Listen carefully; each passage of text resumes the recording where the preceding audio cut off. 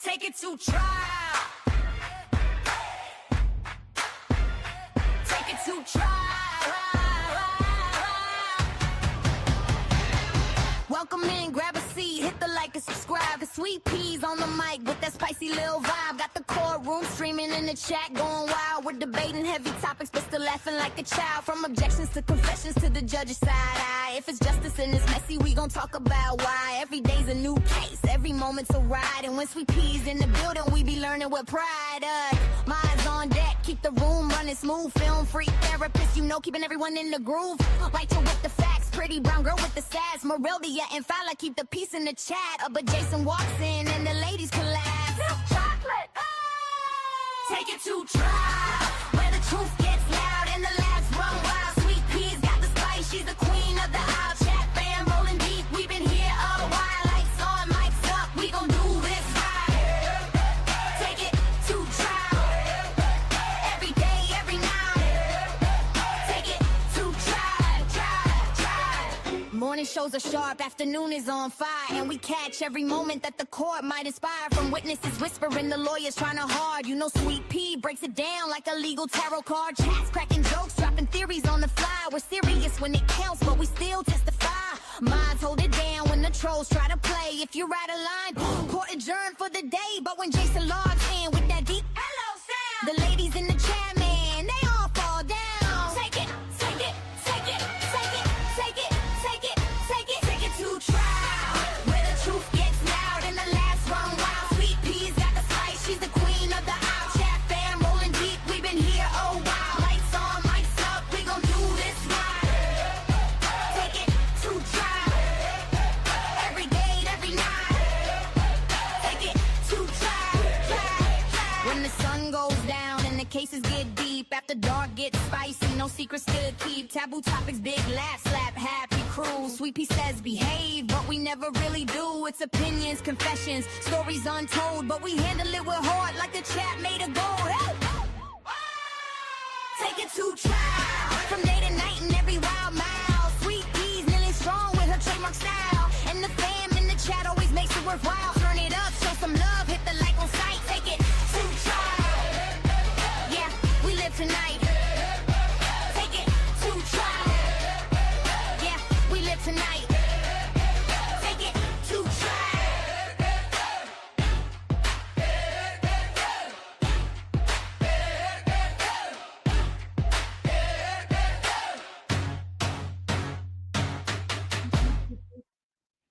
Hey, hey, hey, good morning. Happy Saturday.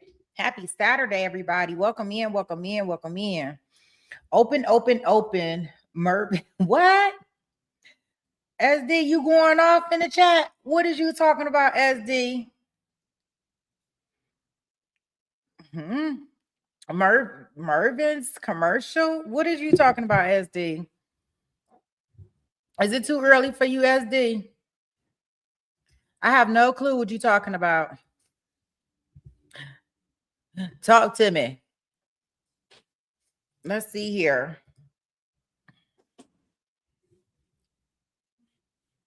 Yeah, so everybody been going up. Oh, you eager to start? Good morning, lady. Hey, Barb. Hey, Marilda. Good morning. Good morning. Good morning, Susie. Hey, SD. It's an old commercial. Open, open, open. I was eager to start. Okay. Okay. So the reason why we are doing this is because y'all know we had some hearings that she asking for a new trial. And you know, like, I'm like, well, damn, did we miss something in the first trial that makes her think that she needs a new trial? Hey, Derek. Welcome, welcome, welcome. I'm like, what makes Shanda think that she need a new trial? And I said, well, maybe we missing something. So I asked people as they were looking at the request for her appeal if they wanted to like reseat the trial. Because I'm like, well, baby, maybe she wasn't sitting there. Maybe it was something else. Hey, Angela from the UK. Hey, boo, thanks for joining us. I'm like, okay, well, maybe something happened that we didn't see in the trial, because I don't know what she's talking about. No, I'm not talking about her.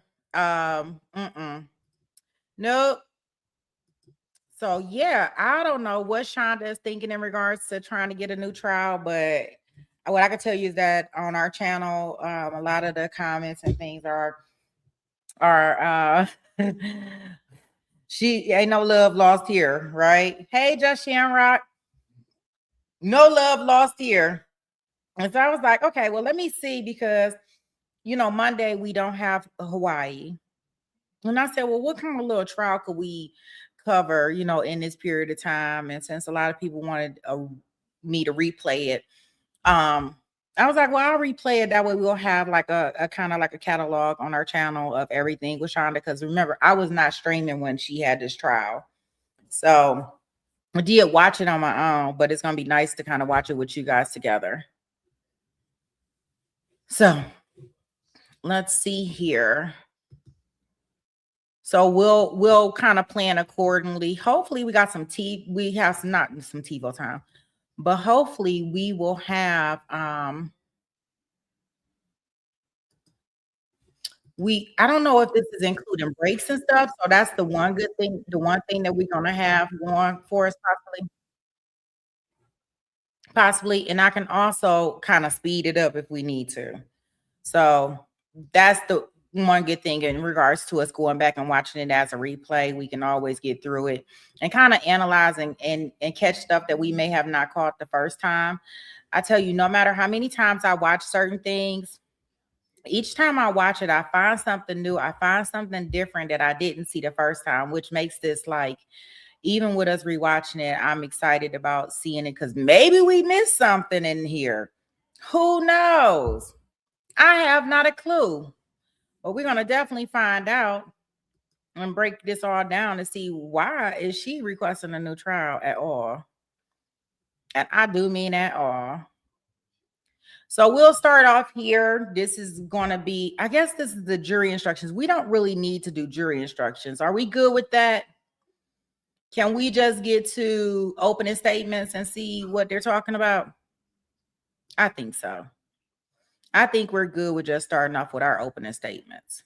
Keep an open mind and not make any. Mr. Weaver, do we have copies of the? Yeah, can you hand those out, please? So, guys, yesterday when we was in court with our other case that we were handling in Milwaukee, and people were like, I had never seen a detective or an officer sit right there at the prosecution table. Here, guys, he's sitting right here. He's sitting right here, and the detective or officer, he's sitting right here with the prosecutors. So just to show y'all that this is not uncommon for them to be sitting right there at the table, listening to all the evidence. And remember, this person is most likely is going to come at the end and testify and tie everything together. Boom, boom, boom, step by step. And they're going to sit in the courtroom the entire time. But let's get into these opening statements and see what we have here. You certainly may reference in the instructions I've read throughout the trial, but please, if you do so, make sure it doesn't distract you from the evidence that comes in. It's always a key. As I indicated before, if you can't see something or the light's too light, you can't see the TV, it's not rude to raise your hand and say, I can't see that. We want you to do that. Mr. Roberts, Mr. Johnson, if you can't see something or you can't hear something, please raise your hand immediately, okay? Okay, with that, Mr. Roberts, you may make your opening statement.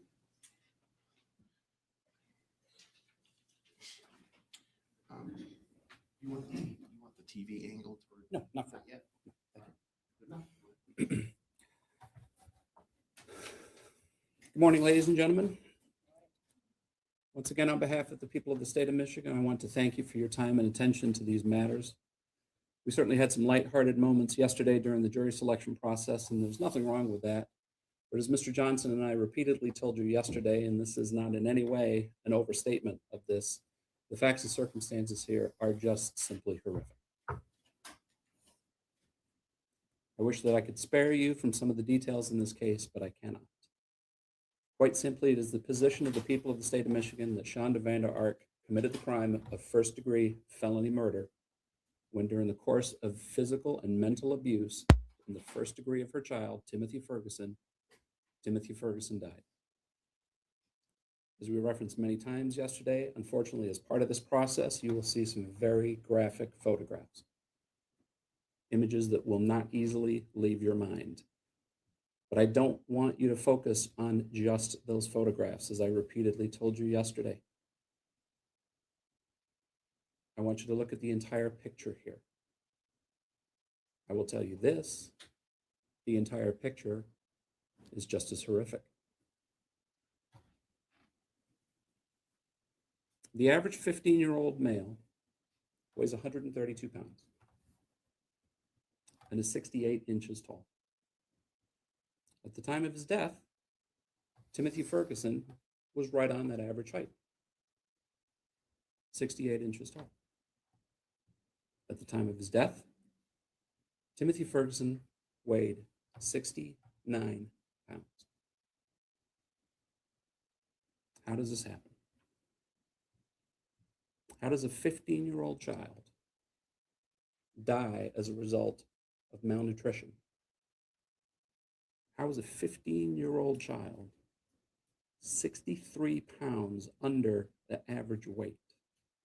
How is a 15-year-old child in literally the 0th percentile for weight?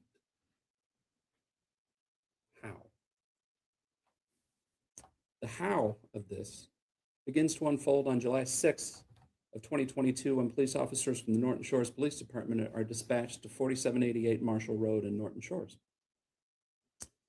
The first officer on scene is there. ProMed's already on scene, and they've already found Timothy Ferguson deceased in the basement level of that home. You're going to see photographs of that home. It's a bi-level home, and Timothy Ferguson is in the basement of that home. By the time the officer arrives, Timothy Ferguson is deceased and has been deceased for some time.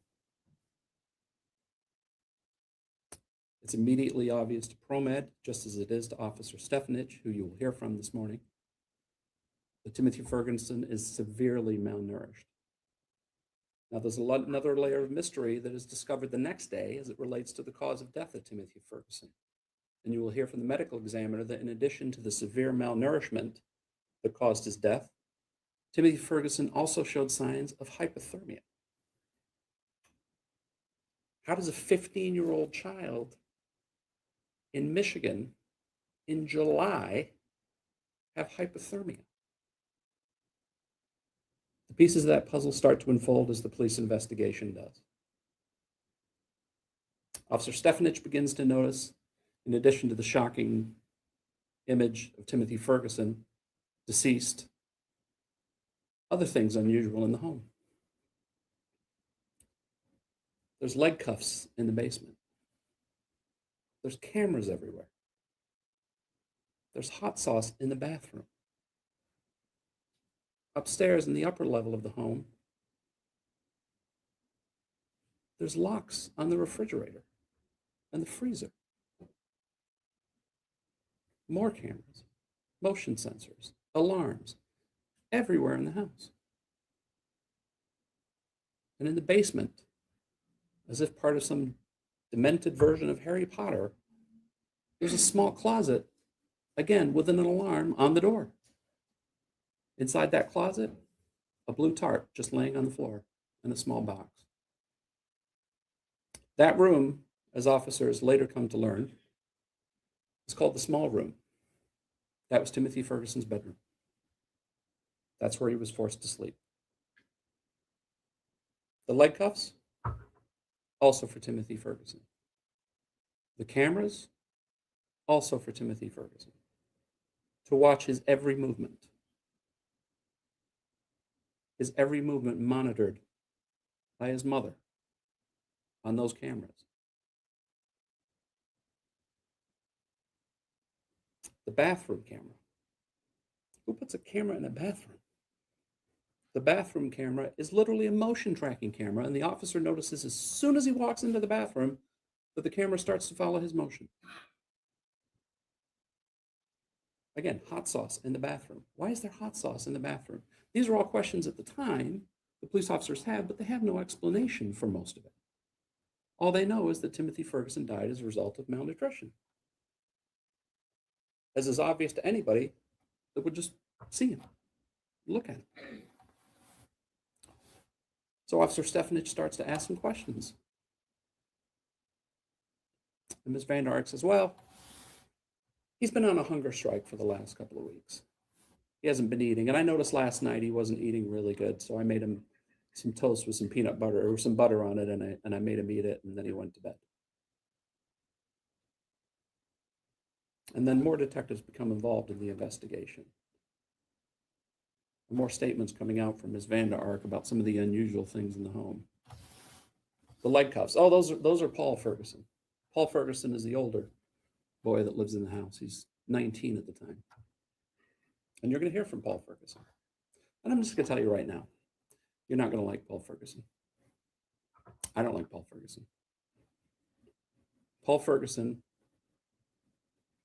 was a contributing factor to the death of his brother. What you will come to learn is that what Paul Ferguson was the strong arm for the defendant. When she wanted a punishment inflicted upon Timothy, she used Paul to do it. And Paul did it. And he will tell you that he did those things. And he will tell you he is remorseful about those things, as he should be. Because the mental and physical abuse that those two individuals inflicted upon Timothy Ferguson over the course of multiple months, from February of 2022 until the time of his death in July, caused his death. For all intents and purposes, Timothy Ferguson was a prisoner in his own home. He never went to a doctor. He never went to school. The only time he was allowed to leave the house was if he was being punished and he had to run up and down the stairs in the backyard where nobody could see him, or walk the dog in the backyard, again, where nobody could see him. You don't have to take my word for it. You will hear in the text messages between Paul Ferguson and Shanda Vander Ark the extent of the horrors they inflicted upon Timothy. You will hear about his every moment, every movement being monitored by motion sensors and alarms on his body, multiple alarms on his body. Cameras watching his every move, making sure he did not go upstairs without permission, making sure he did not go to the bathroom without permission. And when he went to the bathroom, he got 1 minute if he had to pee and 2 minutes if he had to poop. Some of you might already be saying to yourself, this sounds too incredible to be true. Again, you don't have to take my word for it. You will hear the text messages. You will see right there in print, right there before your very eyes, everything that I'm telling you. His access to food denied. Locks on the freezer. Locks on the refrigerator. Alarm on the pantry door. Alarms on the door to the small room where he was forced to sleep. Now, interestingly, when we talk about that alarm on the small room, you're going to see the photographs of that alarm. When the police are there the first day, they take photographs of the scene. And as the investigation progresses, they go back the next day. Strangely, that alarm has been removed.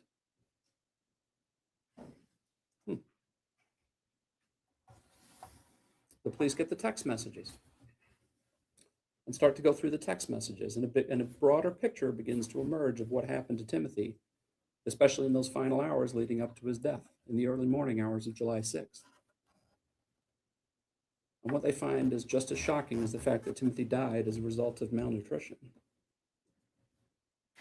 For roughly the last 9 hours that Timothy Ferguson was alive, he was in an ice bath. First monitored by Paul and then by Shanda, Timothy Ferguson was forced to lay in an ice bath for 9 hours. Already severely malnourished, already bone thin, forced to be in this bathtub. Again, first monitored by Paul, watched by Shanda from those cameras, and then by her when Paul goes to work. Timothy is too weak to even move on his own volition at that point. That's where the hypothermia comes into play. The medical examiner, puzzled at first, how can there possibly be hypothermia in a child of 15 years old at this time of year? Well, when you spend 9 hours in an ice bathtub, that's what happens. You'll see the ice maker in the home where the ice came from for his ice baths. And again, you don't have to take my word for it. You're going to hear it all in the text messages. And Ms. Vander Ark, again, when she talks to the police, she says, well, Timothy's he's just been on a hunger strike for the last 2 weeks. And I didn't know how bad it was getting until last night, and I made him a piece of toast. It's not true. And again, you don't have to take my word for it. On July 13th, almost 3 weeks before Timothy Ferguson passes away, Paul, in a moment of clarity, in a moment of sympathy for his brother, sees his brother without a shirt on and sends his mother a picture. Now, he's already rake thin at that point. Nothing more than skin and bone. And I submit to you, ladies and gentlemen, that any rational human being looking at that photograph would say, oh my God, we have got to do something to help this child. What's Ms. Vander Ark's response? Okay, give him some bread. A couple days after that, we learn what the hot sauce is for. Make sure you give him the bread with the hot sauce on it. Make sure he eats 4 slices of bread with hot sauce on it. And if he does that and waits 30 minutes, he can have some more slices without hot sauce. This is a child who is already essentially on death's door with his malnutrition. And his mother, the person responsible for his care and custody and well-being, is telling her other son to feed him hot sauce. This isn't the only reference to hot sauce. You're going to hear multiple references to it throughout those text messages. At one point, Timothy commits the horrendous crime of eating the crust of a burger, leftover pieces of a burger. And when she finds out, what does she tell Paul Ferguson to do? Go make him throw up. Sadly, Paul does that. Go make him throw up because he ate the crust of a burger. It's difficult to wrap your mind around the level of depraved indifference shown to Timothy Ferguson. Ladies and gentlemen, that is why I will be asking you to return a verdict of guilty of a count of felony murder in the first degree and first-degree child abuse. The judge has gone over the elements of that crime, and you have them in your jury instructions, and I won't belabor the point here. But the people's position is that Shanda Vander Ark caused the death of Timothy Ferguson as a result of that malnutrition, as a result of her repeated denial of his access to food during the last months of his life. And that during the course of that time period, she was inflicting emotional, mental, and physical abuse upon him with her actions. And again, you're not going to have to take my word for it. You're going to see the text messages. You're going to hear those text messages. This afternoon, I anticipate that Lieutenant Hooksma and Detective Vaughn will be reading those text messages to you, one playing the part of Paul Ferguson, the other reading Ms. Vander Ark's texts. And like I said, they are shocking. They are truly shocking. Paul's testimony will be as equally shocking.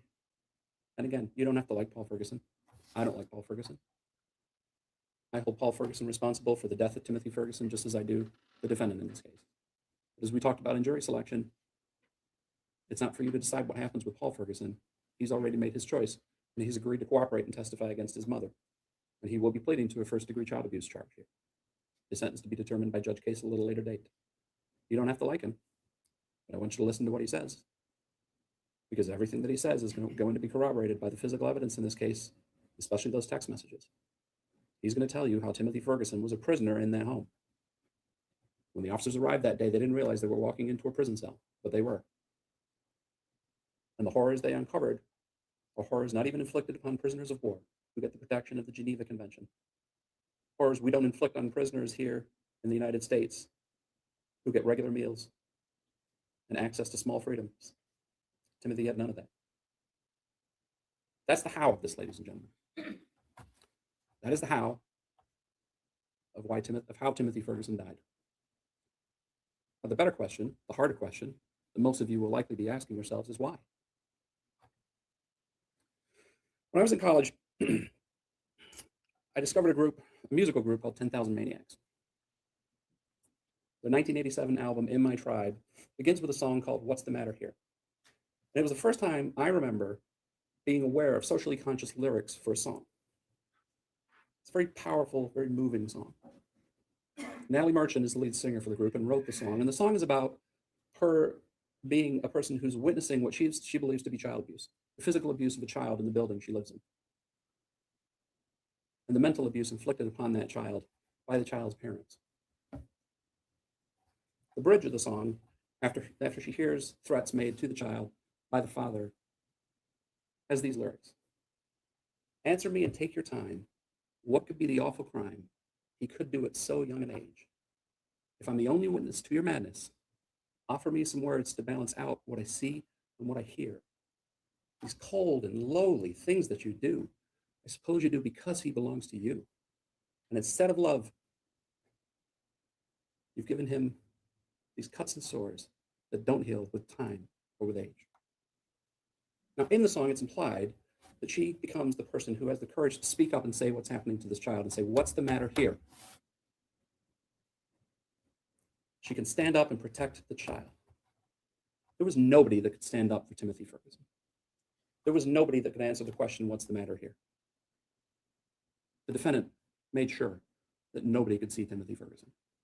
Nobody could see what was being done to him. Can't even produce a picture on her cell phone of him in the last 6 months of his life. I don't know about the rest of you as parents, but you can go 10 photos in my photo stream on my phone without finding a picture of my kids. But nothing in the 6 months leading up to his death. What could be the awful crime he had done at so young an age? I can't answer the why for you. I don't have to answer the why for you. You will hear instructions from the judge that I don't have to prove the motive in this case. And I submit to you, ladies and gentlemen, that no why could possibly, as Natalie Merchant says in the song, no why could possibly justify the cold and lowly things done to Timothy Ferguson. All we know is that they were done. And as a result, Timothy Ferguson died without anyone there to speak up for him, without anyone to say, what's the matter here? So, ladies and gentlemen, at the conclusion of these very difficult proofs, I will be asking you to return a verdict of guilty, the charge of first-degree felony murder and first-degree child abuse. Thank you.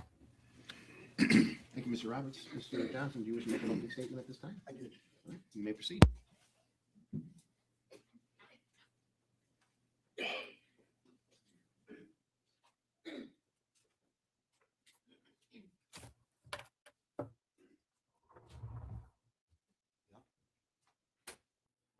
Yes. What you said, I don't have a lot to argue with that. Yup. That's what you're going to hear. All the things you're going to hear those things. Most of that evidence is not going to be controverted. All of it's going to come in almost exactly like he said it's going to come in. And at the end of the day, you're going to say, what's up? Why are we here? We're here, folks. We're here, folks. Because this case is not just terrible. It's weird. It's just strange. It goes into portions of our brains that we hope we don't have. And I say that because I'm a lawyer. I was paying attention to what Mr. Roberts says. One of the things he did talk about was what the statute says, and the judge read you this morning, so read it again. The exact word of the statute for this type of crime is knowing and intentional. All the things that he says that my client did, she has to know and she has to intend for either one of these charges to be filed. And you know, and if you had a recorder and you could hear his whole speech again, there's nothing about that. She knew. She intended. You're going to be shown.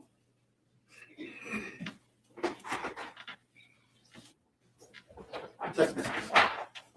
Telephone book of text messages. And they're going to be read to you. Some of the juicier parts are going to be read to you. I ask you to pay close attention to those text messages.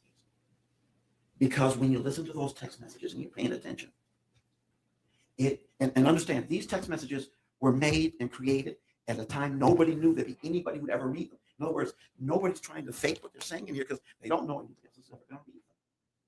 So this is what they're thinking at the time. This is what's going in there.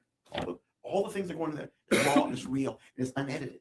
Those text messages. And what you're going to hear over and over again, as you listen to these messages, is my client, Shanda Vander Ark, and her oldest son, Paul Ferguson, had no idea that they were hurting this boy. If you listen to those messages, they don't have a clue. And it's two of them. It's not just the one, not her and just one. At one point, he sends her the picture. At another point, she asks him, is he okay? Do you think we should see him? And each time, the other person deflects and they continue to go on. They don't figure out that they're hurting Tim until he's dead. That's the first time it occurs to them, hey, we got a problem here. And they get mad and they panic and they try to make up a story. She's going to tell you, she's going to testify. She's going to tell you what's going on. But as you listen to Paul's testimony and as you listen to my client's testimony, neither one of them are aware of what's obvious to him and you and him and all the rest of us. We're all going to see it. How could you not see it? But listen to it. They don't. They see it. They don't see the suffering. They don't see this. They call what they're doing to him punishments, and they consider in response to what he's doing. Over and over again. He's not going to win on this one. He's not going to get away with this. He's not going to do this. These are punishments that they feel are reasonable and are not hurting him. I have heard, and I expect Paul to take that stand and to tell you he wishes he could change everything now, and he wishes he could die for his brother now. But at the time he was doing these things, he didn't see a problem with it. In fact, Paul is the one. My client's the one. Paul wants to take it a step further. He wants to start getting physical with this boy. As my client tells him, you're not allowed to do that. These are appropriate punishments. There's no intention. There's no intention to hurt or kill or to abuse this young man. My client will take the stand. You'll find out she's a highly intelligent person. She went to law school. She passed the bar examination. She was in the process of trying to become licensed as this matter began. She graduated cum laude in her high school, college. I think law school was the second person on the list.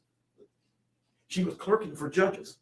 She was working and studying, and she was this close to achieving lifelong goals. Then she gets a call from her ex-husband. I'm putting Timothy out, the victim. You want him, or he's going to protective services. She takes him in. She takes him in. She takes him in. Send him to me. I don't want my son in the system. Send him to me. She brings him to her home. And then the wheels start to fall off in her life. Her husband gets seriously ill. She's now struggling with the expenses of the home and the 3 children and everything else that's going on. She's working, she's going to school, she's doing all these things. She's not sleeping. And something happens with her and Paul. They tend to see things that I can't, and I'm not a doctor. I don't have a doctor coming here to tell you about this stuff. All I have is Exhibit 1 or whatever it's going to be. That's going to tell you these people don't know they're hurting this kid. They love this job. They don't know. They don't see it. Whatever's going on between them, they don't see it until it's too late.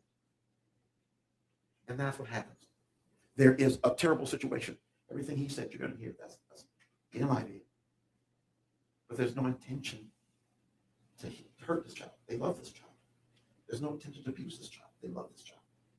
But they just don't see what's before their eyes and what you and I can see. They don't see it. And so they continue on a course which was not only destructive to him, but led to this hearing. They have no interest in doing this personally or in terms of their love to the child. This is something they don't know they're doing. They don't get it. And poor Tim ends up paying the ultimate price. But this isn't murder. This is not murder. This is something's wrong, but it's not murder. And we're going to ask you to find my client not guilty. Thank you. All right. Thank you, Mr. Johnson. Thank you.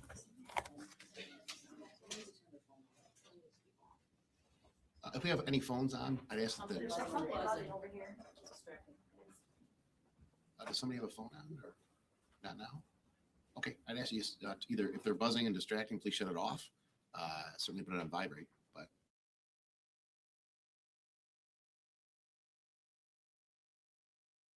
Ew, look at her. Ew.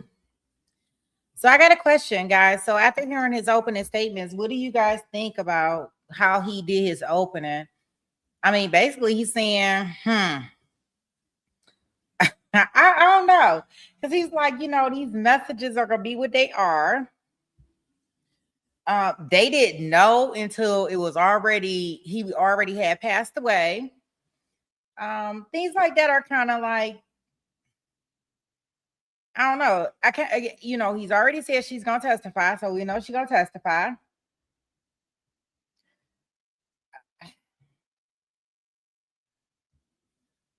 I don't think anything really improper happened in his opening statement so far.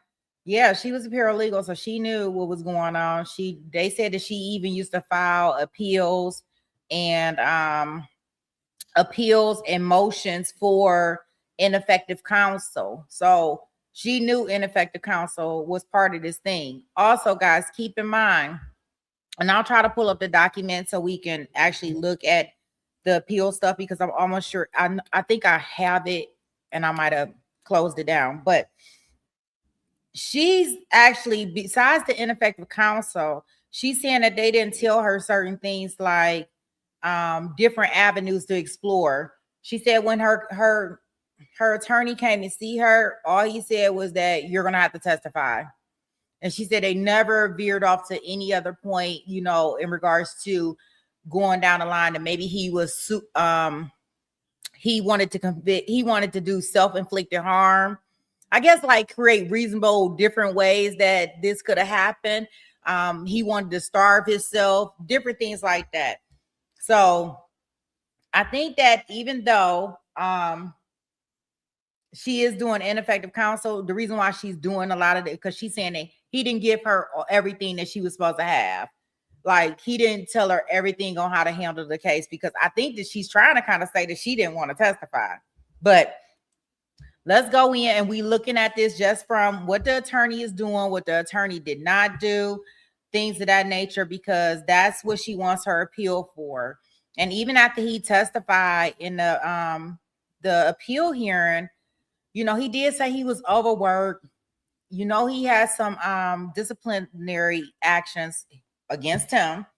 Well, I don't know if it's enough, but, and then my other worry about this is, regardless of how I may feel about it, I don't know if the judge can be not biased. Like, even when the judge, in her appeal hearing, he was like, look, I know you're a liar. I know you're a liar about your health. You're a liar about a lot of things. I sat through the first trial and I'm like, oh gosh, I don't know how that works, but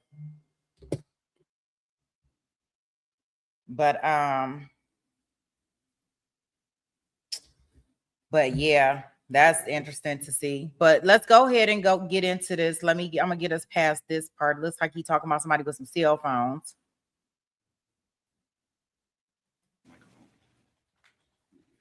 Got our first. Is this the officer that was at the table, y'all? Do you swear or affirm the testimony you're about to give will be the truth, the whole truth, and nothing but the truth, so help you God? Yes. All right, put your hand down and grab a seat. Please state your name for the record, spelling your first name and last name.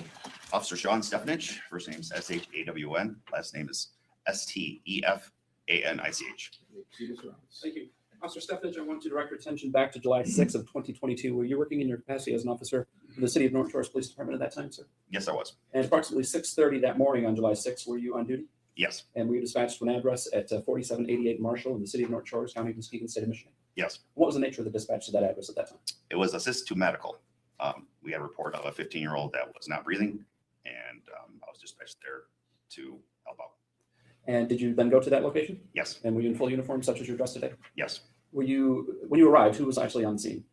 Both fire and ProMed were already on scene. And I just need to stop you for just a second. Mr. Johnson and I discussed the matter this morning. There's media present, and it's my understanding that there was a minor child that was present in the home. So you understand, for purposes of testimony today, we're just going to use that minor child's initial to describe his name. I'm not talking about Timothy Ferguson, I'm talking about the minor child who goes by the initial G. Okay. You understand? Yes. Okay. So I'm sorry, and I cut you off there. I apologize. I just wanted to make sure that we had that taken care of. So I think you were describing who was in the home at the time that you arrived. So please continue. When I arrived, fire personnel were already on scene, and the two ProMed paramedics were already there. I had been, originally when I was going to the call, I was going to emergency, but I was notified by dispatch that Timothy had already been declared deceased. So I stopped doing emergency response and just drove there normally. So when I got there, ProMed was there, and they said he's already been declared deceased. And did they direct you to where Timothy was located in that house? Yes. Okay, can you describe the house? We're going to see some photographs in a little bit of the house, but can you describe the house just briefly for the jury? It's pretty much a split level house.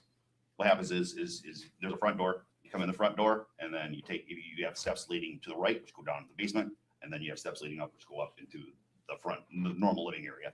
So it's a bi-level home? Yes. And where was Timothy located then when you arrived in the home? He was in the basement, on the floor.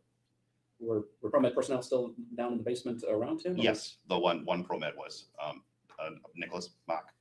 And at some point then, I asked it this way. What was the next thing you did in terms of establishing what had taken place after you observed Timothy? First I talked to the medical personnel, asked them what they did, what they saw, what had happened.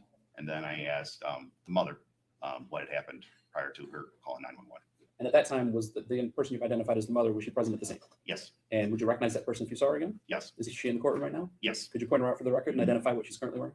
She's wearing the dark blue blazer and ponytails. Sitting at the defense desk. I'd ask to reflect that the witnesses identified the defendant, Your Honor. They will. So you had a conversation with the defendant at that point in time, is that correct? Yes. Did you actually end up having 2 conversations with her? Yeah, I had a couple conversations with her So initially, what was the purpose of your first conversation with Ms. Vander Ark? just to know what happened right there before 911 and kind of establish a timeline of what went on, happened. Do you recall what she told you in terms of a timeline of what had taken place? Yes. What did she tell you? She said at 5:30, she was woken up to Timothy falling out of bed. He sleeps in a bunk bed. The top shelf, or the top is the bed, and underneath is a desk. And did you observe a bed in the basement area that matched that description? Yes, So she says at 5:30, he falls out of bed. correct. And what does she indicate she does when he falls out of bed? She checks on him, makes sure he's all right, helps him back up into bed, and then leaves him. And this is about 5:30. That's what she told me, 5:30. And again, the time you were on scene was approximately what? I got there at 6:48. So this is about an hour and 15 minutes after she's describing Timothy falling out of bed and her putting him back into bed. Yes. Okay, and then what does she indicate took place? She said about 6:30, she went back downstairs to check on Timothy and saw that he wasn't breathing. Did she indicate that she attempted to call 911 at that point? Yes, And you would agree with me that the 911, your dispatch time was 6:37 that morning, is that correct? that's the time what's in the that, report. yeah, that's the time that they called 911, 6:37. Dispatch told me about the call at 6:30. So within a minute or so of the 911 call, you're being dispatched as well. Correct. Is that standard operating procedure? Yes. these types of- Yeah. So police, fire, and medical personnel are all dispatched? Correct. So 5:30, he falls out of bed, 6:30, she goes down to check on him again, and that's when 911 is called. Yes. Now, when you observed Timothy, what observations did you make about him, about his physical person, obviously other than the fact that he was deceased? He was very malnourished. And when you say that, what can you describe what it is? He was that you just skin and observed? bone. Skin and bone. He didn't have any muscles. At some point in time, we'll get into those photographs a little bit later and present those to the jury, but did you have an occasion to observe? Well, let me ask this first. How was Timothy dressed when you arrived on the scene? He had an adult diaper on, and he had a sweatshirt on his torso. And was he wearing any jeans? I don't believe so. I think it was, I'm not positive, but I remember the adult diaper and then the sweatshirt because I had to lift the sweatshirt later. And if he, well, let me just do this for just a moment.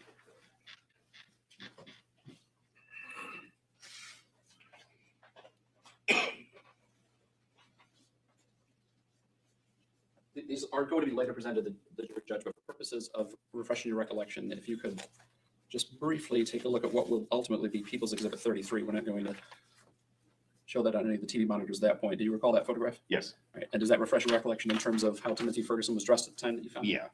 How was he dressed? He had jeans on. But as soon as he was declared dead, I pretty much put a sheet over him. But that picture that you just looked at, that jury will see a little bit later, that does appear to be the condition in which you observed Timothy Ferguson when you arrived on the scene. Yes. And during part of that process, did you lift up that sweatshirt and see both his back and front area? Yes. And that was documented in the photograph? Yes. So your initial contact with Ms. Vander Ark was establishing a timeline in terms of what had happened to Timothy, at least that morning. In your subsequent conversations with her, did you get a little bit more information about who was living in the home and what the living situation was? Yes. And again, ultimately, for purposes of maintaining some anonymity here, there was a younger child in the home as well, correct? Correct. And that younger child's initial begins with G, correct? Yes. And he was approximately how old, do you recall? I think he was around 7.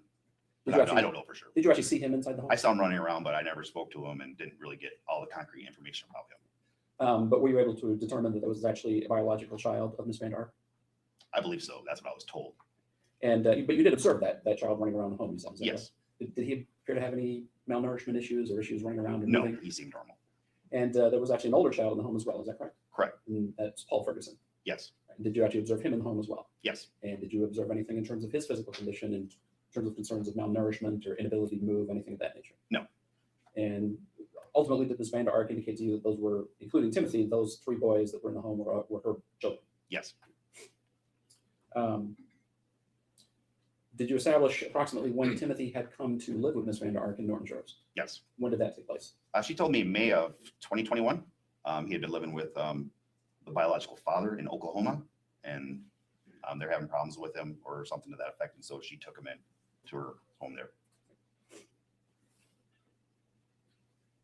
Did you ask her about why Timothy was wearing a diaper? I did. Just said that he has accidents, so he was wearing a diaper. And did you ask her about any medication that Timothy had been taking?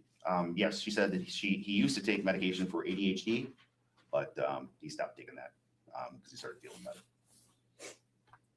Now, Mr. Johnson's already alluded to it as an opening, but at some point did Ms. Vander Ark indicate to you that there had been another person that was living in the house earlier that year, in January of that year? Yes, her Who's that husband. person? Her husband? Correct. And what did she indicate happened with her husband that caused him to no longer be in the home? He had a stroke, and because of the stroke, he couldn't climb stairs, so he could no longer live there. So he was staying with his parents. So her husband had left the home sometime after the stroke happened in January. Was that your understanding? That's what I was told.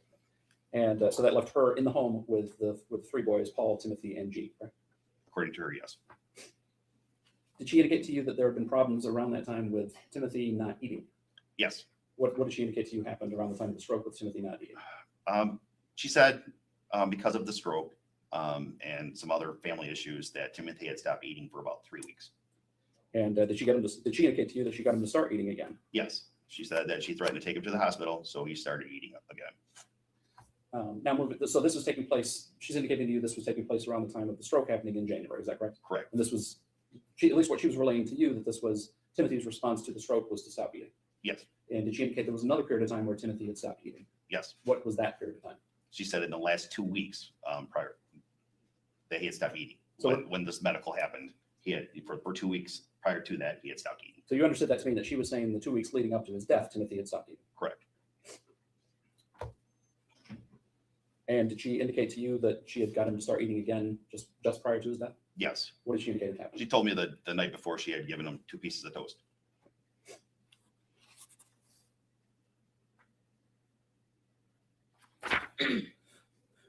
So after you speak to Ms. Vander Ark a few times there and have an observation of Paul, did you conduct just an examination of the rest of that basement area of that home?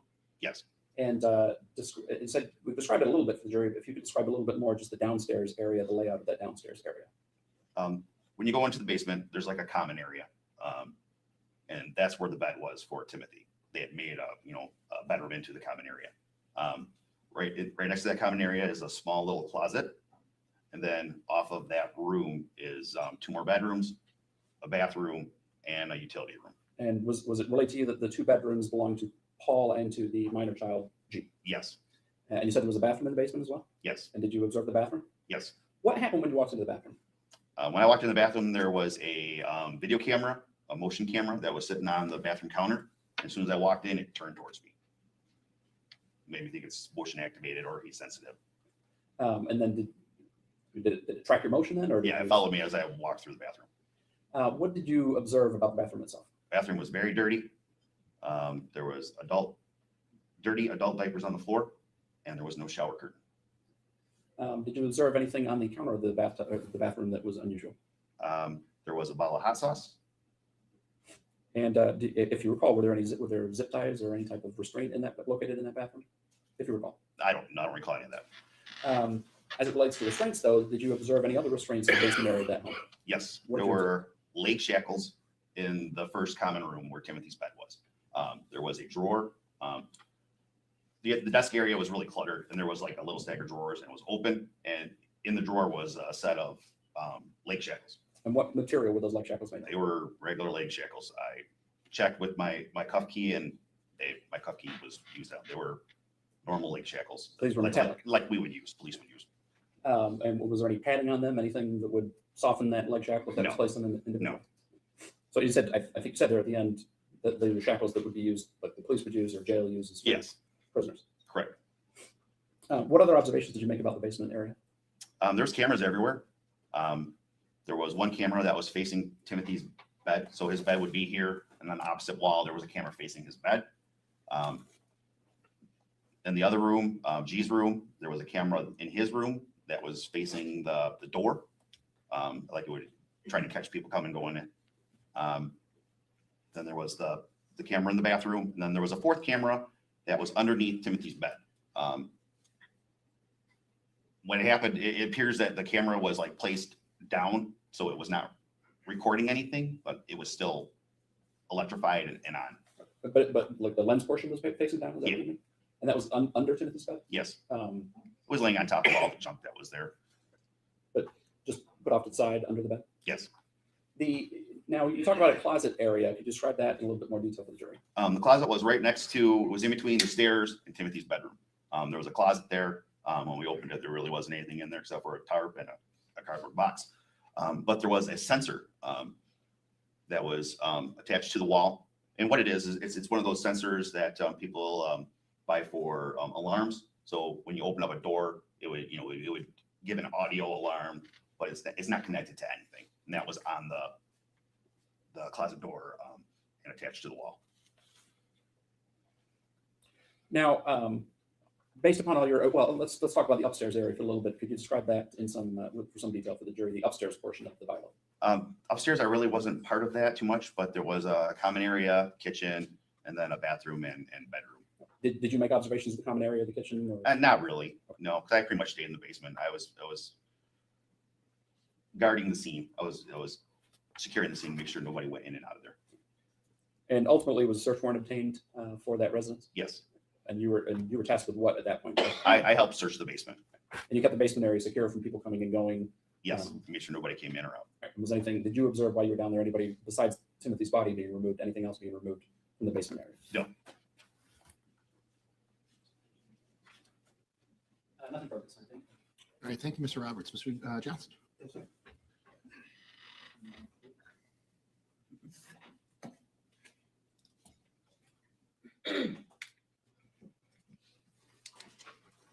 Good morning, Officer Stephanich. Good morning.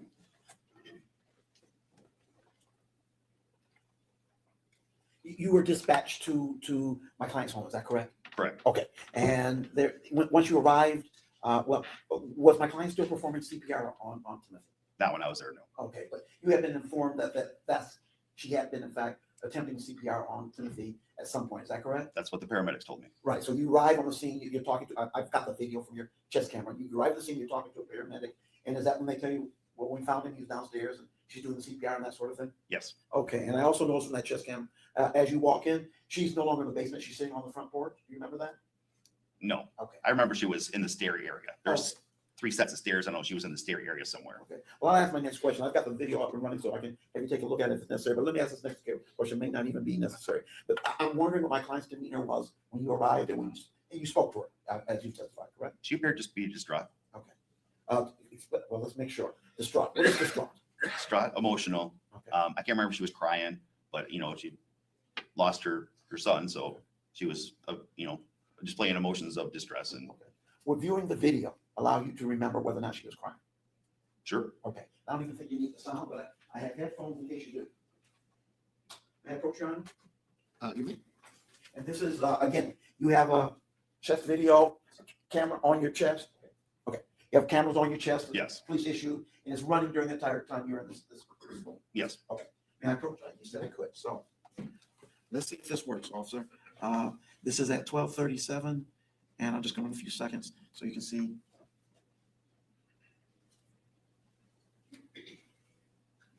Mr. Johnson, can you just a little more toward him? It's not an admitted exhibit yet, so I just want to make sure the jury doesn't see it. Is that enough for your refresh your recollection? Yes. Okay. Thank you, Your Honor. All right. Given that refresh recollection, can you remember if my client was crying or not when you saw her? Yes, she was crying. And you mentioned never mind, you testified to that. You also mentioned finding leg shackles in the bed. Yes. Yes. Right. Now, as I recall, watching the video and reading your report, you then checked the furniture for scratches. Correct. Why, explain to the jury why you checked the furniture for scratches. I checked to see if the child had been chained to a bed or something like that. Yes, because if the child had been chained to a bed, you might expect to find, if it's a wooden furniture, scratches to where the chain rubs against the wood. Is that what you're looking for? That's correct. I'm looking to see if there's the handcuffs are pretty hard, Okay. and if they were chained to a bed post or something like that, there should have been damage to that because Metal handcuffs. correct. Okay. Did you discover any scratches or any damage that reflected that possibility, at least in your mind? No. I have no further questions. Redirect. A couple of brief ones. Officer Stephanich, in terms of those handcuffs, you said Mr. Johnson asked you, and you said that you checked the furniture that you could see in terms of seeing if there's any scratch marks on that, and you didn't locate any. Is that correct? Correct. You recall what material Timothy's bed was actually made of, though? It was metal. You didn't observe any scratches on that, though, did you? No. That's all. Recross, Mr. Johnson. No, sir. Thank you. All right.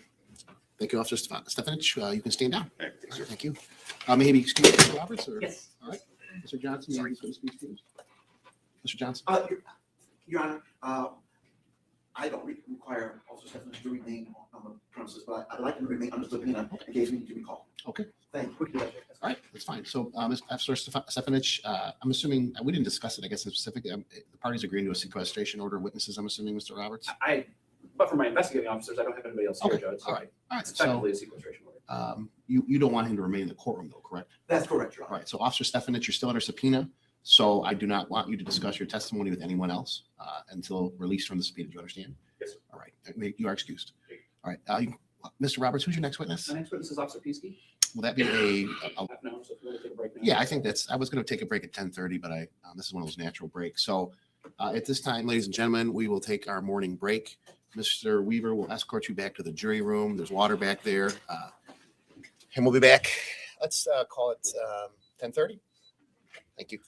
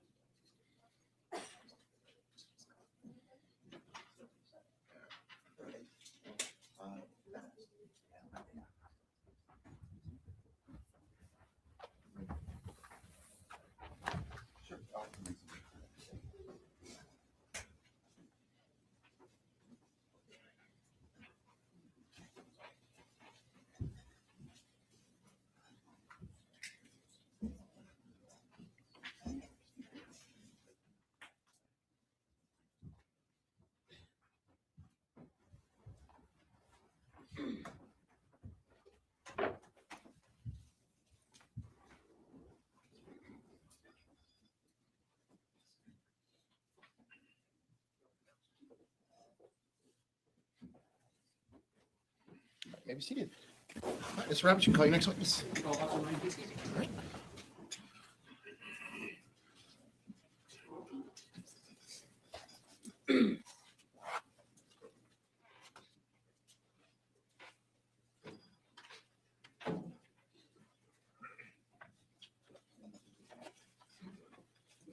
Morning, Officer Pisky. Good morning. Please raise your right hand. This matter now pending. You swear or affirm the testimony you're about to give will be the truth, the whole truth, and nothing but the truth. So help you God. I swear. All right, you can put your hand down, grab a seat. Please state your name for the record, spelling your first name and last name. My name is Ryan Pisky. First name is Ryan, Ryan. Last name Pisky, Pieske. Thank you. Sir, could you state your occupation for the record, please? I'm a police officer with the North Shores Police Department. And I would like to direct your attention back to July 6th of 2022. Were you working in your capacity as a detective for the Norton Shores Police Department at that time, sir? Yes, I was. And on that date, on July 6th of 2022, were you dispatched to an address at 4788 Marshall in the city of Norton Shores, County of Muskegon, State of Michigan? That is correct. And what was the nature of the dispatch when you go into that address at the time that you were called? I was contacted by Detective Sergeant Joel Hooksema requesting that we respond to a suspicious staff investigation. And did you go to that location? I did, yes. And when you arrived at the scene, and we discussed this in the hallway, there's one individual that we are only going to refer to by initial, the initial G, But can you describe, including that person, can you describe who was present at the scene when you arrived? There was Approximately, you know. Yeah, there was several police officers on scene. There was Miss Vander Ark, there was G, there was Paul Ferguson, and the deceased. And did you have an occasion then to, was Timothy Ferguson's body still in the premises at that time? Yes, it was. And did you have an occasion to observe his body at the scene at that time? I did observe his body. And what observations did you make about his physical person at that point in time, other than the fact that he was deceased? That he was extremely malnourished. At least it appeared that way. Very skinny. You could see bones protruding from his body. You could see his ribs through his skin. And did you then observe did you take an opportunity to observe the rest of the residents? I did, yes. And so we've already had described Officer Stephanich as a bi-level residence and Timothy Ferguson's body located in the lower level of that residence. Did you have an occasion to observe the rest of the lower level at that time?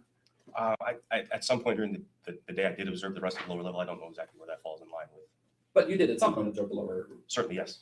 And specifically, did you have an occasion to observe that there were cameras in that residence? Yes, there were several cameras throughout the lower level of the residence. And at some point then, did you also observe the upper level of the residence? Again, I not did. sequentially, but at some point. Yes, I did.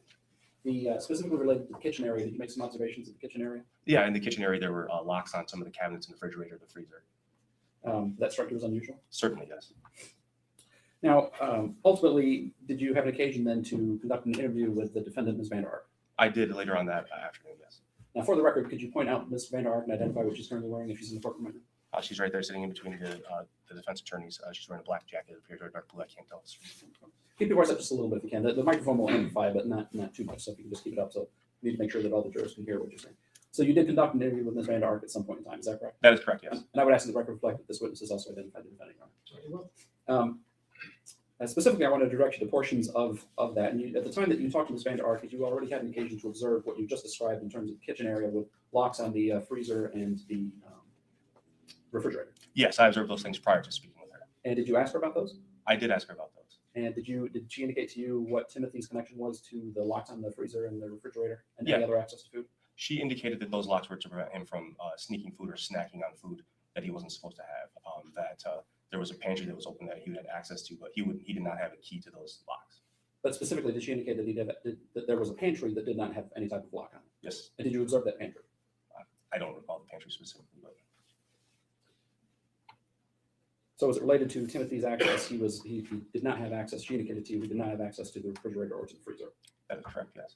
And did you talk to Ms. Vander Ark about the circumstances leading up to Timothy going on any type of hunger strike? Yeah, she had indicated that he had a hunger strike that he went on in January, starting after January 3rd, that lasted maybe 18 to 19 days. And then an additional hunger strike that started approximately 2 weeks prior to us being at the home. So, and you're there in July, so she's talking about two separate incidents where he stopped eating, is that right? That is correct. The first one occurring in January, the second one occurring leading up to Timothy's death. Yes. And the January hunger strike, did you later come to learn that there was we'll call it what it is, a traumatic event where an individual had a stroke and was out of the home at that point in time? Yeah, at that time, Adam Vander Ark had a stroke and could no longer live at the home. So I believe that stroke happened on January 3rd, and this happened shortly thereafter. So Timothy's first hunger strike, she's indicating to you took place sometime after January 3rd, after Adam had the stroke. That is correct, yes. And is it your understanding that Adam Vander Ark is actually the father of the minor child that we're identifying as G? That is correct, yes. But he's not the biological father of Timothy Ferguson or the older child, Paul Ferguson, who was also in the home. That's also correct, yes.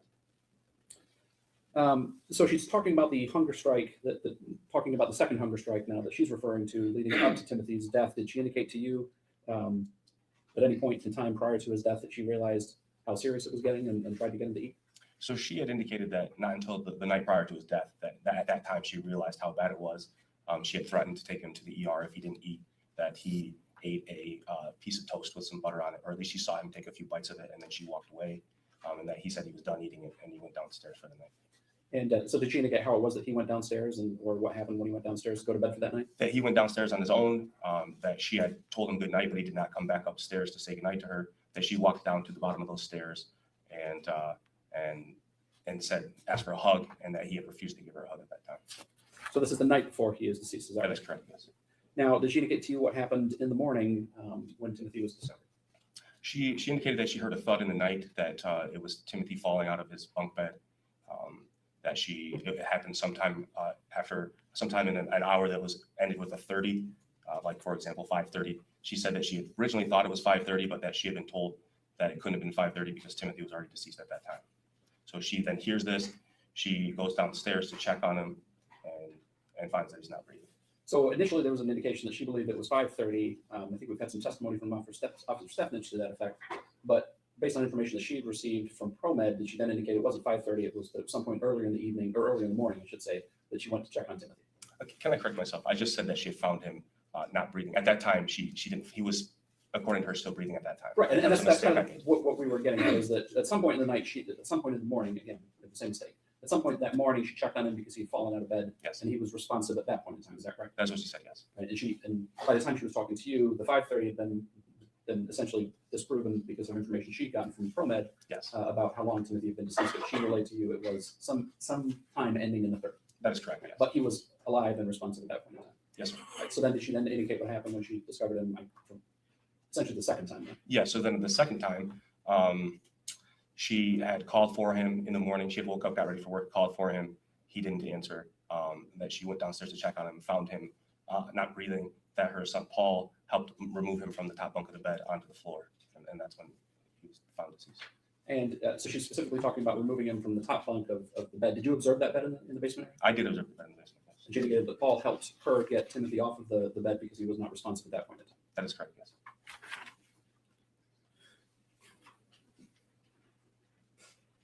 Did you ever ask her if she had any photographs on her phone of Timothy from January, the time of the stroke, until Yeah, I had asked her if she had photographs on her phone. She said that she would have photographs of the other kids, but not of Timothy after that January 3rd date. But she did have photos of the other boys on her phone. That's what she said. She said. Again, by the time you're talking to Ms. Vander Ark that day, you'd already conducted a search or aware of items that were removed from or seized or to be seized from that home. Is that correct? That's correct. One of those items was some leg shackles that we've had some testimony at from Officer Stephanich. Did you ask Ms. Vander Ark about what the leg shackles were for? Yeah, she said that she had purchased the leg shackles from her Amazon account. I don't remember if it was a month or several months prior, that they were for her son Paul to use on a TikTok video, and that it didn't involve any use on any human being, that it was for Legos or something along the lines of that. But the leg shackles she indicated to you were for Paul, for a TikTok video.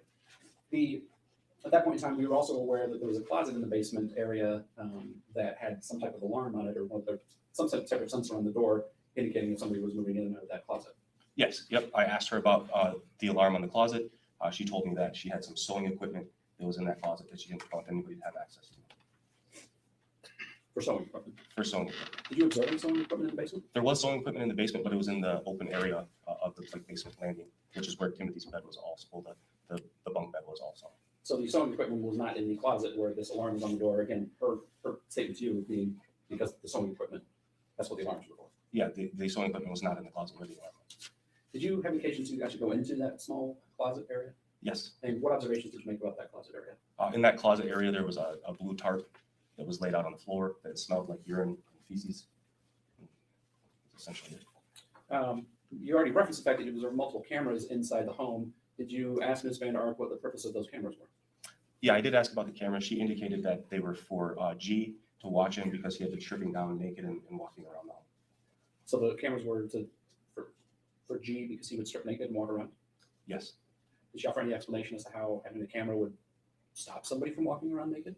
Not that it would stop, but that she could tell that it was happening so that she could address it. As part of that, then, did she relate to you, or did you come to understand that those cameras allowed her to communicate through the camera in some fashion? Yeah, she said that she was able to communicate, like two-way communication was actually available through the cameras, or some of the cameras, in which she could talk and also be heard and that she could hear what was happening.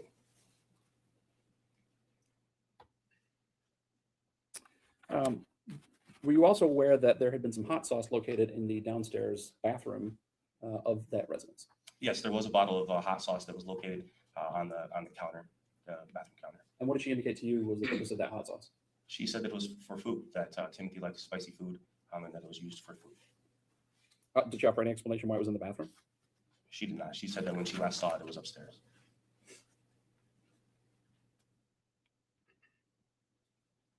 Did you, getting back to the shackles for just a moment, did you ask her if she ever used those shackles to restrain Timothy in any way?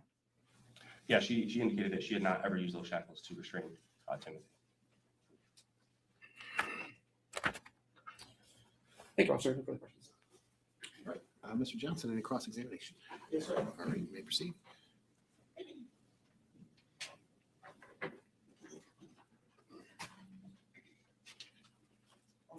Good morning. Good morning, sir. Sir, did you also conduct an interview later with Paul Ferguson? I did, yes, sir. Okay, you did an interview with Mr. Ferguson, correct? That is correct. And how long after this event did you do your interview? Uh, Being at the house at this event, when you were at the house, how Okay. long afterwards? Well, there's two separate interviews that I did with Paul Ferguson. One while we were at the home, and then one the next day at the police department. I'm talking about, okay, that's the one the next day at the police department. You did an interview with him, took about 1 hour and 45 minutes, is that correct? And you're referring specifically to the one at the police department? Yes, sir. Okay.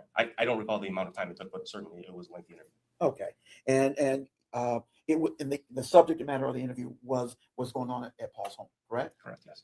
Do you remember during the course of this interview, if at any time do you have to explain the gravity of the situation to Paul?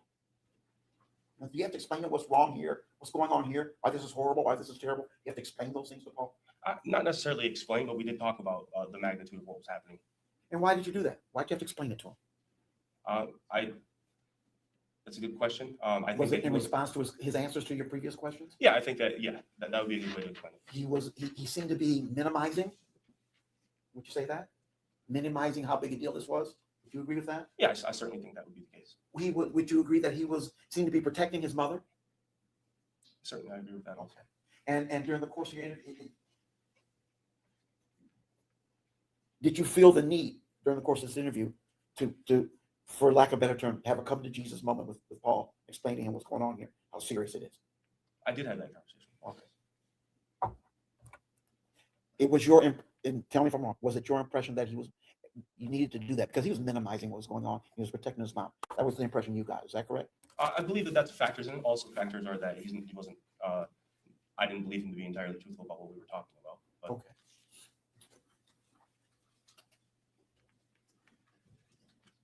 No further questions. Thank you. Mr. Johnson, can you redirect Mr. Roberts?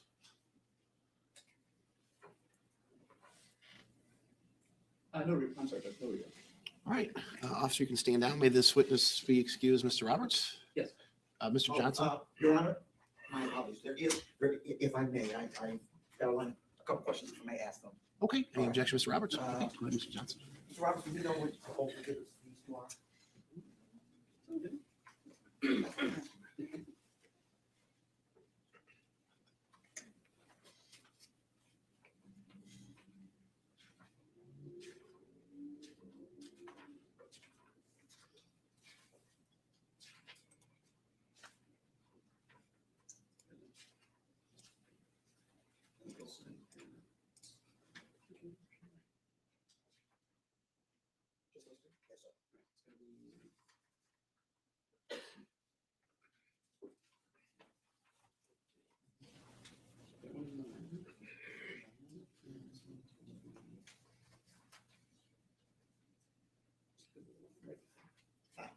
Six. Okay. All right. Also, when was the last time you were in my client's home? I don't know that date specifically. A year and a half ago. That sounds Okay, right. all right. And I asked you that because at one point you were asked a question if the refrigerators and the freezer and the cabinets had security locks on them. Do you remember that question? I do remember that question. And you recall, as I recall, your answer was yes, they did. I said I wasn't certain about the cabinet, but That's what I'm getting to. Can I show you photographs and that may refresh your recollection? certainly. Okay. I'm showing you what's been marked, people's proposals that it's 9 and 6. Can you explain to the jury what those purport to be? What would you think that would be? What's in those photographs? So there were, Are we refreshing this witness's recollection, or are we referring to the exhibits themselves? We're refreshing his recollection. Okay, well, typically, because they're not admitted, he can review them himself. Because they're not admitted, unless, I think we had stipulation, essentially, the exhibits were already admitted, Judge. okay, my understanding was there was a review of the exhibits, but there wasn't stipulated their admission yet, because Mr. Johnson didn't want to just agree to everything, but I could be wrong, Mr. Johnson. Are you agreeing to the admission of all the people's exhibits at this time? Yes, Your Honor. We would stipulate to their admission. Okay, all right That's then. cleared up. All right, just to make sure. All right, you I think proceed. that makes it much easier for And if it helps, I can pull it up online, or we don't do that anyway with the next one. I don't need that. I just want to refresh your recollection. All right, go ahead, Mr. You know what Johnson. those Thank pictures you. are? I asked that question. You know what those pictures are? You have any recollection of those pictures? yeah, these are inside of her. Okay. And part of the picture shows some of the cabinets in that home. Is that correct? So I'm specifically, I think we're referring to a pantry and the refrigerator and the freezer. Okay. So, So like, these cabinets, and then the refrigerator. But there's a pantry. I think that's what the statement was referring to. Okay, so when you say there's a lot, you weren't referring to what that cabinetry? Okay. Maybe I should ask you what you were referring to. That would be kind of novel.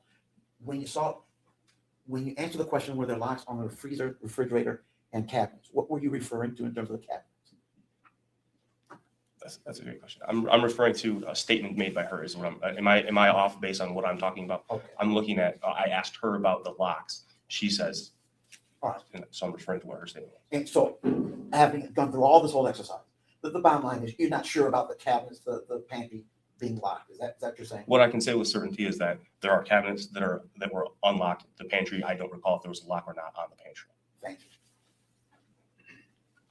No further questions? I have a follow-up to that. Go ahead, Mr. Evans. I'm sorry, Mr. Johnson asked you if you were going off of your observations or what Ms. Vander Ark told you. I want to focus on what she told you about the pantry. Did she make a statement to you that the pantry was unlocked? In other words, there was nothing to restrict access to that pantry. She did make that statement. Thanks. Mr. Johnson. No, sir. All right. Now may this witness be excused, Mr. Roberts. And Mr. Johnson, is this witness excused, or would you like him to remain under subpoena? Your Honor, we are prepared to excuse this witness. Okay. Thank you, officer. You're excused. All right. Sir Roberts, you can call your next witness. My next witness is going to be Lieutenant Hooksma, and I'm going to connect to the monitor now. Okay. Are we in D or G? We're in D. D? Yep.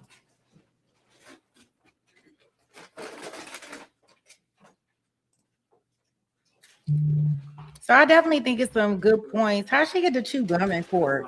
What is she chewing on? Okay. She very involved Okay. so far. If you want to angle, She looking at the pictures of her dirty work. if you want to angle the TV now, I'll hook him up when he gets in. So, So far, no issues. raise your right hand. This matter now pending. You swear or affirm the testimony you're about to give will be the truth, the whole truth, and nothing but the truth. So help you God. I do. All right. Put your hand down. Grab a seat. Please take your name for the record. Spelling your first name and last name. Lieutenant Joel Hooksema, JoelHoeksema. Can the members of the jury see that? Okay. Would it help if we dim the lights at all, or dim the lights a little bit? Can you do that, Mr. Cleaver? Is that better? Yeah. Okay. All right. Go ahead, Mr. Roberts. Technology is actually working. Let's done as quickly as we can. Sir, could you state your occupation for the record, please? I'm a patrol lieutenant with the City of Norton Shores Police Department. He was sworn in, right? Yes, he was. I want to make sure. Can you see it at the exhibit on? Yes, the- yep, Okay. working, thank you. Lieutenant, I want to direct your attention back to July 6th of 2022. Were you working in your capacity at that time as a detective sergeant for the City of Norton Shores Police Department? I was, And as detective sergeant, were you essentially the officer or the detective in charge of this investigation? I was, Your role as detective sergeant is that the head of the other detectives assigned to the Norton Shores Police Department. correct, And since that time, you've been promoted actually to the rank of lieutenant. Is that correct? that's correct. So again, working back to July 6th of 2022, did you become involved in the investigation into the events that had taken place at 4788 Marshall Road in the City of Norton Shores, County of Muskegon, State of Michigan? I did, And did you actually go to that location? I did. All right, we're going to go through some photographs for the jury. For the record, these have already been stipulated to as People's Exhibits 1 through 32. They're sequential. The physical copies for the jury have the exhibit numbers on them. We'll go through them one by one for the officer so the jury can see them on the monitors. So, we're looking here at what is going to be People's Exhibit number 1. I'm going to lose count at some point with the exhibits. I know I will, but People's Exhibit 1. What are we looking at in that photograph, Lieutenant? That is the home where the incident occurred. And People's Exhibit 2. That is looking at the front door of the home into the home. And in that image, you can see two sets of stairs, one going up, one going down. That's the bi-level nature of this home. Is that correct? That's correct. And when you arrived on that scene, did you go both to the upper and lower portions of that home? I first went to the lower portion, then I did go to the upper portion. Why did you go to it seems obvious, but why did you go to the lower portion first? That's where the deceased was located. But you did have occasion to serve both the upstairs and downstairs of that home. Is that correct? Correct, And is that substantially, some of these photographs are taken on 2 different days. Is that correct? correct. Now, during the course of this, did you conduct 2 separate searches of that home pursuant to the search warrant? Yes, And is that the reason why we have photographs from 2 different days? that's correct. But you have had an opportunity to review all those photographs in preparation for trial today, and would you agree that those are a fair and accurate depiction of the home as it appeared to you on both July 6th and was the second search warrant on July 7th? It was correct. And that's the condition in which the home appeared at the time so that you were there on July 6th and July 7th? Yes, So People's Exhibit number 3, what are we looking at in that photograph? that's the lower level of the home, what's been referred to as the common area. That's the main room in the lower level where the deceased was located. Right, and we can see a sheet here. I know you can't necessarily see what I'm pointing at with the laser pointer, but there's a sheet on the floor on the bottom left-hand portion of that photograph. Is that correct? Yes, Is that where the deceased was located when this photograph was taken? yes, he is under that sheet. And what are we looking at in this photograph? That is the same room, just a different angle. You can still see the deceased underneath that sheet, just showing the general appearance of the room. And the sheet right here, that's the sheet covering the deceased. And this is this after the home is searched, or is this the condition it was in when you first observed it? That is the condition it was in when we first arrived. And looking on the right side of that, there is what appears to be a bunk bed there. Is that correct? That is correct. I think we have another photograph of that, but was it your understanding that was Timothy Ferguson's bed? That is what we have been told, yes. And what are we looking at in this image? That is the upper bunk of that loft bed or bunk bed that we spoke of. And that's, I believe that's another Norton Shores officer that we can see there with the mask on. And beyond that, there's what appears to be another room there. Is that correct? That is correct. The testimony's been thus far that there are 2 bedrooms. Actually, there's the common area, a bathroom, and 2 bedrooms and a small closet in the lower level. Is that correct? Yes, You observed both of those bedrooms? I did. And was it your understanding that those bedrooms belonged to one to Paul Ferguson and one to the minor child, G? That's correct.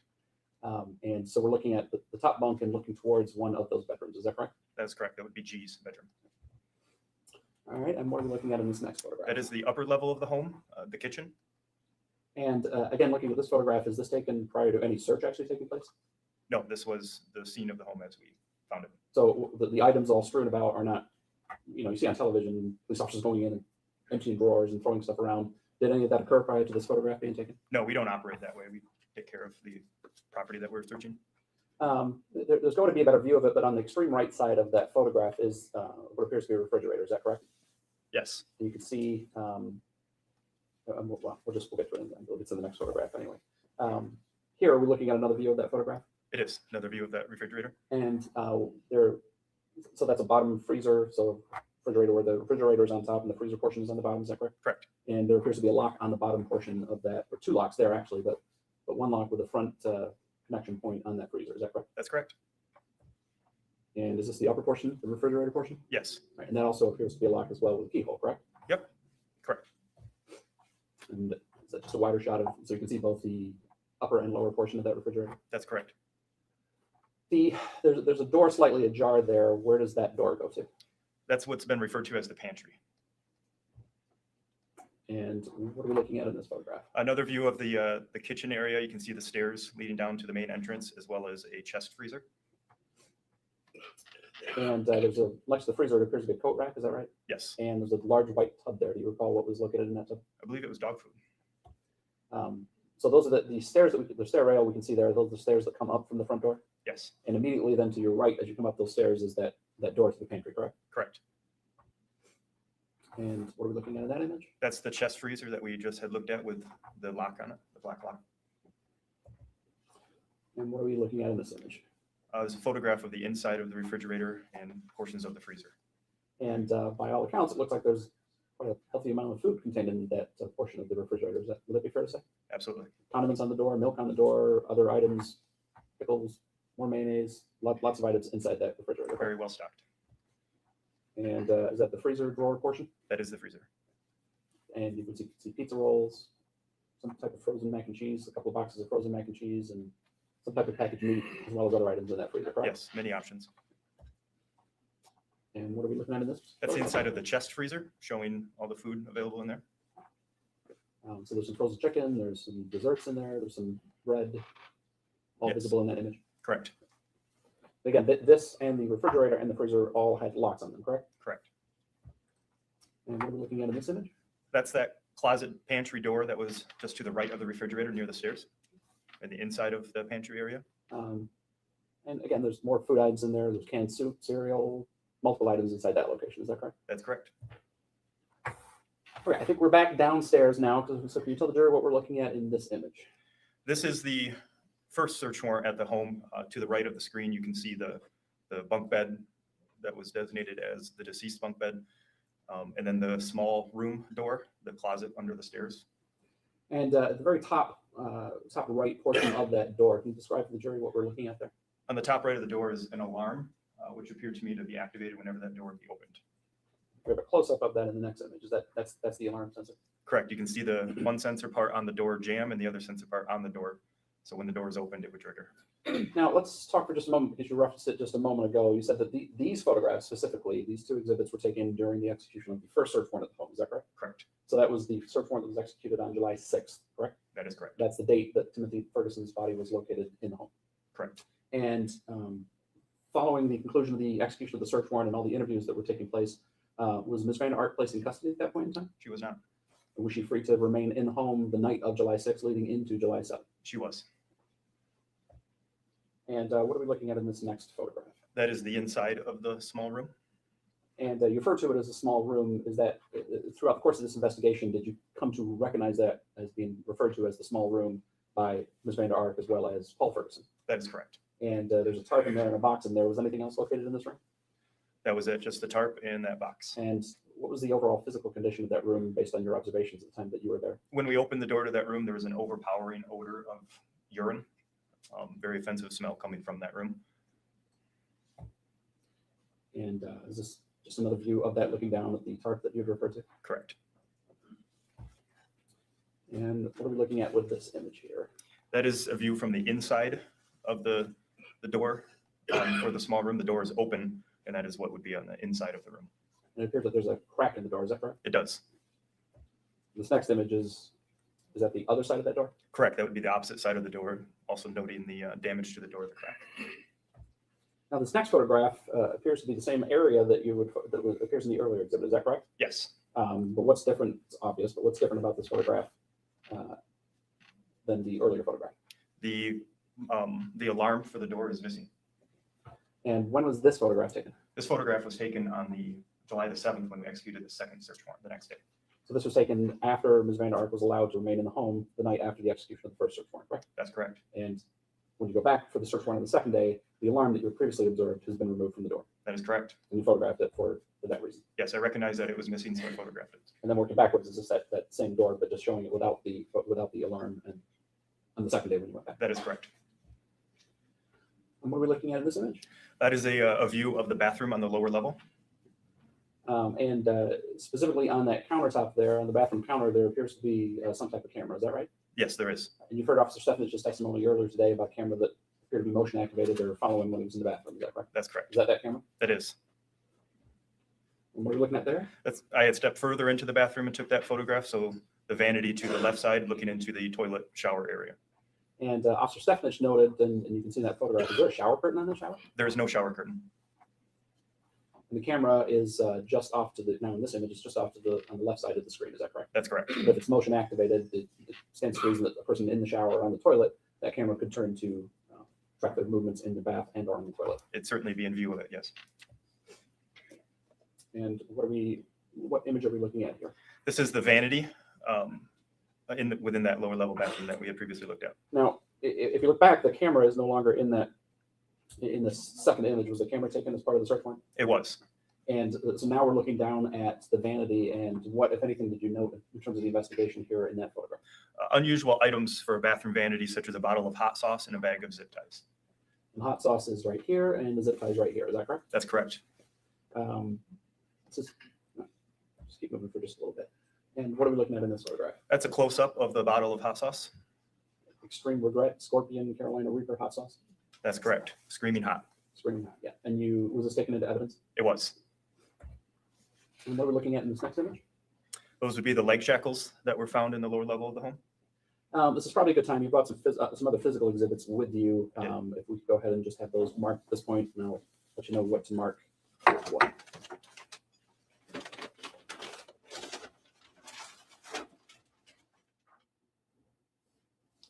What items would you like out? Let's start with hot sauce. Bathroom hot sauce? Well, there's two it's my understanding you have two types of hot sauce there. Is that correct? Yeah, one that was located in the bathroom, one that was located on the kitchen floor. We'll go ahead and mark that first hot sauce, the bathroom one, number 38. Would you like these removed from the bags? I think the jury can see, at least with the hot sauce one, I think we can leave that one as is. So we'll mark that one as number 38. And this is, for the record, this is the hot sauce that we removed from the bathroom vanity. Correct. Permission to publish to the jury? I just haven't admitted. By stipulation.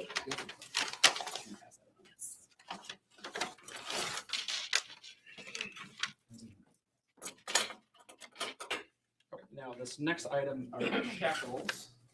We'll go ahead and mark those as number 41. These are the shackles that we can see in that photograph there. That is correct. And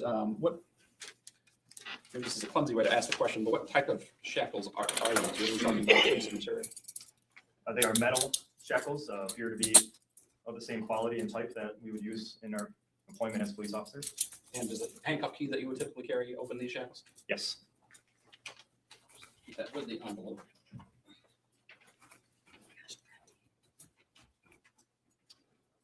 All right, what else do we have?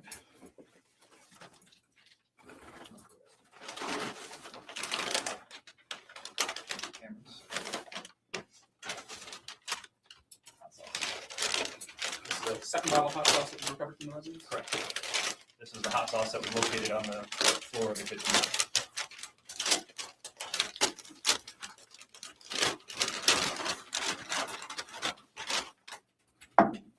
Same type of hot sauce, this one located in the kitchen area, is that correct? That's correct. All right, we'll have this one marked and previously admitted as People's 39.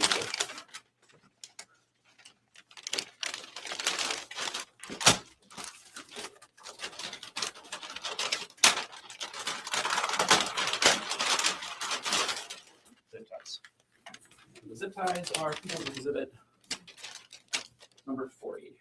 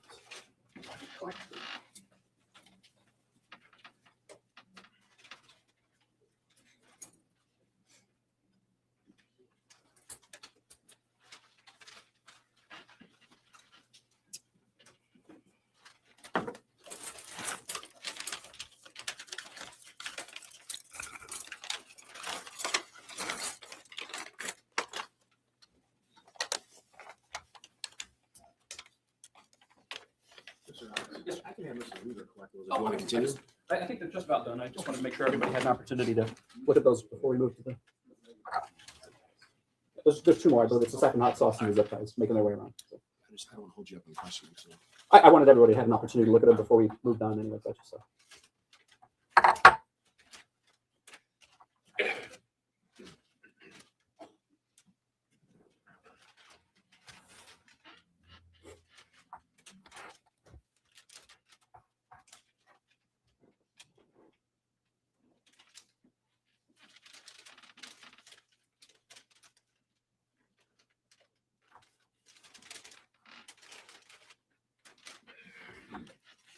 Jury's had an opportunity to, I think, observe all of those there. Do you need just a moment to put those back in the bag?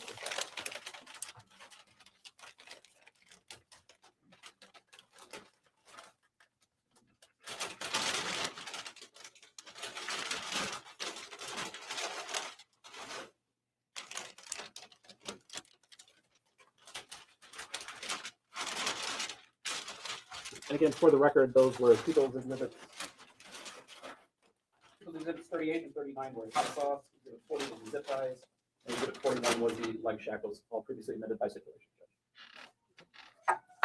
Moving on with our exhibits here and photographs, what are we looking at in this photograph? So that is still in that large common room in the basement of the home, or the lower level of the home, kind of a knee wall there, and you can see a camera sitting on top of a software box, it appears. And was that projecting out to some area in the Yeah, common area? that specific camera was looking at the area of Timothy's bunk bed and the door to the small room. And this next image? Those are some keys that were found in the home. And there's a number of remote controls attached to those. What do those appear to be? It is my understanding that those remote controls could activate the sensor alarms that were on the doors. And this next image? That's an ice maker that was in the kitchen countertop. And the next image there? Same ice maker, just full of ice. Now, Lieutenant, at some point, did you At some point, there were some cell phones seized from the residence. Is that correct? That is correct. Including a cell phone belonging to Ms. Vander Ark. That is correct. And did you have an opportunity, as part of the investigation, did the Norton Shores Police Department perform an extraction of that cell phone? Yes. And seems obvious, but what is the purpose of extracting information from that cell phone? Often cell phones can contain evidence of the crime that we're investigating. Your Honor, for this next portion, we've discussed already that Lieutenant Hooksma and Detective Alm will be reading a portion of the text messages. So I think we're prepared to do that at this point in time. This will be, for the record, this is going to be previously stipulated to be admitted as People's Exhibit number 36, and this is an excerpt of those text messages. And you've had an opportunity to review those text messages, is that correct? I have. And these text messages come directly from the extraction of the cell phone that was performed on Shanda Vander Ark's cell phone, is that correct? Correct. And you've had an opportunity to review these, and did these depict different moments in time from February to July of 2022, a conversation or conversations, I should say, between Shanda Vander Ark and Paul Ferguson? That is correct. So if we need one more chair up there, actually. What we're going to need. Mr. Roberts, so Yes, sir. Detective Hooksma is going to be playing the part of the defendant, I believe you said, or is it? No, actually, Detective Alm will be reading the defendant's portion, and Lieutenant Hooksma will be reading Paul Paul Ferguson's. Ferguson. Okay, all right. All right, we just need a chair. I got an extra one, I think. So just so the jury understands, usually a witness can read both parts. It can get a little confusing, obviously, because it's the same voice. So the parties have stipulated essentially that Detective Hooksma will be reading the text messages of Paul Ferguson, and Detective Alm, who is coming up as of now, is reading the part of the defendant. Mr. I think we probably should swear her in. So Detective. Ms. Gilmore just pointed that out. Yeah. That's probably a good idea for this portion. All right, Detective Alm, in the matter now pending, you swear or affirm the testimony you're about to give will be the truth, the whole truth, and nothing but the truth, so help you God. I do. All right, put your hand down, grab a seat. Please state your name for the record, spelling your first name and last name. My first name is Stephanie, Stephanie, last is Alm, ALM. All right, you may proceed, Mr. Roberts. Your Honor, can we get the lights on? Certainly. I'm just pausing here. This is different, guys. I've never seen like dual action where, I mean, I'm assuming this is about to be the text messaging portion, but usually they'll have one person just at the podium and then one person over there, but these two, they're going to sit next to each other and do the text messaging. That's different. And I'm glad that they are going to read them out loud, but yeah, it typically be somebody at the podium, but they sit next to each other. That's a different look in it. Okay, let's get into it. These text messages are disgusting, by the way. That's what I would like to say. Like, these text messages damn near doom them. I mean, how can you even respond with this? Let's see how her attorney addresses these questions. Have we heard any objections?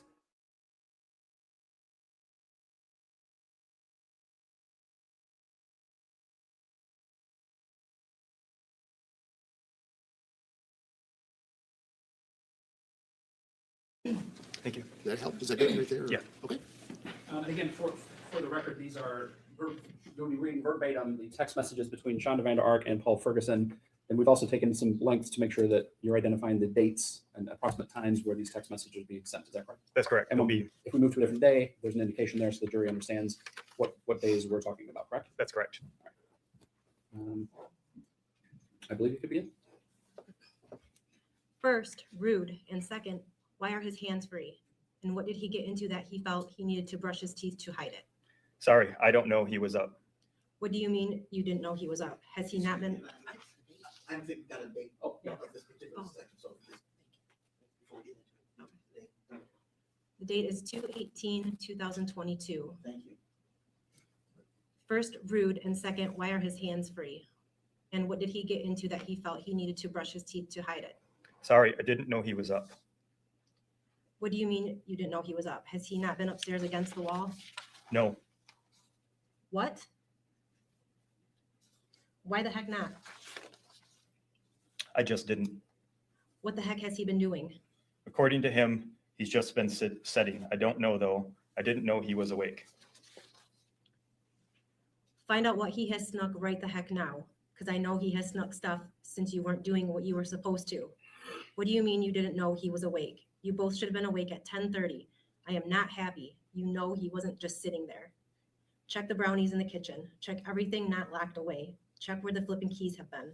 I already checked everything. Correct, that concludes that section. The next date is February the 28th. And check his breath. I can almost guarantee he's eaten something. He was chewing on something when he walked downstairs. You and I will be talking about this on a later date when we're both home. Yes, he grabbed chips, I know. Is that right there? Yes, the next text thread starts on March the 4th at 8:59 p.m. KK.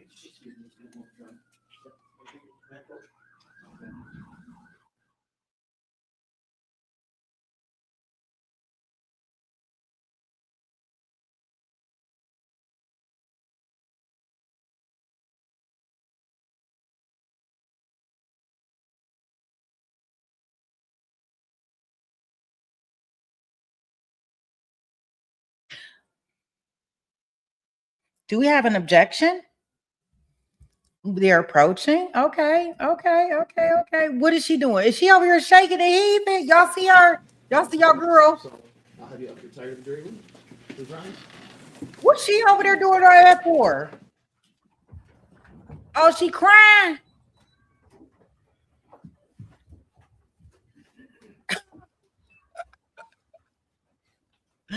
I would normally fast forward through this part, but I want to see if they gonna put the camera back on her because I need to understand what kind of fake shit she over there doing. All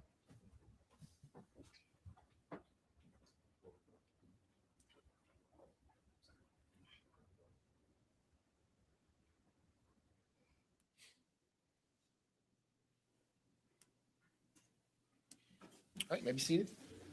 Just for purposes of the record, Mr. Roberts and Mr. Johnson had a sidebar with the court indicating Mr. Johnson indicated that his client was suffering some distress, specifically a panic attack, and he asked for 5 minutes. I think that's reasonable. So at this point in time, court Your will take a first brief panic recess. attack. Mr. Johnson, just please let the bailiff know when your client is well enough to proceed. Thank you, Your Honor. All right, we're in recess.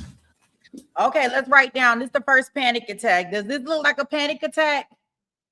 Y'all tell me.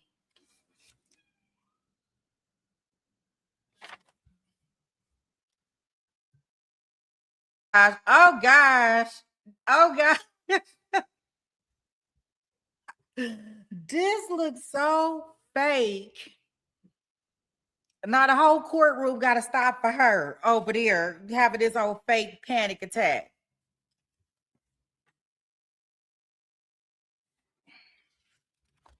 For 5 minutes. They don't even know. They like that. They call it. Okay, so I'm writing this down as number 1, panic attack. This is the first panic attack.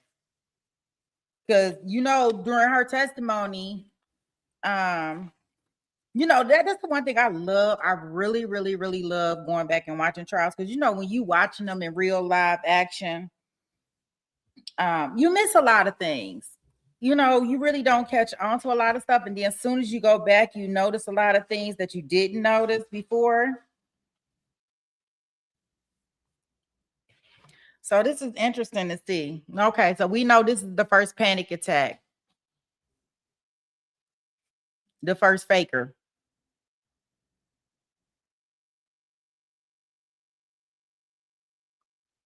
Gosh, they were out of session for...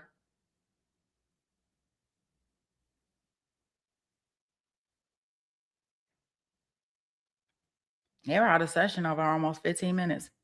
I got interrupted, so. I think we were on the third date, I thought. Third of March. I got it, they're on, the pages are sequential because of the Oh. printout, they're not sequential in what they're reading because there's some gaps. I have them on page 4227.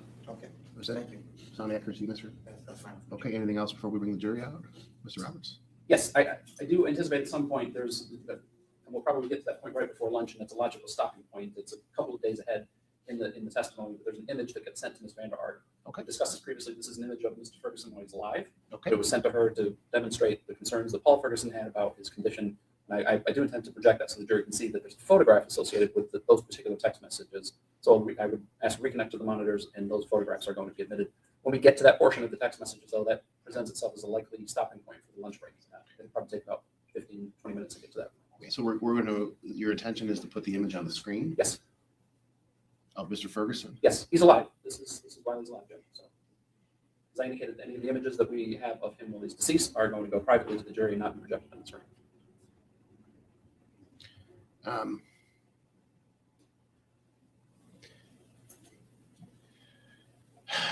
think my preference in respect for Mr. Ferguson is not to publish that on the screen because we are broadcasting here. I don't think that's appropriate or respectful to him. I don't mind if the jury sees that, if it's published to him in private, but I don't think that's appropriate based on we have TV or we have cameras in the courtroom. So I have them printed, so when we get to that point, Judge, I would just ask to present them to the jury. Those are, for the record, those are going 36A and B, because I would like roughly to exhibit on 36, and there's sub-exhibit of that exhibit, 36A and B. Okay. That I will present to the jury at that time when we get to that. And again, when we get to that point, I think that would probably be a good point to stop for the lunch break. Okay, all right. Anything to say on that, Mr. Johnson? We're supportive of the court's position, not that it makes it different, but we do support it, and I think that's the appropriate resolution to the particular issue. Okay, Mr. Johnson, I did notice your client is chewing gum. Is that something that is necessary? No, sir. Okay, would you have her please spit that out? Yes, sir. All right, thank you. All right, with that, let's bring the jury in. Please rise.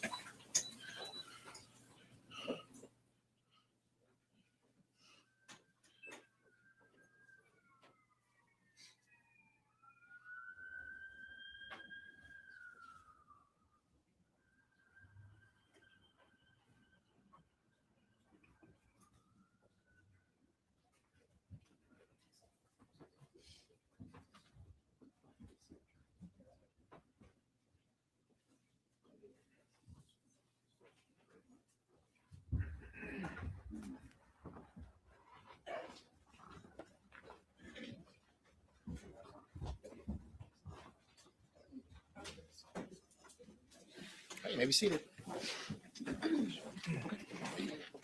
Yeah. All right. Detective Alm and Hooksman, you are still under oath. Mr. Roberts, you can proceed. Thank you. I believe we were at page 4227, so why don't you just take it from the top of 4227? This is on March the 3rd at 8:59 PM. KK, So how has he been disobedient? he just won't listen or does something I didn't tell him he could. He just tried claiming his zip cuffs were too tight when I didn't even tighten them to where there's no room for his wrists. Leave them as they are, and I will check them when I get home, and you can tell him that. And if he lied about that, he gets himself in even more trouble. In charge of first-degree child abuse, just like you. Would you have any problem accepting that? No. Okay. So, your mother's charged with first-degree murder, right? And yes.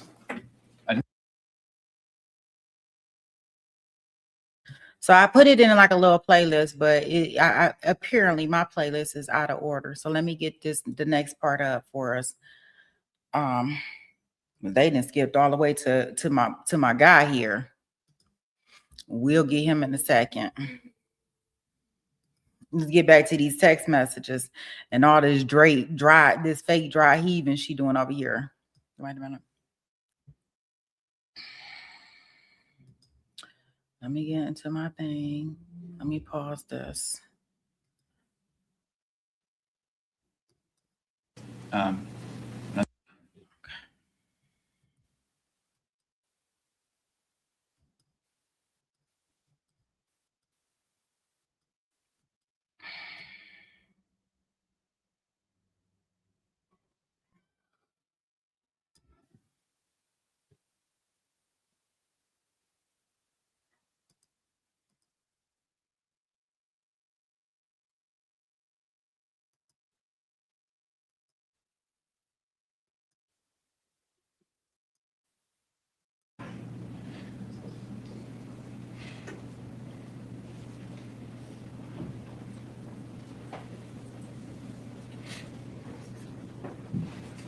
Hey, Latoya, welcome in.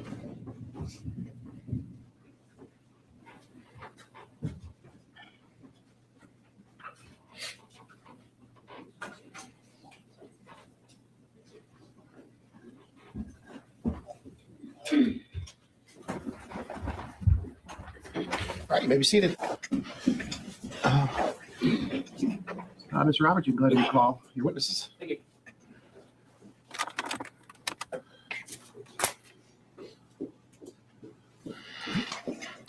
Okay, back to the text message. Both reminded you're still under oath. Proceed. Go ahead, Mr. Roberts. Thank you. Lieutenant and Detective Hoffman, I believe we left off on June 13th, a series of text messages that ended on June 13th. So if you would like to continue with the next portion. June 19th, 5:23 PM. Should he be laying down? Yeah, it's fine today, I told him. You can do his bread with hot sauce at any time, though preferably sooner than later. Put more hot sauce than you did yesterday, please. And he has to eat at least 3 slices with hot sauce, but may have more, as long as they all have plenty of hot sauce on them. Right there. June 21 at 8:03 PM. Headed home now. KK, How is everything? Did you make him eat his bread with hot sauce? I was just about to get up to get it. How many? 4 with hot sauce that he has to eat, and he has allowed another 4 without hot sauce. But he has to do the hot sauce when first, and then set a timer for 30 minutes before he can eat the others. I found enough in change to get G some chicken nuggets and French fries from Burger King.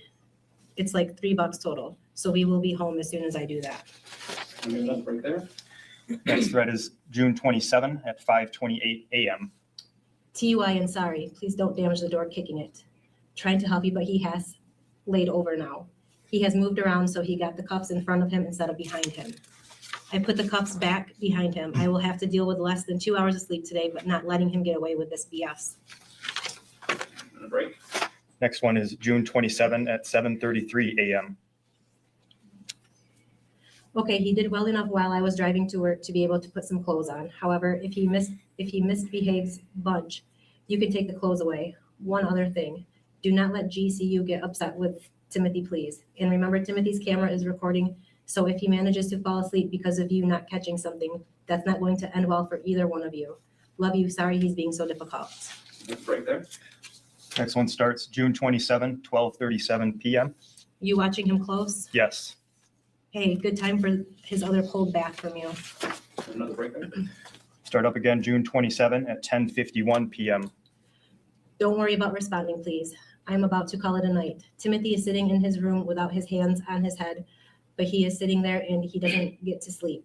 Please give him another cold bath when you get home and make him sit in there for at least 30 minutes. Hopefully with him getting to sit there and not have his hands on his head, he will cooperate better. I will have the camera on overnight as well. I will leave the keys on the back of the couch so you can get him out of his room after you turn off the alarm. And then he can just put his clothes back on and just sit there after his bath. Hopefully you get to sleep more that way. Hopefully both of us do. KK, if not, you'll have to hold me back from strangling a child. Next one starts June 29 at 7:13 AM. Just so you know, if he doesn't behave today, I had told him that I am basically turning him over to you from the time you get home today until at least Saturday morning. If he behaves, I will have you let him lay down for a couple of hours today, and then he already had earned having to stay up tonight as well. But if he doesn't behave, he will stay up tonight, tomorrow, and Friday night. And I told him I would let you deal with him if he doesn't behave and stay up like he's supposed to. Hope that's okay. It sure seems to motivate him. Okay, He just laid down again. okay. Please go get him up. Feel free to dump some cold water on him. And even if he sits up right before you get there or as you get there, I honestly don't care if you get a little rough with him. Are you going to get him? Please go ahead and turn the AC on. You will be warming up with your blankets and that will make sure he doesn't stay too warm. Okay, I told Timothy he could rinse his eyes out once you got up. His eyes have been bothering him since last night a little bit. I just sent him to go do that. Please make sure you get G down to his room before you leave. And for the love of all that is good and holy, please close the laundry door. Please close the laundry room door. Is the AC turned on? Right there. resumes on June 29, 8:25 PM. Trust me, I know he's thin. That being said, he told me a week and a half ago that he wanted to be thin to make me feel bad for punishing him. And you don't get to grump at him for that, though. I already lit into him plenty for it. Of course he did. Yeah, so while I want to fix it, he will get most of his calories from plain bread and rice for now, for pulling that. He will get plenty of calories, but not get to enjoy them that way, you know? KK. So yeah, we'll tell you more about what he can eat later. I hate to be insensitive, but can you come out here and deal with Timothy? He tried to steal some chips, and I'm not going to deal with him right now. ASAP. Start again June 30, 12:25 PM. Once he fixes the camera, we'll leave y'all alone to get stuff done. And he's already pushing every one of my buttons. What is he doing? The whole shaking and I need support crap, and I'm ready to slam him into the ground. He also wet the bed and is covered in urine. Would you say a 5-minute shower with the curtain open so I can watch? Well, first, you're not going to slam them anywhere, and you can write him a cold bath, and he needs to wash up, and then he'll need to find clean clothes that don't fall off of him. And then G needs a bath as well anyway, and he will need to wash his sheets, and he will need to wash the tarp. So you need to fold the tarp up to make sure nothing comes on the carpet, and probably take it out back where he could take one of the green and yellow sponges that aren't as nice and some awesome cleaner and scrub the tarp. Sure, 5-minute shower where he can scrub and you can watch his fine as well, but it has to be a cold shower. You can tell him he gets it cold because he should not be wetting the bed. And please check the carpet and see if he needs to clean that too. There is some different awesome cleaner for carpet that he can use if he needs to. He will need to use a different green and yellow sponge for that. I do not want him using my nice sponges for either of those. Okay. Make sure he gets the sheet and his clothes and any other dirty clothes into the laundry and washed ASAP, please. Okay, now the camera is getting on my nerves. It won't stay where I put it. Just get him in the shower first, and then we will worry about the camera right after that. If you need another box for the camera, fine. Just want it working soon if possible. And probably a good idea to get Timothy some bread. He can wait on rice till after G's ball game. And then a break. We resume at June 30 at 2:52 p.m. Did you move the pizza out of Timothy's reach before he start working in the kitchen and you aren't watching him? And you're on a device, it looks like. I did my part. He's just being annoying, and I check on him every minute. Lovely. I made the mistake of leaving the speaker on for the camera. Why are you screaming? He sure seems to have recovered quickly. Right? The fake shaking is about to drive me insane though. Yep. Wow, he moved away quicker all of a sudden. I have repeatedly asked him that was what I thought it was, and he denied it over and over again. Tell him I now know for sure he lied to me repeatedly about what that was on the floor of his room. He needs to put what he collected in the trash in the garbage. He can stand there like this for a long time, but not walk normally. He doesn't shake at all for a while standing there, and then apparently remembers he thinks he should be shaking and starts doing it. And a break. Resume on July the 1st at 12:33 p.m. Has Timothy stopped the fake stumbling yet? It might be best if you give him like 4 pieces of bread to eat before he starts work. Just make sure he stands up while he eats them, please. That way he has no excuses. No, and I literally yelled into the speaker for 5 minutes to get him to wake up. Then I had to go drag his butt out bed, which is harder than it sounds because it reeks of urine down there. Okay, well, his small room and probably the rest of the downstairs after he cleans it up need to be steam cleaned. Get the big steam cleaner that is somewhere in the garage. You'll probably saw it when you cleaned it up. And get that whole area down there steam cleaned, please. Okay. And a break. Resume July 1st at 4:03 p.m. I'm ready to kill Timothy. You know what time I get off. What's wrong now? I'm not gonna, but he left his peed and pooped in underthing in the freaking bathroom and I stepped in it. The camera in his room needs pickup, please. Ugh, lots of hot sauce on bread for that. I cleaned my foot, but I'm already at my limit. He shouldn't be doing anything in those, much less both. Grr. Where is he currently? On the wall downstairs. Has anything been accomplished? He cleaned the kitchen, if that's what you mean. All of it or just the dishes? And will I approve if it's clean or? I had him clean the counters and do the dishes. Okay, that's not an answer, but anyway, that'll work. We'll see if I'm pleased when I get home or not. Is he finally walking normally? He can have bread with hot sauce on it. Does need bread though. I already given 4 pieces of bread earlier. I know he's not walking fine. He's still doing a whole wonky walk. Do 4 more pieces of bread with hot sauce on them, please. Do me a favor and go ahead and fix him a cup of rice. Instead of using water, use mostly chicken broth. There is some broth in the fridge. Try to get all the way up to the cup with broth, and then if you need a little bit more than a cup of liquid, just be safe, use water. But don't tell him he did that. It's a few extra calories. Okay. And a break. Resume July 2, 2:32 p.m. What do I do if he doesn't finish within the assigned time? Hot sauce. So apparently this hot sauce isn't just Carolina Reaper. It's also Trinidad Scorpion Chili Pepper. Yep. Start over July 2 at 3:07 p.m. Groceries are here. Don't leave Timothy you unattended, but don't want anyone seeing him either. He's walking slightly better. Start back up July 5 at 7:17 a.m. Forgot to tell you this before I left. Timothy was doing his fake stumbling and falling last night, of course, so I decided to prove once again how fake it is. I asked him if he would stop doing that, if he can eat a whole pizza by himself, and he said yes, of course. And then I told him how obvious it was that it was fake, and he had just proven that yet again. And of course, he just looked down and didn't respond. When are you going to the bike shop? And please let Timothy go to the bathroom and then put him back in his room with the alarm on when you go. G can be in his own room. Start back up July 5 at 12:05 p.m. Make sure you get Timothy some bread and water. KK. If you want him to sit in his room with his hands on his head, that's fine, but Timothy does not get to lay around all day. Have you fed him yet? Not yet. I was literally about to. Okay, TY. G is hovering right outside Timothy's door, which might cost Timothy to take even longer because he will claim he was blocked from getting out. Timothy's door, Siri.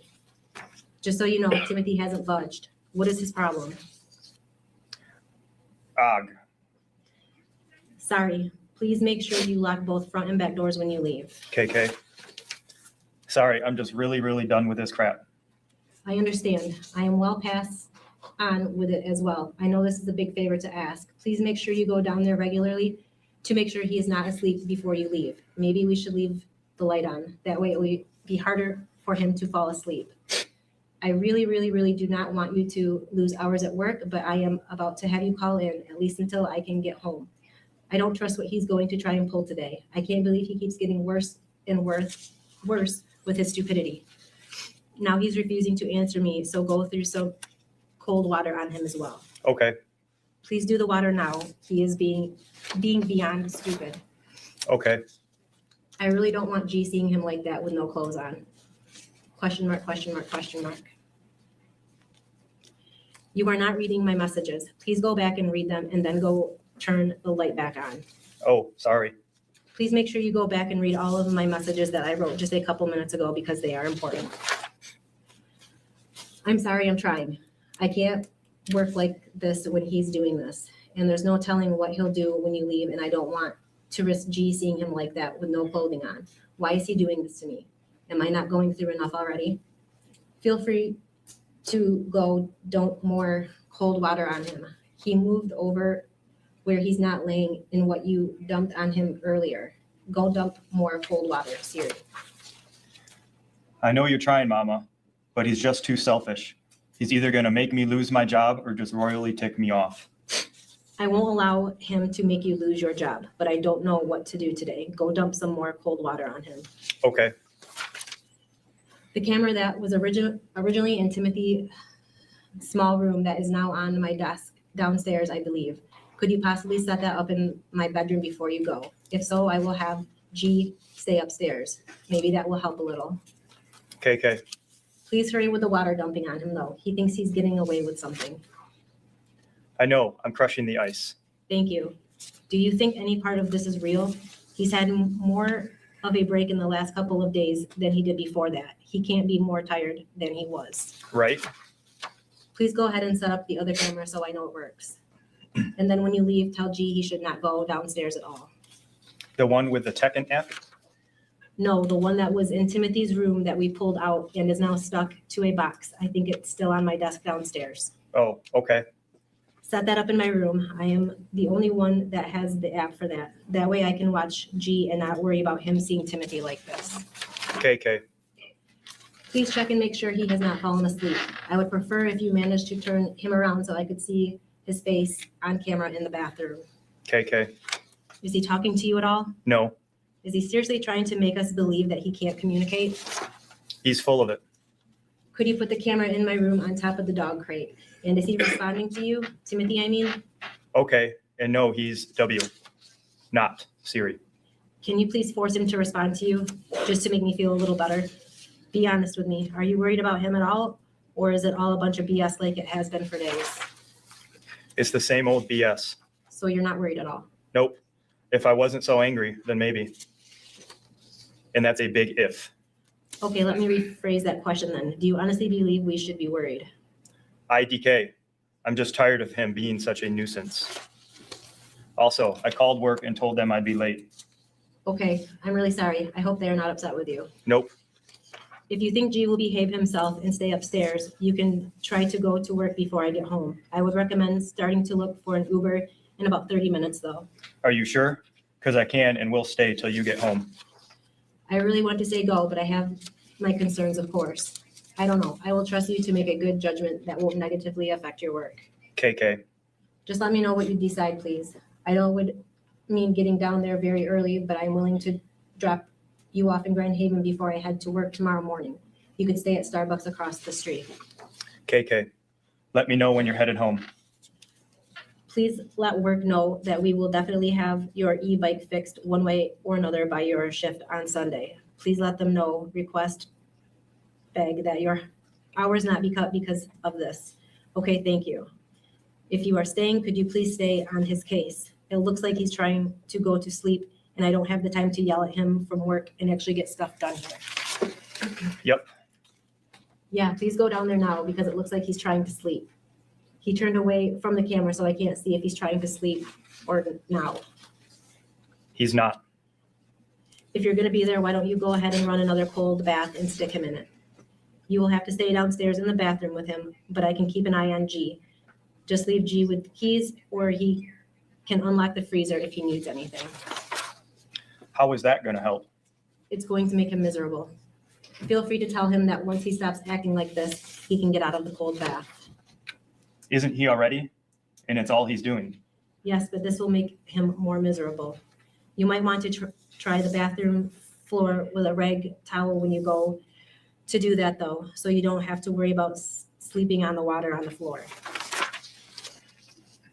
Dry, not try. And try to force him to talk to you. We both know he can. His eyes do have a slightly glazed look. Now we have another photo attached to the, this is people's 36C.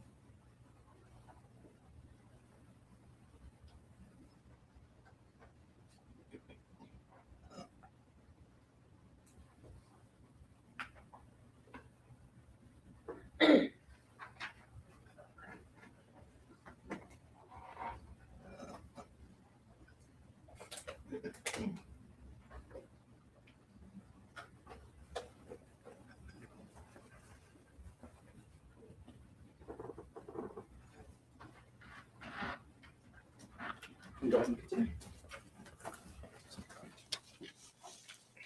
But he smirked. You can make your eyes glaze over by staring for too long. Yeah, it just looks like he's been staring at something too long. You said he smirked? Never in my life have I ever wanted to beat someone so bad.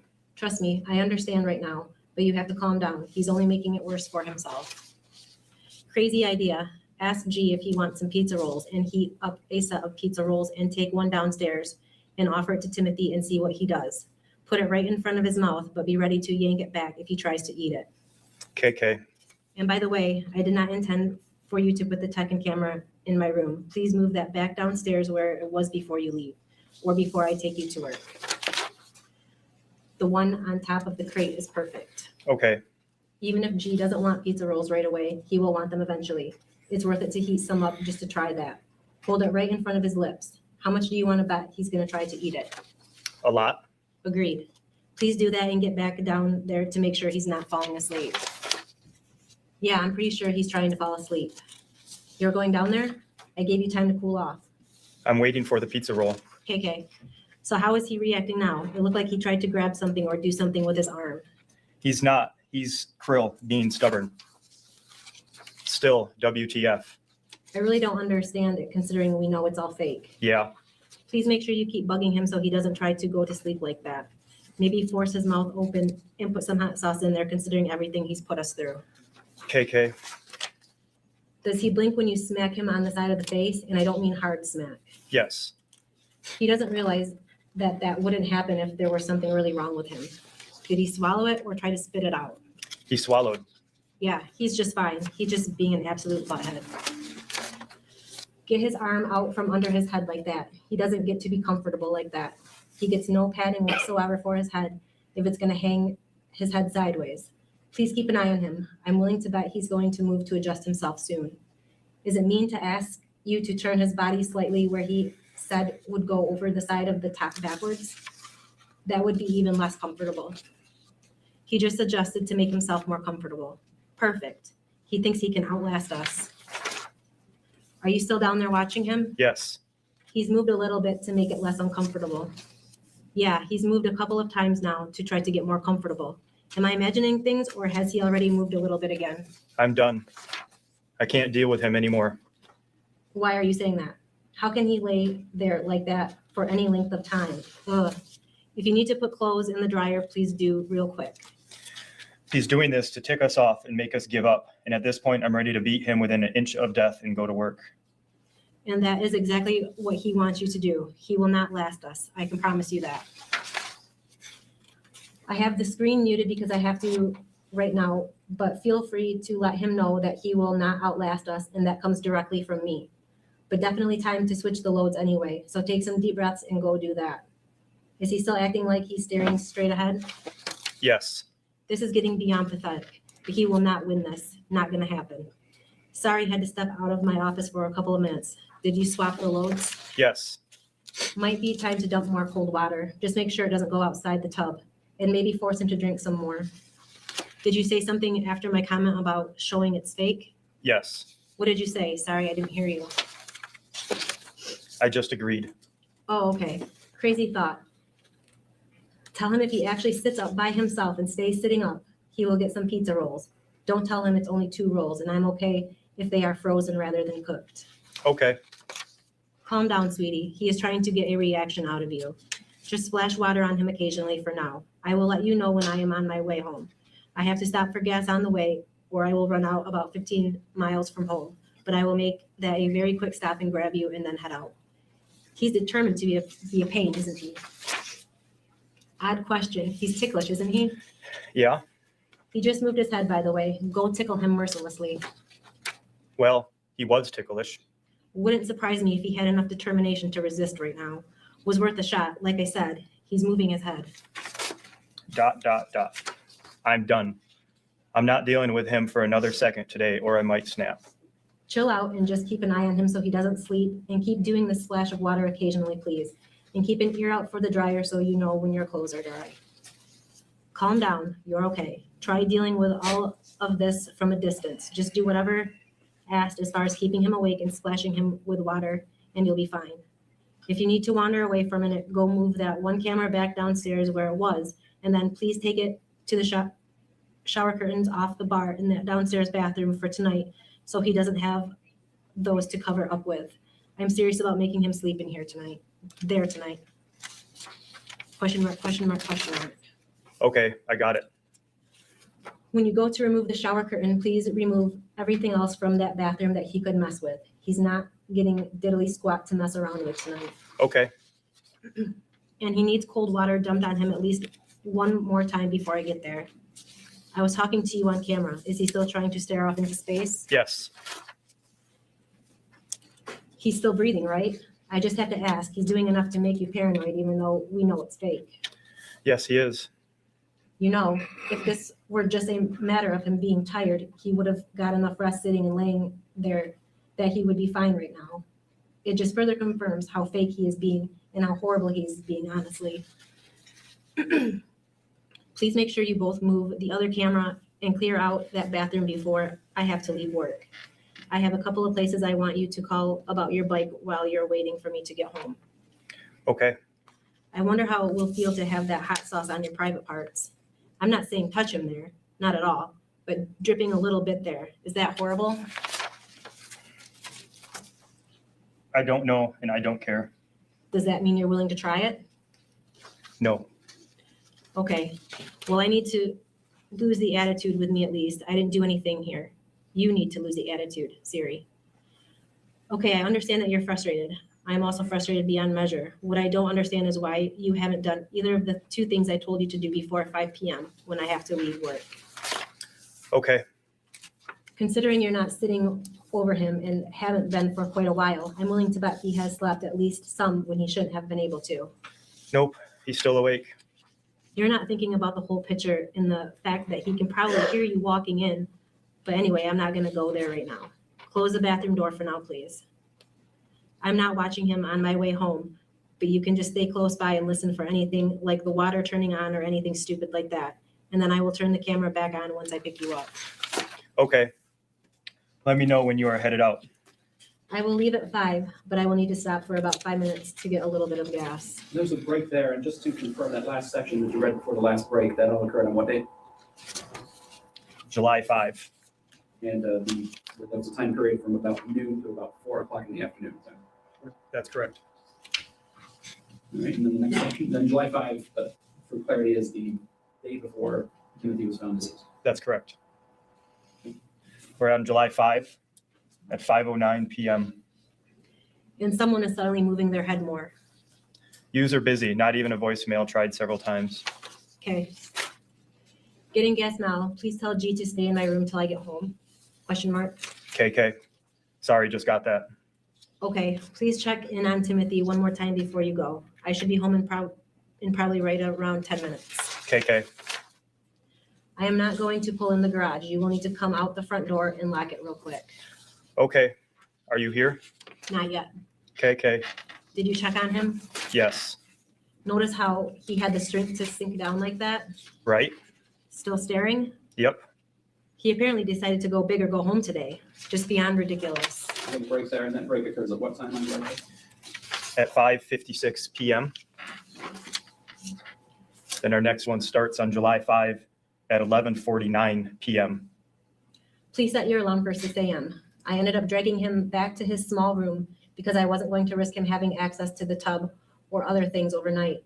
He's still trying to be stupid, but I will tell you more tomorrow while I take you to work, describing how many different ways I proved that he's still faking. He's still doing it though. It's beyond ridiculous. And we have a break, and then our next text is on July 6 at 6:09 a.m. Time to get up and please check on Timothy on your way upstairs. Question mark, question mark, question mark. Includes the text messages again to the record as People's Exhibit 36 previously admitted. All right. Thank you. Detective Mom can step down, please, stand at this point. Okay, thank you, Detective Vaughn. Any additional questions for Detective Oaksma? You have just a couple more questions, Judge. And Okay. just for, as discreet as possible about this, but there are a couple more photographs that I need Lieutenant Oaksma. Okay. Well, let me ask a couple of questions before I do that. Lieutenant, you just read a series of text messages. I don't want to talk about all of them, obviously, but let's just talk about the text messages from July 5th.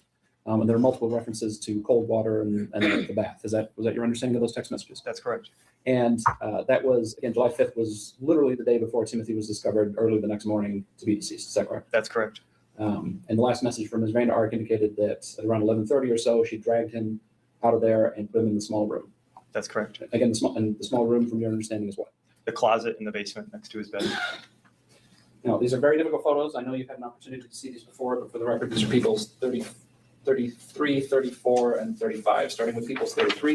You could identify that photograph for the jury. That is the deceased Timothy Ferguson lying on the floor of the bottom level of the basement.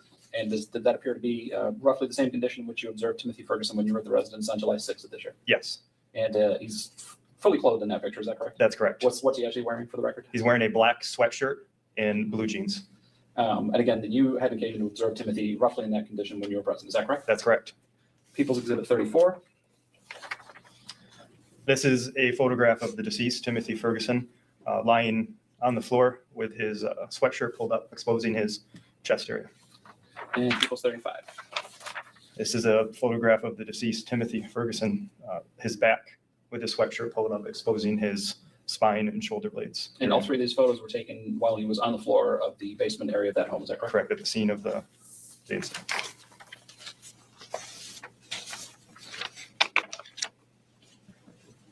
We'll just take a moment and let the jury have an opportunity to review those photographs.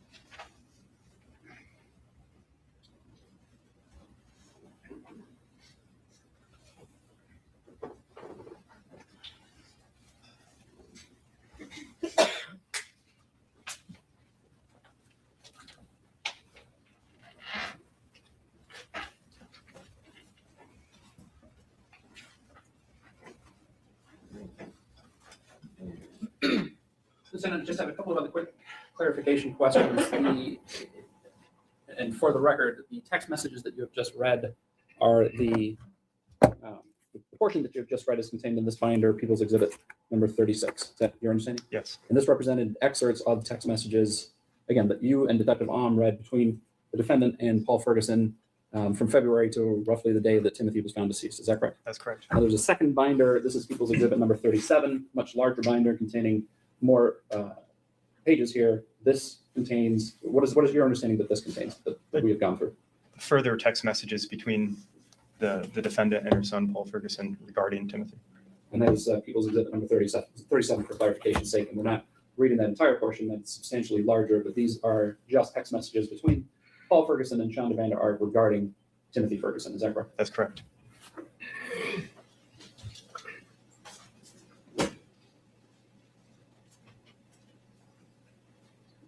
Thank you. I have no further questions. All right, thank you, Mr. Roberts. Mr. Johnson, any cross-examination? Thank you.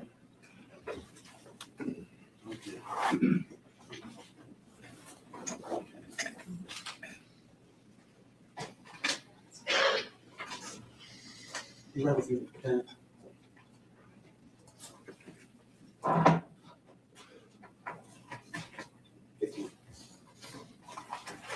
Good afternoon. Hello. Couple questions. Way back when you started your testimony this morning, you were shown a number of photographs, and I have photograph number 15. May I approach, Your Honor? Okay.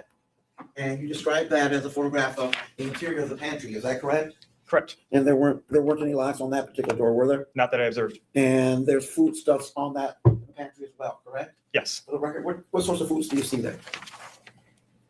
cereals? Yep, crackers, soup, cereal, some salad dressing, bread, maybe some Chex Mix, ramen noodles, large variety of options. Thank you. Secondly, and I just want to talk to you about that alarm that you came back and it wasn't there on the door. You know the one I'm talking about? On the small room door, yes. Yes, on the small room door, there's an alarm. And when you folks came back, was it for the first, you came back for the first search warrant or the second?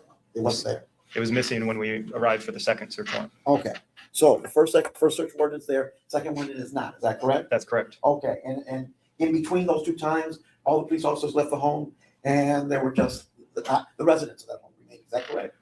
After our execution of the first search warrant, all the police officers left the home. Okay, look, and we know this because we've looked at this thing, but let's make sure we're clear. You're in the home, the officers are in the home, correct? Yes, The area in question, the basement area is secured by another police officer, correct? yes, And while you're still there, a search warrant is received, correct? You're given permission to search the home. yes. While we were there, we obtained a search warrant. So there was no time in between your initial arrival and the first search warrant, but when the police weren't in that home. Correct. Okay, so then after the first search warrant, you departed the home, correct? Correct. And then the second search warrant, you came back. That's correct. Okay, now, and in between the first and second one, there were no police officers there. That's correct. When were the cameras seized? The cameras The were cameras, seized. the video cameras? If they were, I believe they were seized on the second search warrant. okay. And let me make sure I'm correct. When I say seized, I mean taken by the police. Yeah, pursuant to the search warrant. And were there any of the cameras, from your recollection of the scene and the evidence, were any of the video cameras removed and unavailable for that second search warrant? As far as you know. As far as I know, there were cameras that remained. Can't Okay. say if any were taken because I wouldn't know if they were gone. Okay. But you notice this one was gone. The one in the bedroom, the alarm was gone. The alarm, yes, the alarm was gone. Okay, you noticed the alarm was gone, correct? Yes, But you didn't notice if any of the other cameras were gone. Is that correct? that's correct. Okay. And were there pictures taken before you left the first time and before you left the house the first time and then came back the second time? Were there photographs taken? There were photographs taken on both search warrants, yes. Okay. So when you compared the two photographs, were any of the video cameras missing from the first search warrant to the second one? Not that I'm aware of. Okay. So the only one missing is the alarm, as far as you know. Yes, Okay. And we're talking about an alarm, correct? An alarm, door opens, alarm goes off. correct. How would you Just how would a, you term that type of device? An alarm? just a door alarm, A door alarm. entry fine. alarm. We'll use door alarm for that, maybe. Okay, so a door alarm was taken, was missing. Correct. As far as you noted that alarm, that door alarm, have any video capability? Not that I have no idea. Okay, you have no idea. And you didn't see it in the photographs you have, you don't see a hole for a camera, correct? I didn't suspect it of being able to take video. Okay. And during the course between the first and second visits by the police, there were two adults in that house, is that correct? I don't know who was in the home while we were not there. Okay, all right. So there could have been even other people in there, correct? As far as you know. As far as I know, yes. I don't have any further questions. Thank you. Thank you, Mr. Johnson, and redirect. Lieutenant, Mr. Johnson was asking you about the photo pantry, and it did not appear that there was an alarm on the pantry. Is that correct? That's correct. And there was food inside the pantry, correct? That's correct. I'm going to ask you to reread the section of, oh, you have the. Yep, still have both. Thank you. Excellent. Turn to page 5093. 5093. Yes. It's from May 26th of 2022. Okay. All right, and then starting with that second text, if you could read that portion for the jury again. This is from the defendant to Paul Ferguson. Almost freaking caught him. I want all food in the fridge, freezer, or pantry, and those locked. And then what's Paul's response to that? It is. He just pulled the pantry door lock.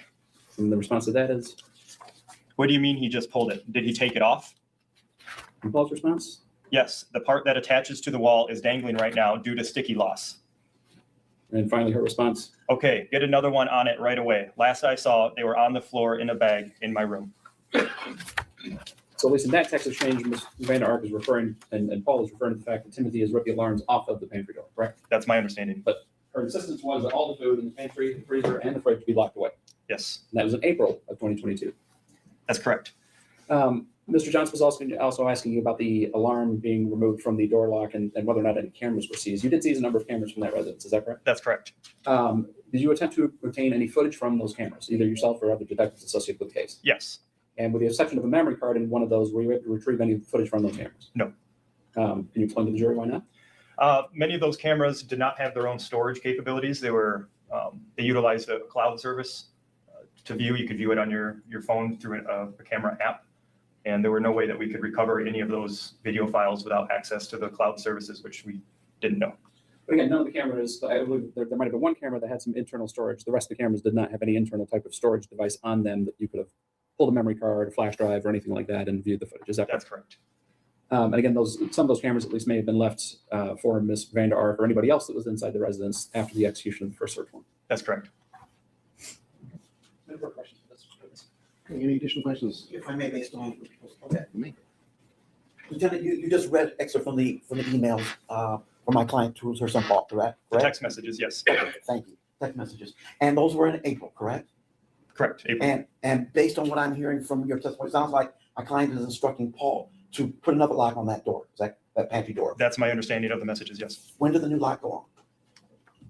I cannot say. Yeah, was there a lock on there when you got the police stopped there? I did not observe a lock. So we don't know if a new lock was ever put on, do we? I do not know that. Thank you. But you do know from the text message where Ms. Vander Ark told Paul that extra locks were, right? Yes. In her bedroom. Yeah, apparently she had extra locks available in a bag on the floor of her bedroom. Thank you. Mr. Johnson? Nothing further. I believe we do have some jury questions for this witness. Mr. Weaver, can you retrieve those? Are we? Yeah, we're gonna go over to as soon as we get up here.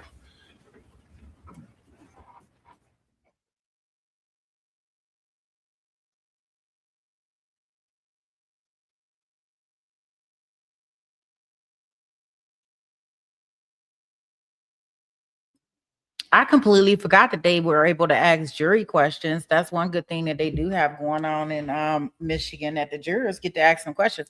Yeah, I see people making comments in regards to the dad. See, I didn't know. I know that she got him from the dad because the dad said he couldn't take care of him.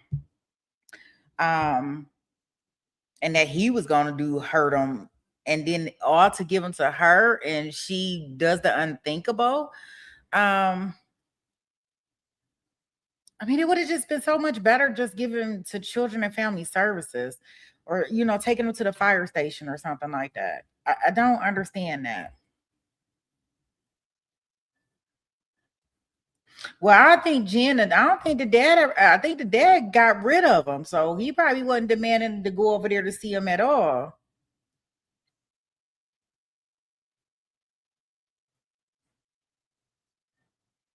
Y'all see the difference between her here, from here to her appeal? Man, she got some little strings up there now. Boy, you can tell she is stressed from this mess. I said, wow. She done lost all her little hair.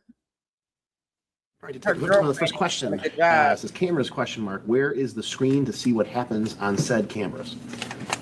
If you know. As far as I'm aware, the cameras, they didn't have screens available to them. It was, like I said before, they're all, a lot of them were webcams that you could view live time from your personal device, be it a tablet, cell phone. So it would be, if you had access to the cloud services, you could view the cameras. Okay. Second question, how many zip ties are missing from the bag? That's a very good question, which I wish I could provide you with an answer with. I unfortunately never counted the zip ties in the bag. Okay. Third question, how long does the ice maker take to make the ice? I don't know the answer to that question. Who had the keys to the shackles? One of the photographs we showed that had keys on it, there were handcuff keys on that key ring. So that did include some of the handcuff keys. I don't know if there were any other keys throughout the home, but those are the ones I found. Okay. There were two additional questions. One had already been asked, and the additional one was determined by the court to ask for speculation by this particular witness. So court will not ask those two. Mr. Roberts, any follow-up questions to those questions? Just briefly, Your Honor, I guess I'll start with the key question. You said that the keys that you discovered that we have a photograph of does contain a handcuff key. Is that correct? Correct. And those were located inside the residence. That's correct. Were they located on any particular person or just in the residence? When I photographed them, I believe they were on top of the chest freezer. So I did not locate them on anybody. When I photographed them, they were just on the freezer. Right. Now, if you could turn on your exhibit to page 4227, we'll briefly reread a section for the jury. It might clarify some of the question about the zip ties. Okay.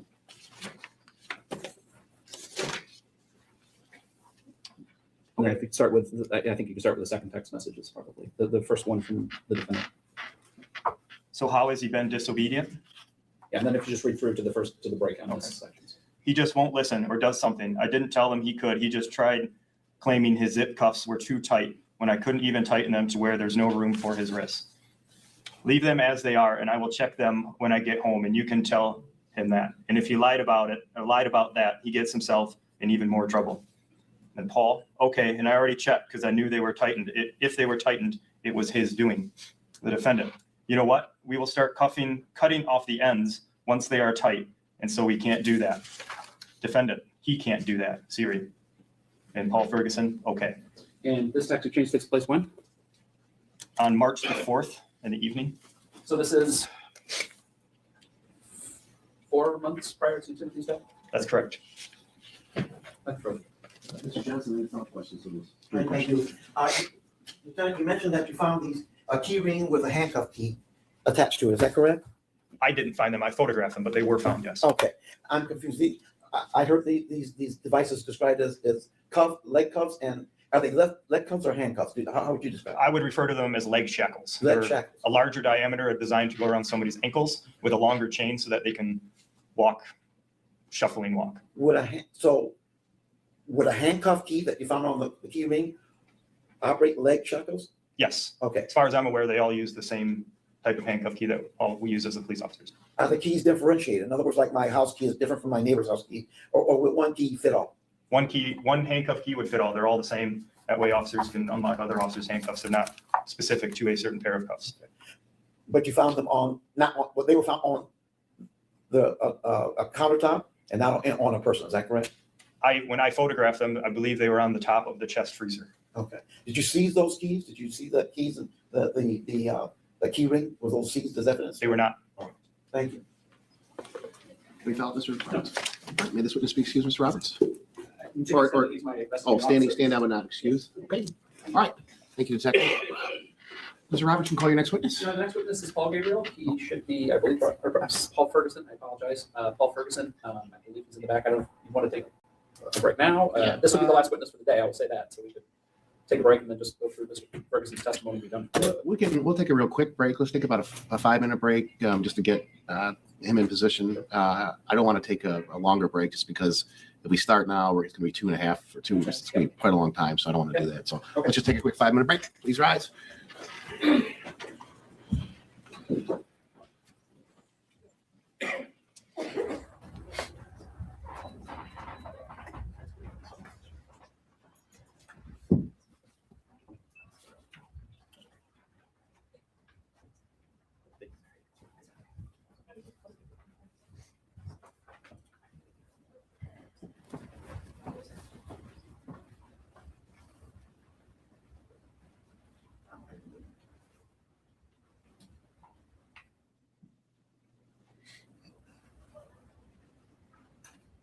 All right, maybe seated. Anything for the record before we recess, Mr. Roberts? Your Honor, just briefly, and for the record, Mr. Johnson's aware of this. Mr. Ferguson obviously is charged. I will go over at the beginning of his testimony with him the extent of any plea agreement with our office. His attorney, Mr. Elvin Brady, is present in the courtroom and certainly will give him an opportunity to consult with Mr. Elvin Brady. I don't know if Mr. Elvin Brady's had a chance to go talk to him now to see if he has any questions before he comes on the stand, but I'm sure the sheriff's deputies will allow that to take place if that needs to happen, but that's it. Okay. The record should reflect Mr. Joshua Elvin Brady is present in the courtroom. Mr. Elvin Brady, do you need to speak with your client prior to him testifying? No, I'd like to check with him briefly. I did speak with him yesterday, so I'm not anticipating, but I certainly want to check with him. All right, certainly. So after we recess, we'll have you step back and talk to him. Mr. Johnson, any issues for the record prior to court recess? No, sir. Thank All you. right, we're in recess. Thank you.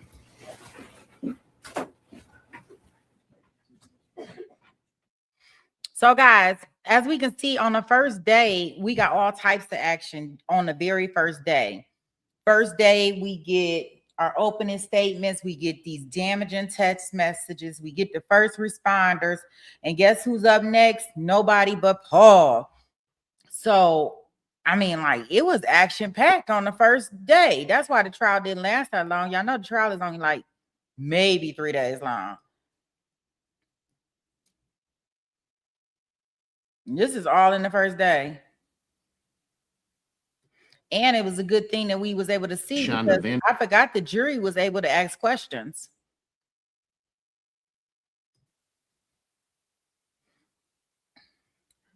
Jangalang, jangalang.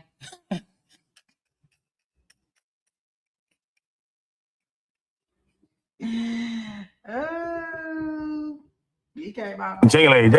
The state of Michigan versus Shanda Vander Ark. The record should reflect that the jury is secure in the jury room. Mr. Paul Ferguson is present in the courtroom, has not been sworn in yet. Mr. Ferguson, you have an attorney which is present here today. Is that correct? Yes, sir. All right, Mr. Elton, as I indicated before, Mr. Alan Brady is sitting in the front row. Mr. Alan Brady, you certainly can come up and sit beyond the bar if you wish to do so during his testimony. If you wish to do so, it's up to you. If Mr. Ferguson is fine, I'm fine here. It appears that our seating is full. Okay. Mr. Ferguson, I want to advise you, you do have a right, a Fifth Amendment right against self-incrimination, which means you cannot be compelled to testify against yourself. My understanding is that potentially you could testify to things that could potentially criminally inculpate you, basically get you in trouble, essentially, for lack of a better term. So implicate you in crimes. Do you understand? Yes, sir. Okay. And you've had an opportunity to discuss your testimony today with your lawyer, Mr. Yes, Elton sir. Brady. Is that correct? Yes, sir. All right. And knowing that you have a right to not testify, do you wish to still testify today? Yes, sir. All right. Can you please raise your right hand? Oh, no, we need the jury out here. Your Honor, I Yes. just want to know for the record that my understanding is people are offering an agreement to Mr. Ferguson that none of his testimony today would be used against him in trial unless he was to testify counter to his testimony today. Is that correct, Mr. Robert? That's correct, Your Honor. Actually, the full extent of the agreement is that we would also inform the sentencing judge of the nature of his cooperation in exchange for his full cooperation and testimony today. So we anticipate there would be a sentencing benefit for Mr. Ferguson. I believe that's his expectation as well. We'll place that on the record. Okay. Is that your understanding, Mr. Ferguson? Yes, sir. Now, I need you to understand, although there has been a suggestion that there is and I'm certainly you were hoping to get a better sentencing, so basically some consideration at sentencing. I have not made any obligations whatsoever to take your testimony or cooperation into consideration. You understand that? Yes, sir. And still knowing that, you still wish to testify today. Is that correct? Yes, sir. All right. Anything before we bring the jury out, Mr. Roberts? No. Mr. Johnson? No, sir. All right, please rise.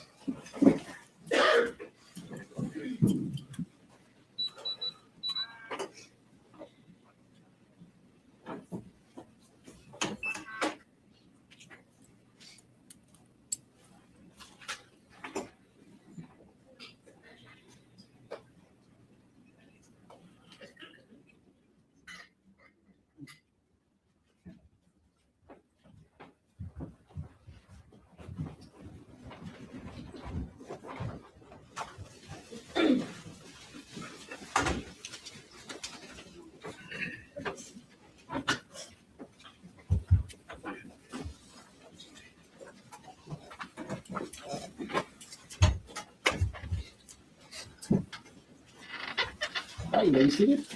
The jury is now present in the courtroom. Mr. Roberts, you can call your next witness. Thank you, Your Honor. My next witness is already in the witness chair, and that is Paul Ferguson. All right, Mr. Ferguson, can you please rise and raise your right hand as best you can? In this matter now pending, do you swear or affirm the testimony you're about to give will be the truth, the whole truth, and nothing but the truth, so help you God? Yes, sir. All right, put your hand down, grab a seat. Please state your name for the record, spelling your first name and last name. Paul Ferguson, Paulferguson.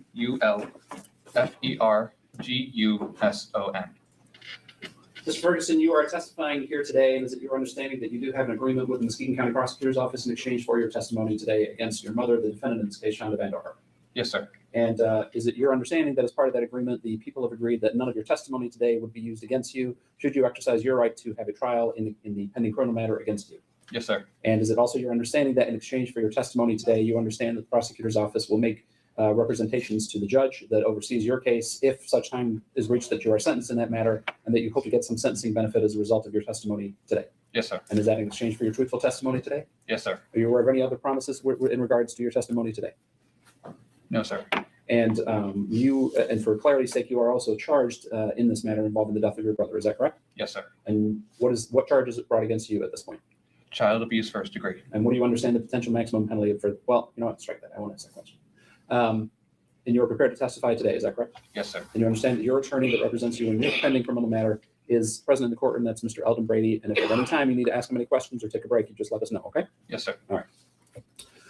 Okay, Mr. Ferguson, I'd like to start by just talking a little bit about your home in Norton Shores at the time that your brother passed away. And so you understand, and I'll try to make sure that I ask these questions very carefully because you haven't been present for this entire trial. You have a younger brother. We are not using your younger brother name today, okay? So we're just going to use the initial G when we talk about your younger brother. So try to remember as best you can that if I ask a question that somehow involves your younger brother, that we're not going to say his name, okay? Can you do that? Yes, sir. All right. We'll try to ask those questions very carefully so that we don't get into that issue. But besides your younger brother, G, and yourself, at the time that your brother Timothy Ferguson passed away, who was living at the house in Norton Shores? Besides you and your younger brother, who else was living in the house? My mother and my sorry, my little brother, though he was at my grandparents at the time, my step grandparents. And obviously your younger brother, if you can put it that way, but your youngest brother is the one that we're not identifying by name. He was living in the house at the time that your next youngest brother Timothy Ferguson passed away, correct? Yes, sir. And your mother was also living in that house as well. Yes. And is she in the courtroom right now? Yes, sir. As best you can you kind of point her out or maybe say what she's wearing right now? Her hair is in 2 braids. She's got, I think that's a black sweatshirt. I think that's sufficient for the record to reflect the witnesses identified the defendant. Yeah, the record reflect that. Now let's back up just a little bit from the time your brother Timothy actually passed away. When did Timothy come to live with you and your mother in that house?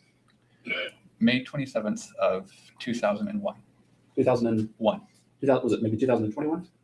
21. Okay. I'm so That's sorry. okay. That's okay. So in May of 2021, Timothy came to live with you. Is that right? Yes, sir. And at the time when Timothy came to live with you, besides yourself and G, was there somebody else that was living in the house during that time period? Other than my mother and half brother, my stepfather Adam. Okay. And your stepfather Adam, was he married to your mother at that time? Yes. And is he actually the father of your younger brother G? No. But your mother is the mother to you and to Timothy and to G. Is that right? She's your mother. She's Timothy's mother. She's G's mother. Is a better way to put it. Yes. Right? And at some point in time, did something happen to Adam where he wasn't living in the home anymore? He suffered a stroke in January. Did he leave the house at that point? Yes. When he left the house at that point, then when it became just you, your 2 brothers, and your mother living in the home? Yes, sir. And when Adam suffered the stroke, was he physically able to do anything to provide any care to either you or to Timothy or to G? No. And where did Adam go when he left the house after the stroke?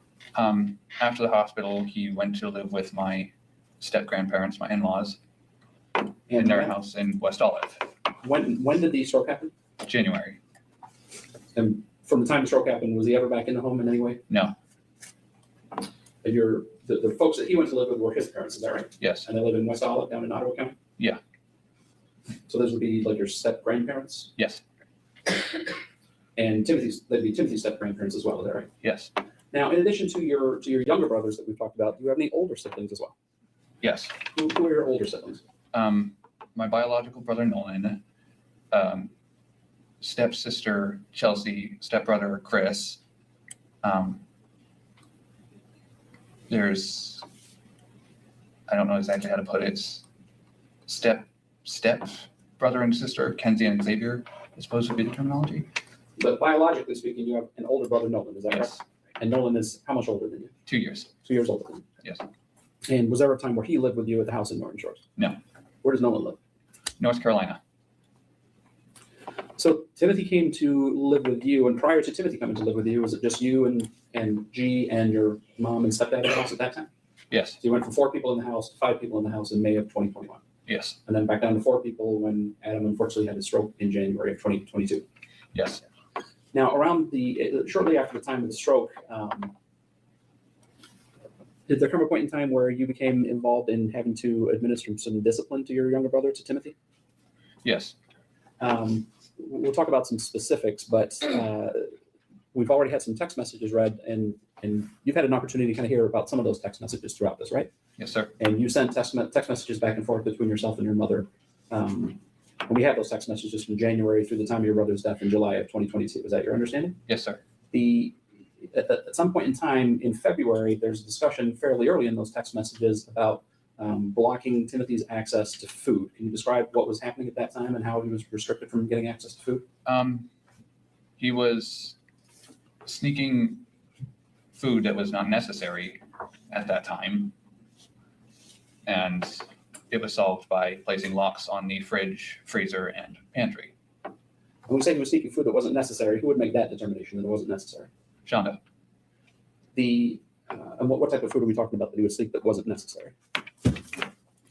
Sweets or anything he could really get his hands on. So as early as February, there was restriction, the locks were going on the freezer and the refrigerator, and you said there was also some type of lock on the pantry, is that right? Yes, sir. And we've heard a text exchange, but at some point a little bit later, as things are progressing into April, was there a time where Timothy was doing something to get the locks off the pantry door? He was pulling them off by hand. And what were you instructed to do as a result of him pulling the pantry door locks off?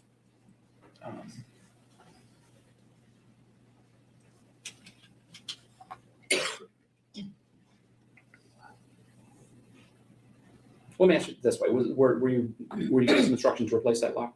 Yes, And who gave you that instruction? Shanda. And what was your understanding of why you were locking the pantry back up? Because he was sneaking food.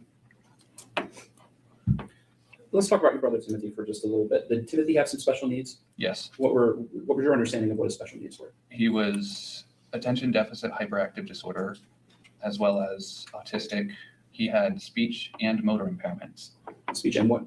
Motor impairments, movement impairments. Movement impairments? Yes, And at the time that he came to live with you, was he supposed to be taking some medication? yes, And did he stop taking his medication? yes. Why did he stop taking his medication?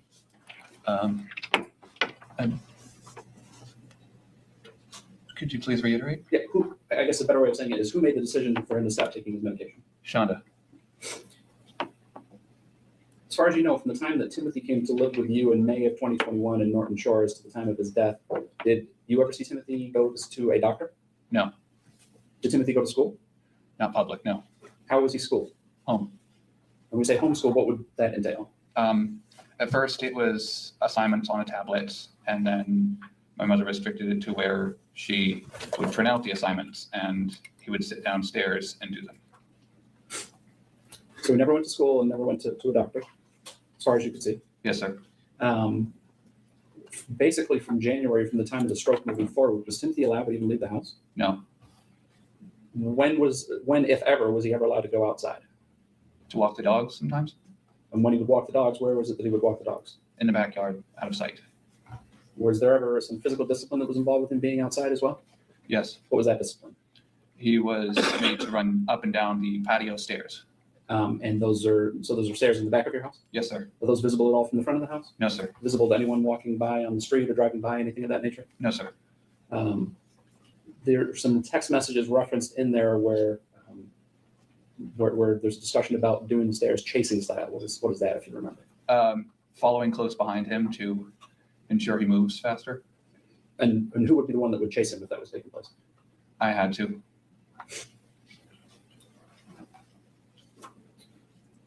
What was, besides, you've talked about some of the special needs that Timothy had when he came to live with you. What was his overall physical appearance, though, when he first came to live with you? He wasn't skinny, but he wasn't extremely overweight. He had a good amount of chubbiness to him. So he was a little chubby? Yes. Obviously, as we all know, and now the jury's already seen some of the photographs, that went away at some point in time. When did the food restriction on Timothy start, with the locks going on the refrigerator, the freezer, and the pantry, and things of that nature? When did that actually begin? Sometime in February.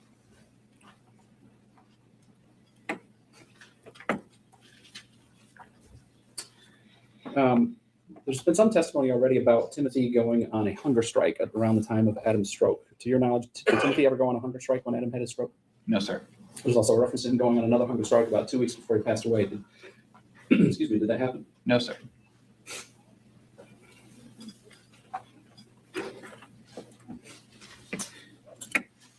The police have indicated that at the time they searched your residence, there were a number of cameras seized, as well as some other items. So let's talk about the cameras first. What was the purpose of the cameras being inside the residence? To watch Timothy. And who would be watching Timothy on those cameras? My mother, or when she couldn't, she had me do so. And how is it that you would kind of explain to the jury, if you can, how is it that you watched the cameras so you could watch what Timothy was doing? I would log into the app on my phone, and it would alert me if there was a motion movement. So you had your phone and you had some type of app on there that was connected to those cameras? Several, yes. And you said that you were also alerted to movement with motion sensors in the home? Yes, and the cameras also had that feature as well. They activated on motion. And what was the restriction on Timothy's movement that would cause those cameras to go off? Where was he limited to? Could you please reiterate? Yeah. Where is it that, where could Timothy go, basically? Mainly, he was restricted to the downstairs area, to a closet downstairs. The downstairs area actually contained 2 bedrooms. One was yours and one was G's bedroom. Is that correct? Yes, sir. And there was also a bunk bed that was out in that area that I believe that the defendant indicated was Timothy's bunk bed. Is that correct? Yes, sir. Where did he actually sleep most nights? In the closet. And what did you call the closet? Was there a name you used to refer to the closet? The small room. And what was in the small room if Timothy was in the small room? There was a camera monitoring him, even when he slept. Was there an alarm on the door as well? Yes, sir. Some type of motion sensor or alarm? Motion, vibration, yes. So we had that on the door and then a camera actually inside the room as well. Is that correct? Yes, sir. And were there times where you were required to watch that camera? Yes, sir. And to your knowledge, were there times when your mother was watching that camera as well? Yes, sir. Was there a restriction on how much Timothy could move while he was inside that closet? Could you please reiterate, sir? Were there any restrictions on his movement inside the closet, or was it he could move around however he wanted inside the closet? There were restrictions. What were the restrictions on his movement? Hands on his head, normally? Hands on his head, is that what you indicated? Yes, Was that some form of discipline for him? yes. On his knees and against the corner of the wall of the room. When we say hands on head, I'm going to demonstrate, just put my hands just over my head like this. Is that what he was required to do? Yes, He was required to be on his knees as well? Say yes. yes, sir. You have to say yes or no, because this is I painful. apologize. You're fine. No, it's fine. Everybody makes that mistake. It's not a problem. And was he monitored to make sure that he was doing those things? Yes, sir. And for how long would he have to do these things? Several hours. And that was inside his closet, for lack of a better way of putting it, what you referred to as the small room, correct? Yes, sir. Were there also times when he was required to stand against the wall? Yes, sir. And would that be in the closet, or would that be in other places in the house?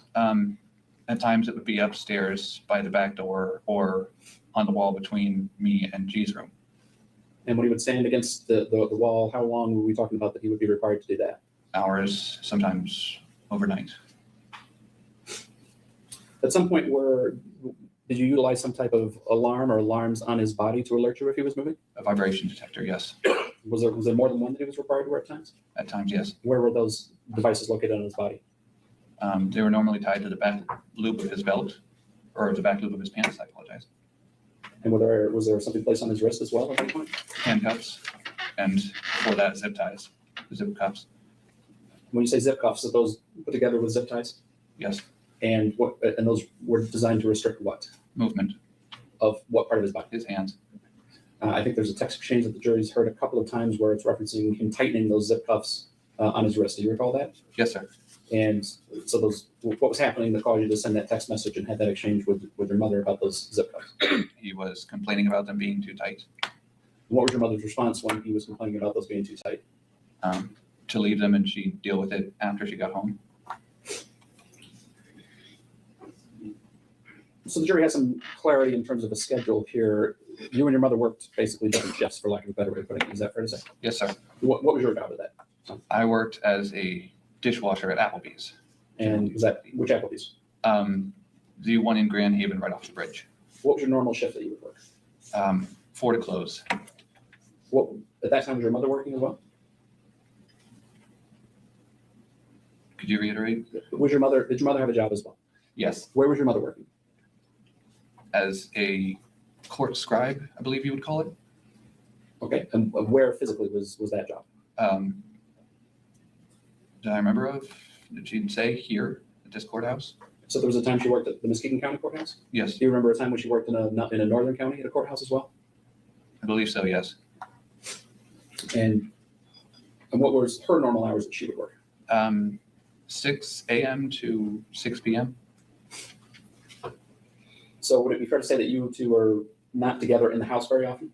Yes, So whose responsibility was it to keep an eye on Timothy if she was not in the house? mine. And vice versa, like if you were not in the home, who would take the responsibility of watching Timothy at that point in time? She would.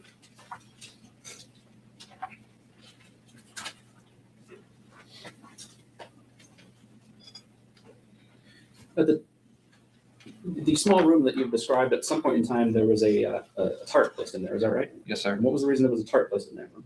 Due to Timothy's bladder problem, Shanda didn't want him urinating on the floor. Would that be something that he would do? Yes, Did he wear some type of adult diaper? adult diaper, yes. And let me ask it this way: if Timothy had to go to the bathroom, how would he go to the bathroom? He would have to ask and he would be timed, And who would do the timing? whichever one of us was there. So he'd ask, basically has to ask permission to go to the bathroom. Yes, sir. And what time was he allowed to go to the bathroom? For urinating, it was a minute. For You can say the word, it's okay. taking a poop, it was 2 minutes. And who set those time limits? Shanda.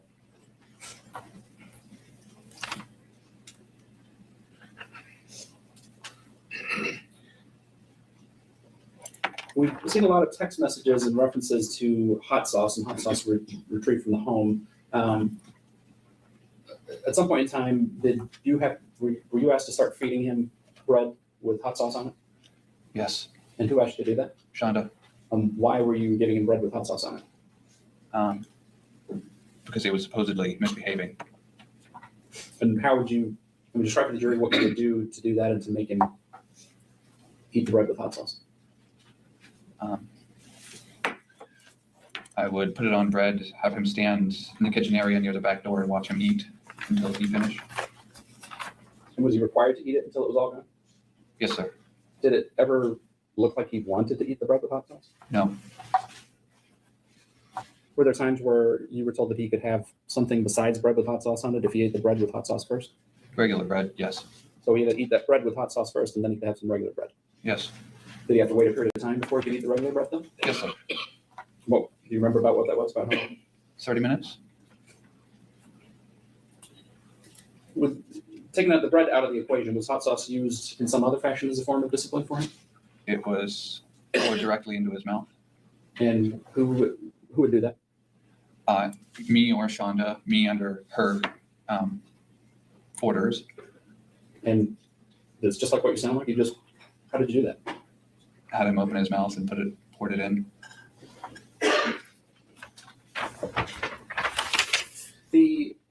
There's some text messages. Do you recall a text message you exchanged with your mother in, I believe it's around April or so, where you've alerted her to the fact that he's eaten some part of a burger? Yes. Do you recall that? Yes. What was it? What part of the burger is it that he ate? Just the crust. And what was your mother's response when you told her that he had eaten the crust of that burger? Make him throw it up. Did you try to do that? I tried at first, yes. How did you try to do that? Putting a finger into his mouth as instructed, the back of his throat to induce vomiting. So who gave you the instruction to put your finger in the back of his throat? Shanda? We don't see a text message to that effect. Were you two also communicating by camera as well? Yes. The cameras was it a two-way capability, basically? You could Yes. talk to the camera. You could talk and they could hear. At certain times, it could be activated. Was there ever any other time where she instructed you to make Timothy throw up? Yes. About how many times did she instruct you to do that? 3 or 4.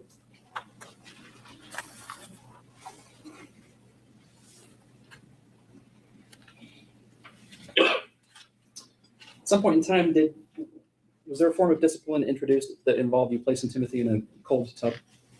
Yes. And what was the mechanism for that? How did you do that? Clog the tub, plug it, turn on the water, and take the ice that was in our ice maker upstairs and put it in, and have him get in. Initially, how long was he supposed to sit in the cold water? 30 minutes. 30 minutes? And that, when we say cold water, we actually mean water with ice cubes in it? Is that what you're talking about? Yes. And when did that start in relation to when Timothy died, if you remember? I do not remember the exacts. And do you know about how many times you did that up until the day before Timothy died? Before the day that Timothy died? The day before Timothy died, we'll get to that in just a moment, and I believe that. 3 then. So you remember doing it 3 times before the day before Timothy died? Yes. And who would direct you to put him in the ice bath? Shanda? Was there some type of camera in the bathroom as well? Yes, on the counter. Was that camera monitored by somebody if you were in the bathtub or if you were in the bathroom with Timothy? Shanda? Were you instructed to stay in the bathroom with Timothy when he was in the tub? Yes. Why? To ensure that he couldn't get comfortable or try to turn the water hot.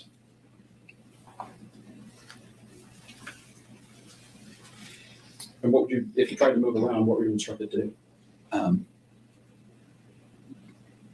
I don't quite understand. If you said that you were supposed to make sure that he stayed uncomfortable, how were you supposed to make him uncomfortable in an ice bath? Put his body at an odd angle that was not a comfortable position to be in. When he was in the tub, when he tried to rest his head somewhere? On his shoulder, yes, or the lip of the tub. Is that why? No.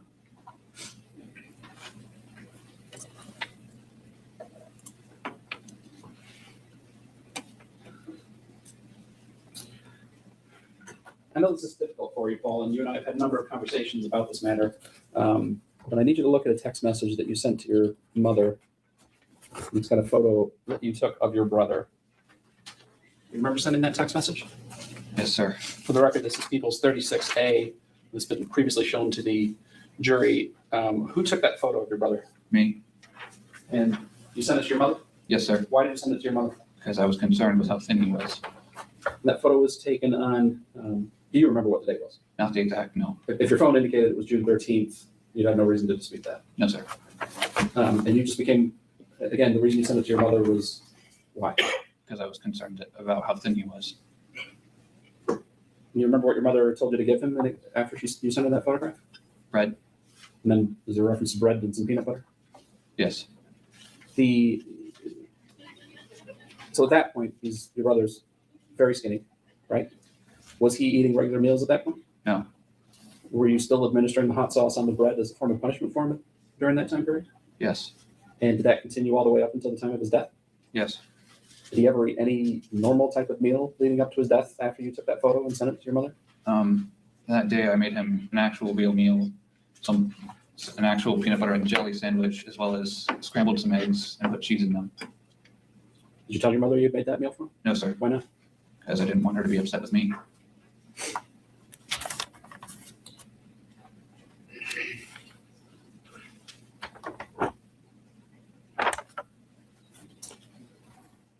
Let's move up to the day before your brother passed away. Do you remember the day before your brother died? He was unresponsive when I was told to get him up. So you were given some instructions to wake him up in the morning? Yes. Was your mother already up? Yes. Were the cameras activated at that point though? Yes. So your responsibility when you had to go wake him up was what? Just to do what? To get him up? Just wake him up, which normally wasn't difficult before then. And this is the day before he passed away, but was it difficult on that day? Very. Did you scream at him and yell at him to get him to try to wake up? Yes. And or at some point were you instructed to do something with him because he wouldn't wake up? Put him in an ice bath. And did you do that? Yes. Was he able to, where was he sleeping that night? Closet. So when you went to wake him up and he was unresponsive, was he still in the closet? Yes. How did you get him from the closet to the bathroom with the, I Ice had bath. to drag him. he didn't stand on his own? He couldn't, no. Didn't walk on his own? Is that No. Was he even talking at that point? No. Do you remember about what time it was that you put him in the ice bath? Not exactly, no. If the text message indicated it was around 2:00, does that sound about right? Yes. What time did you have to leave for work that particular day? I was supposed to be at work at 4, but unfortunately, due to a flat tire on my e-bike, I had to wait till 6 for my mother to get home and drive me to work. So from 2 to 6 until your mother got home, you were home with Timothy, is that right? Yes, And where was Timothy that entire time that you were home with him? in the bath. In the ice bath? Was your mother giving you instructions on what to do with him while he was in that tub at that point in time? Yes, sir. What was she telling you to do? Make him uncomfortable, and at one point she had me heat up a pizza roll to see if he would be responsive to enticement. Did you actually do that? Yes. And so describe to the jury exactly what you did with that pizza roll with Timothy in the tub. I held it close, and when he responded, as per instruction, I was to pull it away from him. So did you actually do this? Yes. So you actually held a pizza roll in front of him to see if he would respond? Okay. Say yes? Yes, sir. I know it's difficult. Did he respond? Yes, sir. And what did you do when he tried to respond? I had to, or as I was told, I pulled it away. So we didn't get to eat the pizza roll? No. Do you recall while Timothy was in the tub, an exchange where your mother inquired about pouring hot sauce on his private parts? I do, yes. Did you do that? No. That was beyond cool, as everything else was.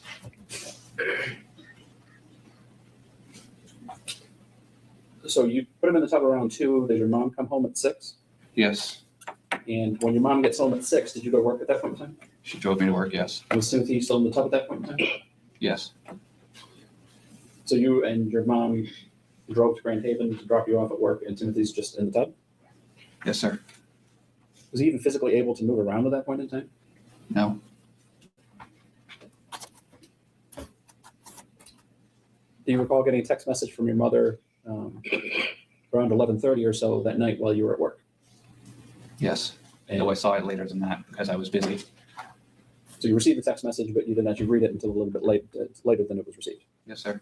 And what did you understand from that text message from your mother about where Timothy had been up until the time you were at work at 11:30 at night? Still in the tub. So that's 9 hours plus from the time that you first put him in the tub at 2 o'clock? Yes.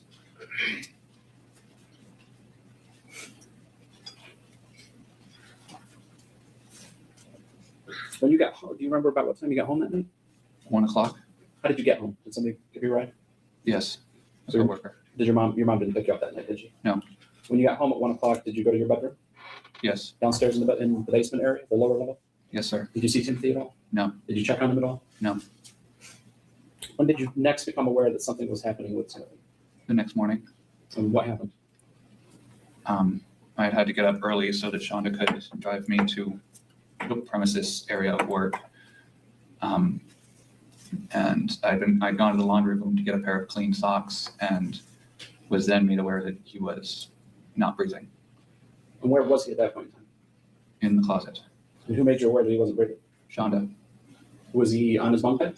No. Was he ever on his bunk bed from the time that he was in that small closet until the time the police arrived? If you know, do you know how much time passed from the time that you first became aware he wasn't breathing until 911 was called? 18 minutes? And during the 18 minutes, did you tell your mother or ask your mother if you were going to call 911? Yes, sir. Do you remember what she said? No. She said no. Sorry, that was my bad. I'm sorry. Let's clarify that. Do you remember what your mother said when you asked her if we should call 911? She said no. So you didn't call 911 at that time?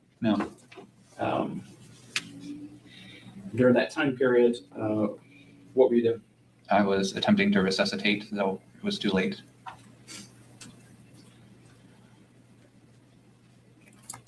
At the time when he came out of the small room, how did he get out of the small room at that point? How did his body actually come out of the small room?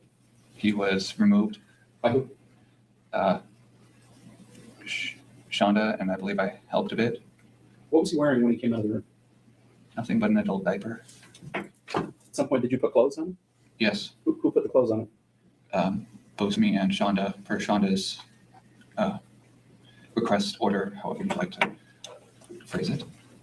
So before he was wearing the diaper, but you put clothes on him while he's unresponsive outside of the small room. Yes. And do you remember what clothes you put on? A hoodie, a pair of my jeans, and Shanda had me remove my belt and put it on him Did she tell you why she wanted you to take the belt off and put it on? because the pants were too big.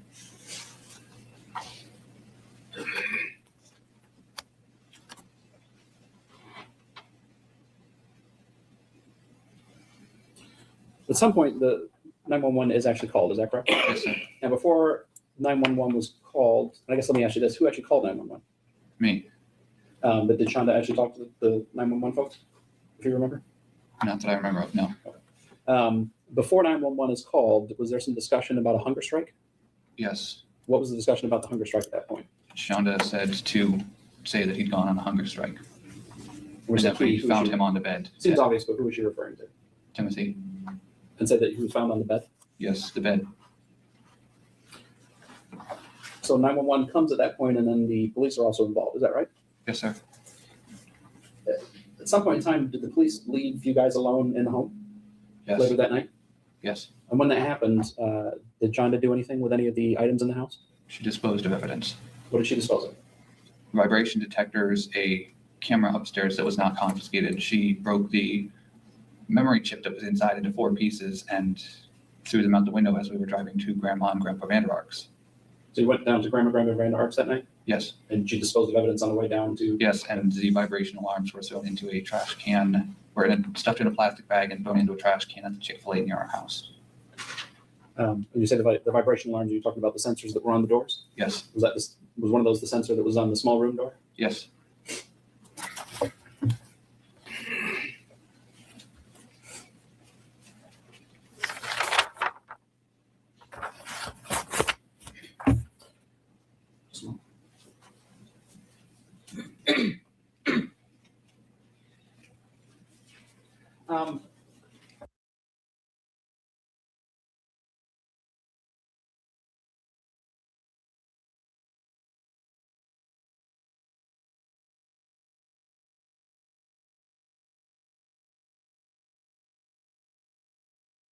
I'm muted. I'm muted. Yeah, I'm up here talking and I'm muted.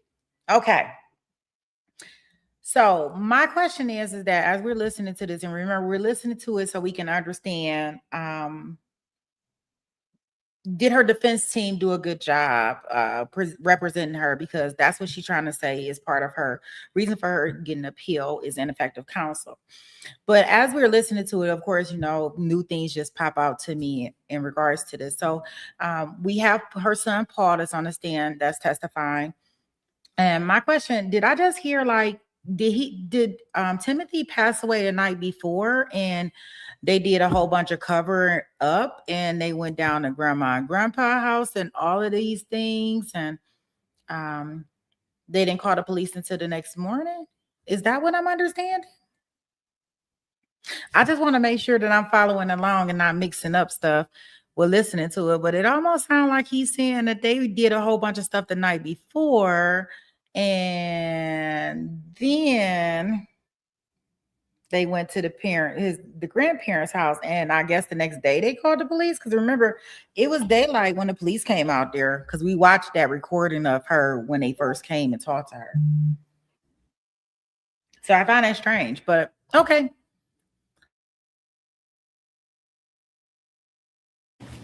Mr. Ferguson, we've had you've testified about some of the alarms that were placed on Timothy's body. Did those alarms, what would those alarms do? I mean, how would they make noise or alert people? A loud beeping. Was that something you could hear if you were close to the alarms? Yes, through solid wall even. And did Timothy have some ear problems?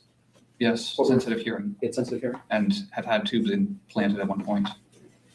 To your knowledge, was Shanda aware that he had these hearing problems and the tubes in his ears? Very much so. And again, to your knowledge, was it indicated to you that the alarms were a form of punishment for him? That is, if they went off, they would be harmful to him, Painful. distracting to him? I believe so. And we talked about being made to stand against the wall. Was he made to do something else against the wall as a form of punishment as well? Wall sits. And wall sits, for the jurors that might not be aware, is what, basically? Back pressed against the wall, crouched with your legs as though you're sitting in a chair. But nothing to support your weight on your No. buttocks or your upper thigh either. No. And at some point, he was forced to do that as well. I have no further questions. Before we begin, I think it's a good time to take a longer afternoon break. So let's adjourn until approximately 3:45, and then we'll return. All right, please rise.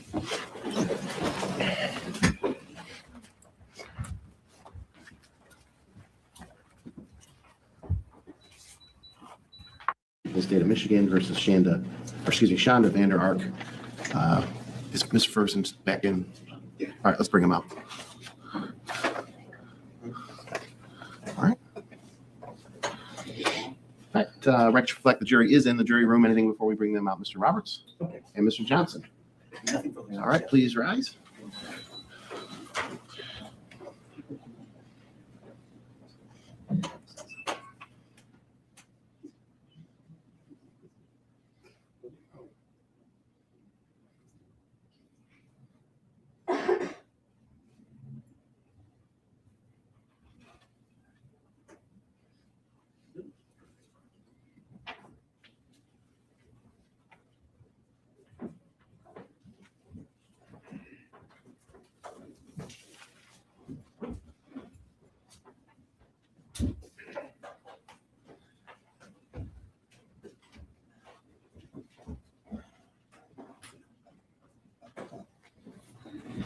right, you may be seated. Mr. Johnson, you can commence your cross-examination. Thank you, Your Honor. Good afternoon, Mr. Ferguson. Good afternoon. Do you remember me? Yes, sir. I'm Fred Johnson, in case you don't remember. I examined you at your preliminary examination. Do you remember? Yes, sir. Okay. You've been doing very well with your examination. Please keep your voice up so everyone can hear you, okay? Of course. Okay. I've got some hard questions to ask you. You ready? Yes, sir. Okay. All right, let's start where Mr. Roberts start. You got a deal for testimony, right? That nothing I say will be used against me.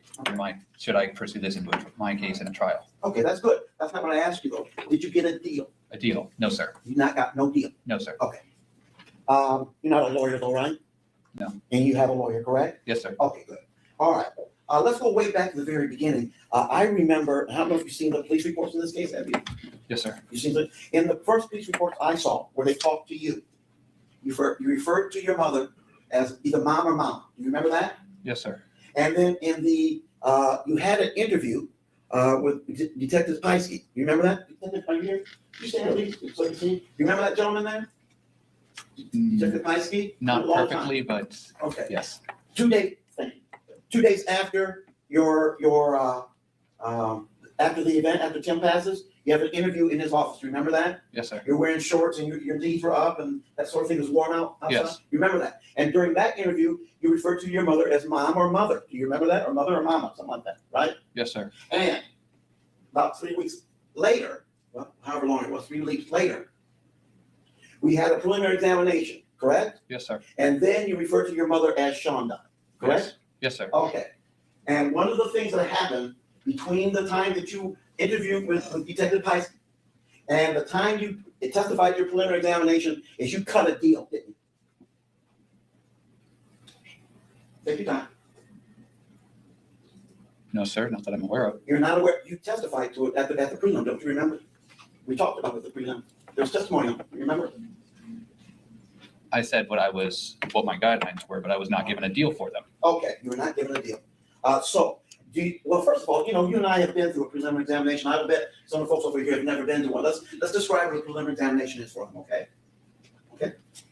I'll ask you a question. You just fill in the blanks for us, okay? First question. A preliminary examination is held in a courtroom, like not this one, but a courtroom, right? Yes, sir. And there isn't a jury at a preliminary examination, is there? No, sir. But there is a judge, Yes, sir. not this judge, a different judge, right? Yes, sir. And Mr. Roberts was there, and I was there, and your mom was there, that sort of thing, right? Yes. And you testified like you're doing now. And you told us what happened. Is that correct? Yes, sir. And you told us what happened under oath. Is that correct? Yes, sir. Okay. The same oath you took here. I swear to tell the truth, the whole truth, and nothing but the truth. Right? Yes, sir. Okay. The other thing is, this preliminary examination in this case was about 18 months ago, wasn't it? It was a long time ago. Yes. Okay. So I don't expect you to remember everything that happened and everything that was said. That would be unfair, right? Yes, sir. Okay. We have had the liberty of looking up, when you have a preliminary examination, one of the reasons you speak everything out loud is so that somebody can type it up, right? Yes. Okay. And they type it up and they call it a transcript. You understand that? Yes, sir. Okay. A transcript is an exact duplication typed up as to what everybody says in the courtroom. You understand that? Yes, sir. It's the official copy. It's the official word as to what was said, right? Yes. Okay. I'm telling you at your preliminary examination that there was a transcript done. Okay. Okay. So what I'm going to do is I have some of my assistants look up what we talked about in terms of your deal, so that I can refresh your memory as to whether or not you knew you had a deal at the time. Correct? Okay. All right. Cool. So having said that, you have been charged, and it's on the subject of your deals. You have been charged with what, as far as you understand? First-degree child abuse. Okay. Do you know what your mother has been charged with? At the moment, it's open murder. Okay. What else? That's all that I know of. Okay. Would you, if I tell you that she's also been charged with first-degree child abuse, just like you have any problem accepting that? No. Okay. So your mother's charged with first-degree murder, right? And yes, I didn't say anything. That was I'm asking, do you know if your mother was charged with first-degree murder? yes. Okay, and according to the first-degree child abuse, correct? Yes, sir. Okay. And according to your testimony and other things you said, you're the one who put the hot sauce in this boy's mouth. Per her orders, yes. Timothy's mouth. You're the one who put the cuffs, the braces on, the ties on it, right? Per her orders, You're the one who put him in the cold baths, correct? per her orders. You're the one who said, in one of those texts that you've never wanted to beat somebody up, and I forget the exact, beat somebody so bad in your entire life. You said that per her orders. No, You also said that if something happens, I'm gonna kill him. Was that her orders too? no, Okay, all right, that's what I'm asking. But you're not charged with first-degree murder, are you? no. The prosecutor during his opening comments talked about hypothermia. You know what hypothermia is? Yes, sir. Okay, tell the jury, what's hypothermia? When the body suffers from extreme cold to a high extent. Okay, and you're the one who put him in a bath for 7 hours, 6 hours, whatever it was, the day he died? Yes, per Shanda's Okay, orders. all right, but you're not charged with first-degree murder, are you? No. It's a good deal, isn't it?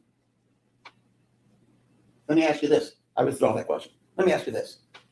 And I don't want you to tell the jury what the penalty is. I just want to know if you know what the penalty is. Do you know what the penalty is for first-degree murder? Yes. Okay. And you're not charged with that, are you? No. In fact, it is your desire that your mother in this trial, in this case, and beat you out from under, isn't it?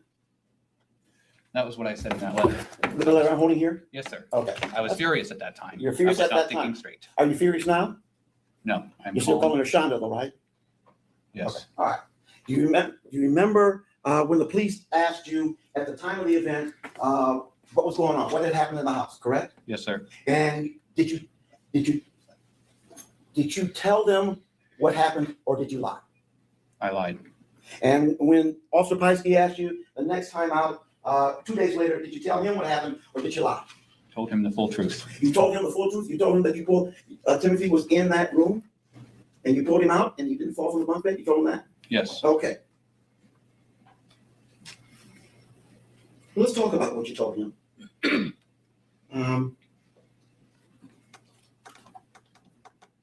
You told him that Timothy had passed all his final exams.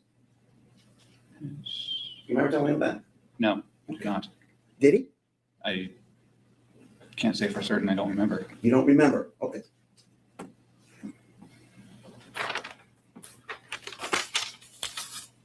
You told him that your mother loved every one of us. That was what I believed. You don't believe that now? No.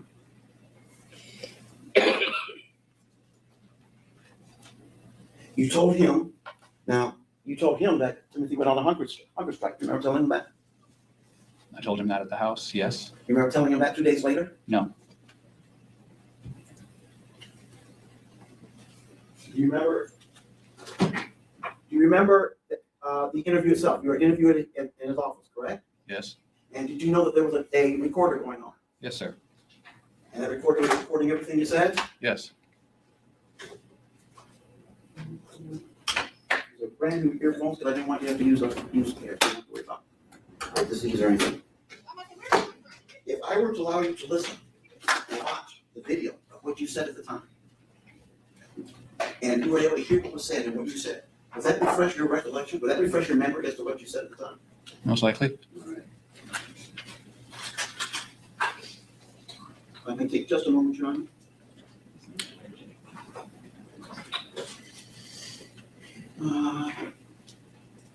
And this is the question about the hunger strike, correct? Let me make sure this works.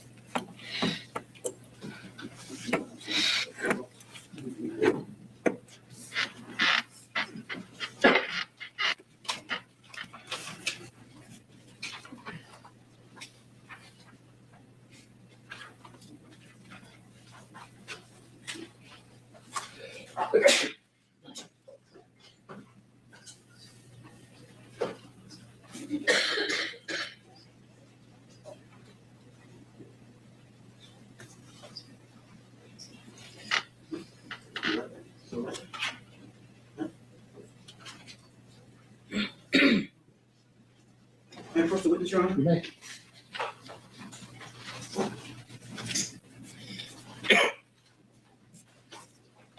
All right. I'm sorry, I put them on. You mind? I put them on before you. Can you still use them? Yes. All right. Tell me, is that comfortable? Yep. Okay. I'm going to play you the part, I think, where you're talking about the hunger strike. And I don't want you to say anything. I just want you to listen to what was said, okay? And then I'll ask you questions about it. Let's see. Can you hear that?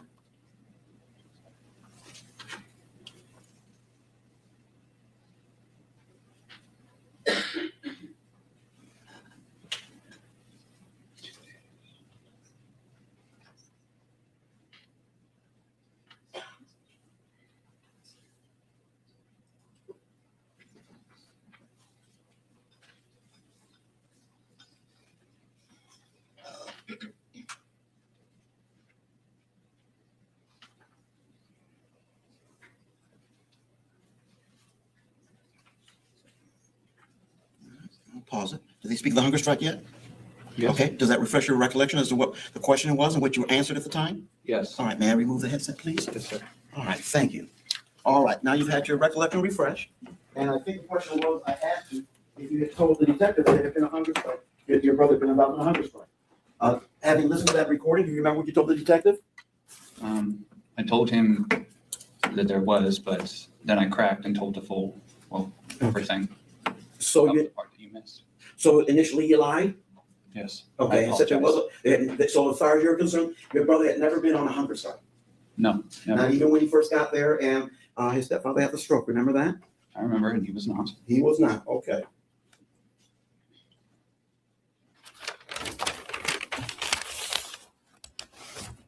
Do you remember telling the other detective that your brother could walk? And that he was never anything, there was never anything major wrong with him?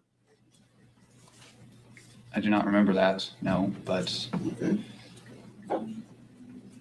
Did you remember telling the detective that your brother was looking around and didn't talk when he was in the tub? no.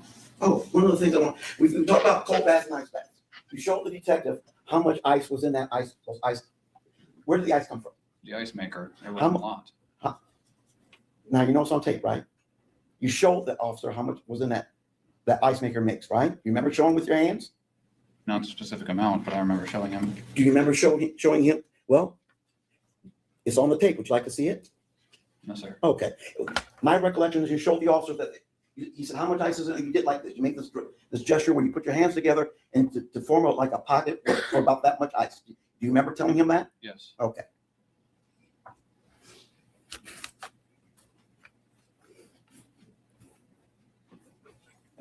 All right. Why did you what was the original story you told the police as to why Timothy slept in that room? What did you all call it? The spare room? The closet? The small room The small room. Do you remember the original story you told them? that he wanted to be in there. Okay. And you told them that, and didn't you also tell them that because Timothy was taking things apart, his bed was not safe to sleep on, and they weren't because he'd taken loose the bolts and screws? Yes. And you told him that as well, correct? Yes, sir. All right.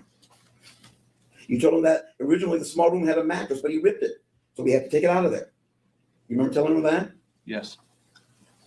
You remember telling him he would sneak out? He would move around the house, not just for food, but sneak out to the garage and other places in the house. Do you remember telling them that? Yes.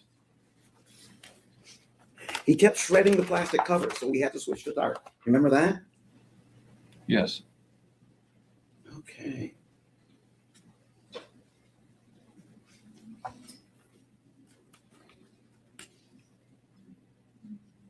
Tell me about the hot sauce thing.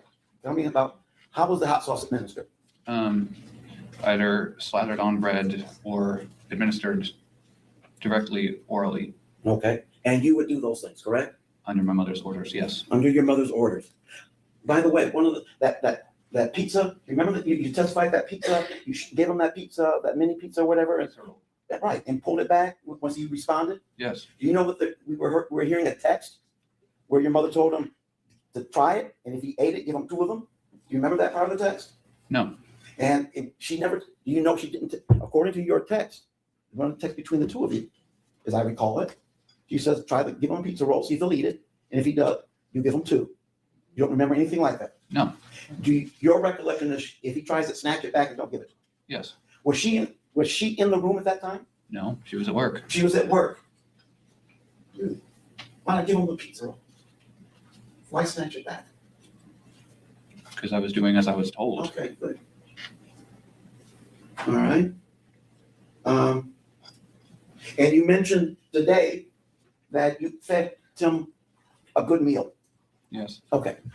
Why is it? It's not in the police reports, right? No. And it's not in the interview that you did, right? There's no mention of it in your interview with Detective Pisky, is that correct? is there? Yeah, I'm sure. There's no mention of it, correct? I You don't remember? That's fine. don't remember. Okay, there was no mention of it at the preliminary examination when you're under oath, correct? I don't believe I was asked. Okay, good, but you certainly didn't mention it, correct? No. But you took that, there was an opportunity to sneak in some food and you snuck in some food according to your testimony today, right? Yes, All right, you work at Applebee's, right? yes, Do they make food at Applebee's? yes. Unfortunately, I can only get one free meal, and I don't always remember my credit card because I don't have it on me. Okay, this is 6 months. Right? Yeah. And you're concerned about your brother, right? Simply slid in and out. Okay. But you worked at Applebee's, right? Yes, And unlike this meal that you're telling us about now, you never took anything from Applebee's and snuck it home to your brother, did you? no, And you're on a bike coming from Applebee's to your home in Norton Shores? yes, You had to pass a Walgreens or a convenience store, a gas station or something, correct? at 1 a.m, everything would be closed. Gas stations wouldn't be closed, right? The only one that I went by was the one at Meyer, and it was And you could stop. You went by the gas station at Meyer? closed. Was the Meyer itself closed too? I don't know. I never checked. Yeah, it's a 24-hour story, correct? I don't know. Did you ever go into any place before work or after work to buy your brother a candy bar to bring him home and help him out? No,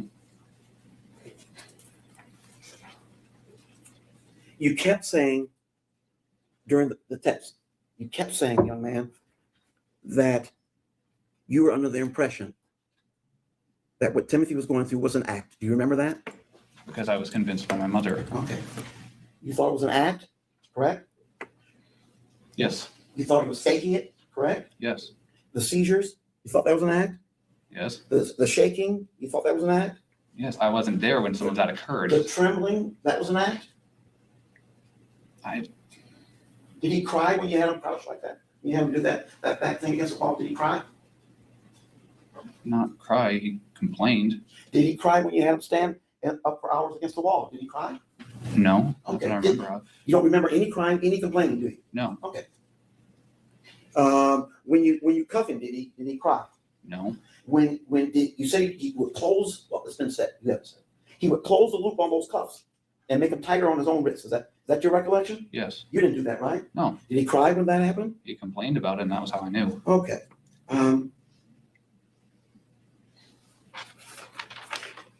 There were numbers of monitors in that house, right? Video Yes. monitors. Yes, But they weren't all for Timothy. Is that correct? there was one that was in G's room because, according to Shanda, he had a tendency to remove all of his clothes and wander around in his room like that. But that's when he was 2, right? He's older than that at this point, isn't he? That was what I was told. It was what Okay. I believed. But there's monitors in the entire house, correct? Yes. And what were you told was the purpose of the monitors?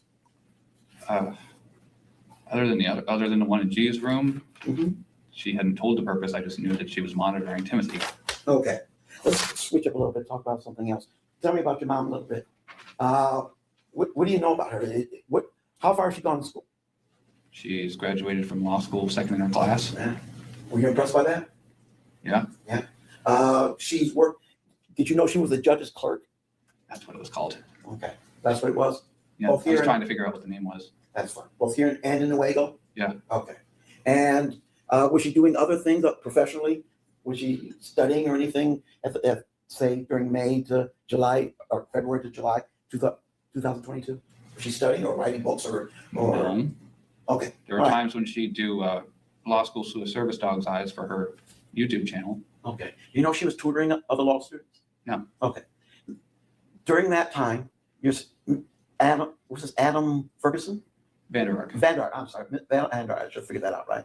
Adam Vander Ark, her husband, had a stroke, is that correct? In January, yes. Was he working prior to that? Yes, And you're also aware, so he's not working once he has a stroke, is that correct? yes. Okay, so who's providing for the family as far as you know? Me and her. You and her. Cool. So you're working, Yes, sir. okay, and so the two of you are providing for that household, correct? Yes. And the house, how old are you now? 21. And you were 19 back then? Sort of close, somewhere around there? Somewhere around there, Okay, yes. cool. All right. So she's providing the household with your assistance. Yes, She has two children younger than you to provide Yes. for. Yes. yes, She's homeschooling G as well, correct? yes, Okay, so we get two kids at home being homeschooled, yes. correct?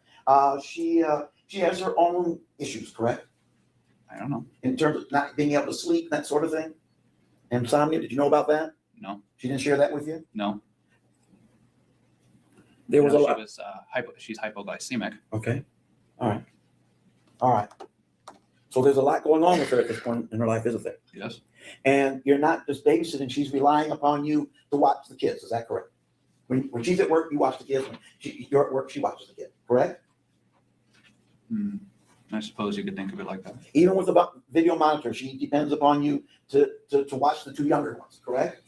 Yes, And in that circumstance, she would come to rely, not everything can be seen on a camera, correct? yes, So she would rely on information that you provide for her in addition to whatever she can see on the camera, is that correct? yes, And she would be also at work, right? yes, Working for a judge, right? yes, So presumably kind of busy, right? yes. Assume, okay. She ever bring work home that you know of? Not that I remember of, no. Okay. She did tell me some of what went on in court at times. Okay. And there were pets. Yes, Okay. These are big dogs, right? yes. So what type of dogs were they? When how do I put this? By the time all of this transpired, we only had Sharma and Piper, but Piper was living with my step grandparents. Yeah, but these are what the Great Danes or Greyhounds. Great Dane and Sharma, or Piper was in Newfoundland. Okay. All right. Okay. We saw. Oh, I'll strike that. That's not relevant. Okay. Let's go back to the interview with Detective Pisky, if we would. Do you remember telling Detective Pisky we weren't neglecting him, and even if we were, it wasn't intentional? Somewhat. You remember that? Yes. That's true, isn't it? I'm sorry? That's true, isn't it? It wasn't intentional, was it?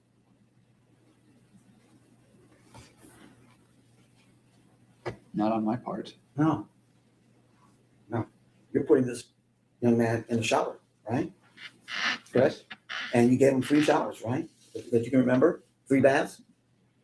Yes, Okay. So you know what his body looked like at that time, correct? yes, And this happened, well, the one was what, 3 weeks before he passed away? The one in June with that picture that you took it, where he was standing there and you took a picture of him with his shirt off and then pulled up his pant legs? That happened about, what, a month before he died?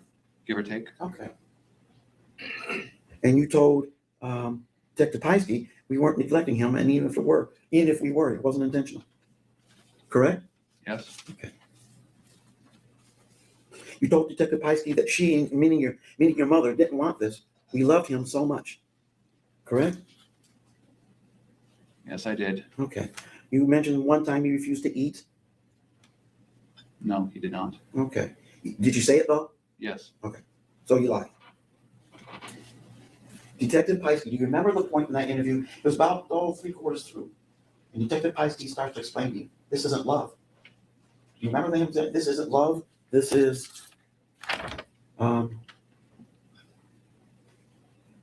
remember. Yeah. Yes, use words like disgusting and, okay, that sort of thing. Remember that? yes, Why does he have to tell you that? Did you not know that? he shouldn't have had to. No, you shouldn't have had to. But before he died, when your brother passed away, did you expect that? Or were you surprised? I was surprised, shocked, Okay. horrified. How about your mom when she was in that room? We have that on video a little bit. Do you remember how she responded to that?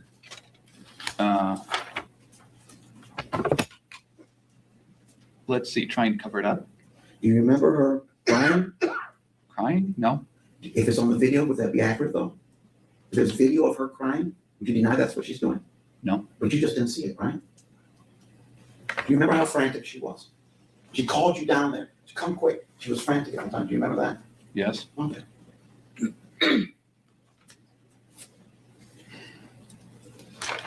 You told the Detective Pisky that your brother Tim would force himself to throw up. Do you remember saying that? Yes. You remember telling Detective Pisky, if I could take his place right now, if I could give him his life back, I'd do it. I'd do it in a dadgum heartbeat. Do you remember saying that? I stand by it. Yes, sir. You never intended your brother to die, did you? No. And you came to the conclusion that your mother intended it after, right? Not while he was alive. Yes. You thought your mother was a good mom, didn't you? You told Detective Pisky that, didn't you? Yes. As And well you- as the fact that I haven't had it diagnosed and I don't know how to explain it. That's fine. Do But I'd say it's something similar to Stockholm syndrome. Okay. I have a desire to find a role model that's, due to my own low self-esteem, I would do anything to make proud of me. Okay. And that's not an excuse, I know, but I feel like I'm glad that I was at least able to realize it so I can correct it. While he was alive, in one of the texts, your mother asked you, should we be worried? Should we be worried about him? Is he okay? And you say no. Do you remember that? No, That he's okay? no, I In the don't. text it says, the text were to say so. Do you have any problem with, you've seen the text, you helped write it, correct? Yes, So if it's in the text and we saw in the text, as far as you know, nothing's been changed in those texts, correct? yes, So if we can point out in the text where you say that, you're not disagreeing with that, correct? No. Do you remember the time when you asked her, we should be feeding him, he's too thin? And she says, give him a little something, and then you just keep going on after that, back to the old routine? You remember that?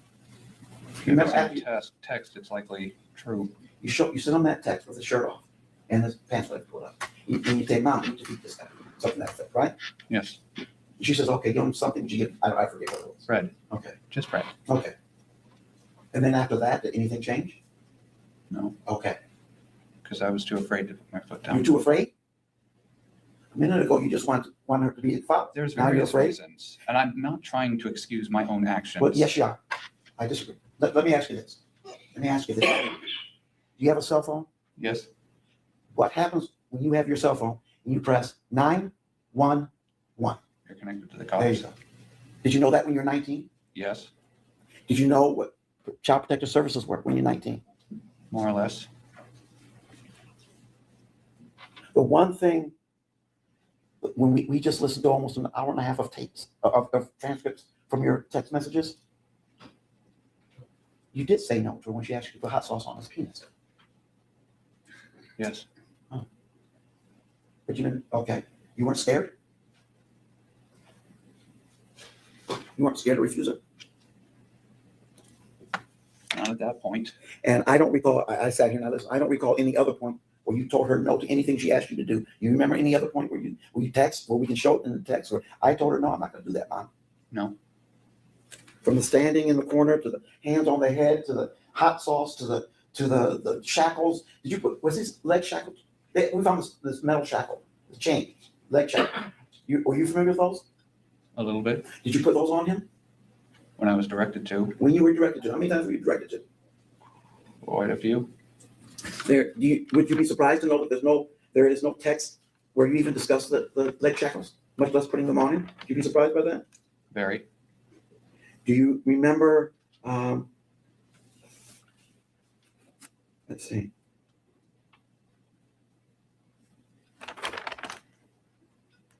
Did you remember saying, oh, wait a minute.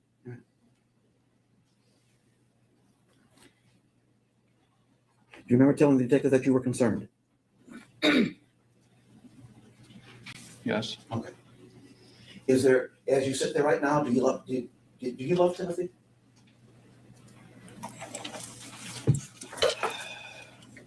I suppose I didn't love him enough. No, That's why I'm trying to bring justice for him. Just a moment. But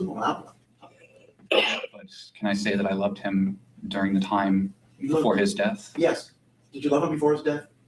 With all of the ways I acted, I cannot. Okay. Let Unfortunately. me ask you this. When did you start feeling this way? While he was alive or after you found out that the way he was being treated killed him? After? So while the time he was alive, did you think you were killing him? No.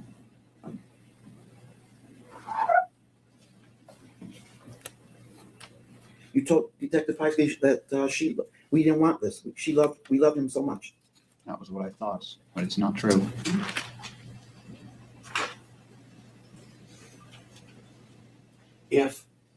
Let me ask you this.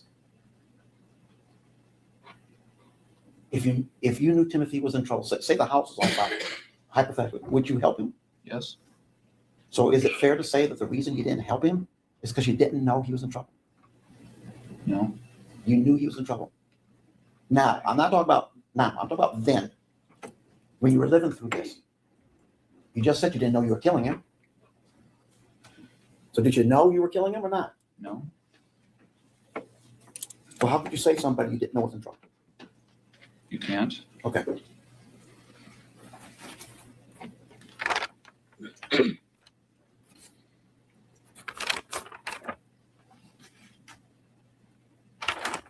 One moment, please, young man.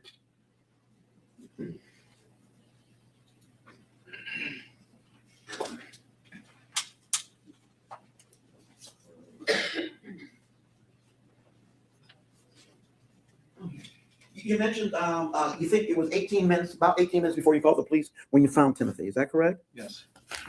Why did you think it was 18 minutes? Somebody tell you that?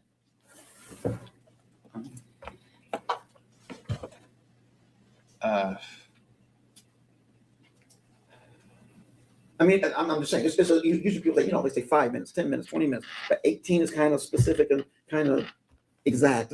What made you think it was 18 minutes? What I was told. Okay. That's all we're asking for, the truth. Okay. That's all we're asking you.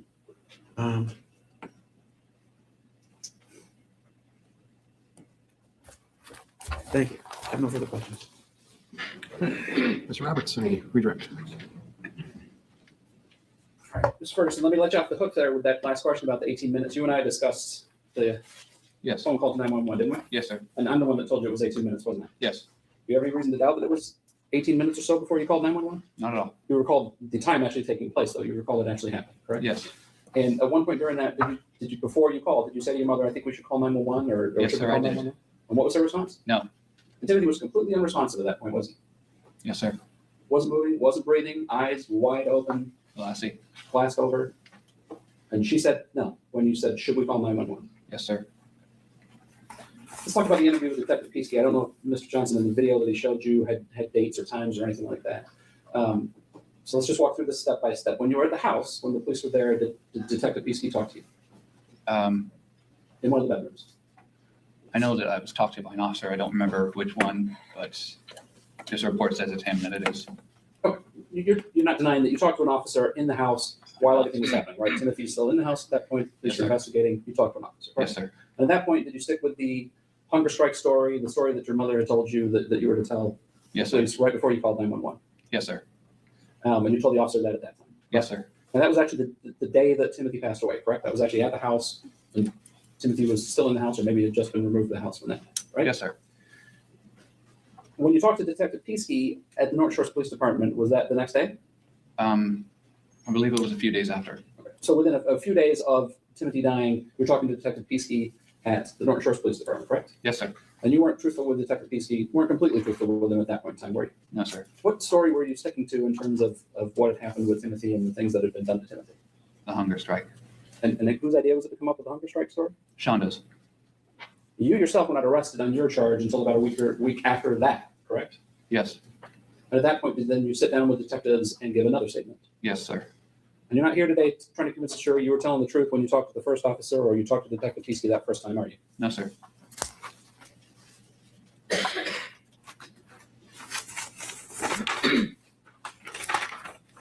So, Mr. Johnson talked to you about your testimony about a deal being in place. I don't believe he had to read your testimony over or anything like that. What's your understanding of any agreement you had to testify today? That what I say cannot be used against me should I take this to trial, should I take my case to trial. And are you also hoping that you get some consideration if you were to plead guilty for sentencing consideration? I'm not asking for leniency, only a slight amount of mercy. But is it your understanding that I've agreed, that this office has agreed, that we'll tell the judge that you've cooperated, and that your hope is that you receive a sentencing benefit from that, right? Yes, sir. Has anything else been promised to you? No, sir. Mr. Johnson didn't read you another deal where you talked about there's an agreement that you're not going to be charged with murder, is there? No. To your knowledge, could you still be charged with murder? Very much so. And nobody from the prosecutor's office or your attorney has told you there's an agreement in place that you can testify to under oath that says you're not going to be charged with murder. There is not. So when you're demonstrating to Detective Pisky about the ice that's being put into the water, I'm assuming this starts with cold water in the tub to begin with. Is that fair to say? As cold as it can get. We didn't have hot and cold. It was a single knob that turned, and it would get hotter with how far we turned it. So it's not like you were putting ice in a lukewarm drink to make it colder. You started with cold water and put ice in on top of that, correct? Yes. And could you have been underestimating how much ice you were putting in there if you were demonstrating? I don't know what this means, demonstrating with your hands, but. I could have very well been. I think he testified that one of the things that initiated punishments for Timothy was that he would sneak food. Is that right? Yes, sir. There's a few text messages about him sneaking chips. The one about the eating the hamburger crust, and her response to that is, "Go make him throw up." You recall that, correct? Yes, sir. If a person's on a hunger strike, the fact that they sneak food shouldn't really matter, should it? No. In fact, you're not really on a hunger strike if you're also eating food, correct? Exactly. Let's talk about the pizza roll incident in the bathtub. Was Timothy in the bathtub, in the cold tub, when you did the thing with the pizza rolls? Yes, sir. Mr. Johnson asked you, and there may have been some confusion here because there are a lot of text messages, admittedly. But who was actually watching on the cameras while you were in the tub, while Timothy was in the tub and you were watching? Shanda? And was she directing you what to do, both in text messages and through the camera? Yes, sir. And whose idea was it to warm up a pizza roll and hold it in front of him and then pull it away before he tries to eat it? Shanda's. If you can see this pretty good, but I'm going to show you what's been previously marked as People's 36 and this page 5983 from that. Can you see that okay to read that top text message there? Would you like me to read it? Yep, go ahead. Crazy idea. Ask Gabriel if he wants some pizza rolls and heat up a set of pizza rolls and take one and offer it to Timothy and see what he does. Put it right in front of his mouth, but be ready to yank it back if he tries to eat it. Now that's her text to you, correct? Yes, sir. And did you actually do that? Yes, sir. And she was watching on the camera. Yes, And were you worried about what would happen if you didn't do that because she directed you to do it? very much so. It's even more difficult. Can you see the time that is sent down here?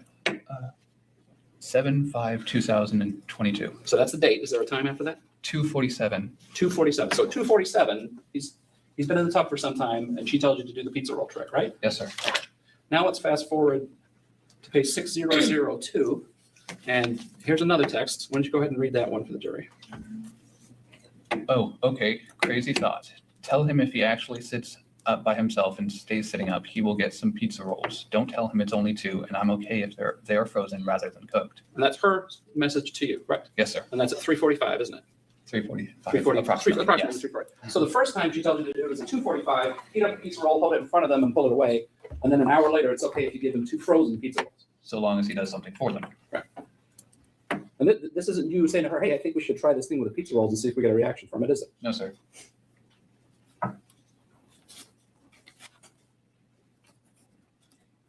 Mr. Johnson was asking you about and there are a lot of references between the two of you about, oh, this is just an act on his part. He's acting, see how fake it is. You wouldn't disagree that there's a lot of text messages back and forth between you two, is there? I would not. It goes without saying, but you are not Timothy's father. No. You are not Timothy's mother. No. Obviously.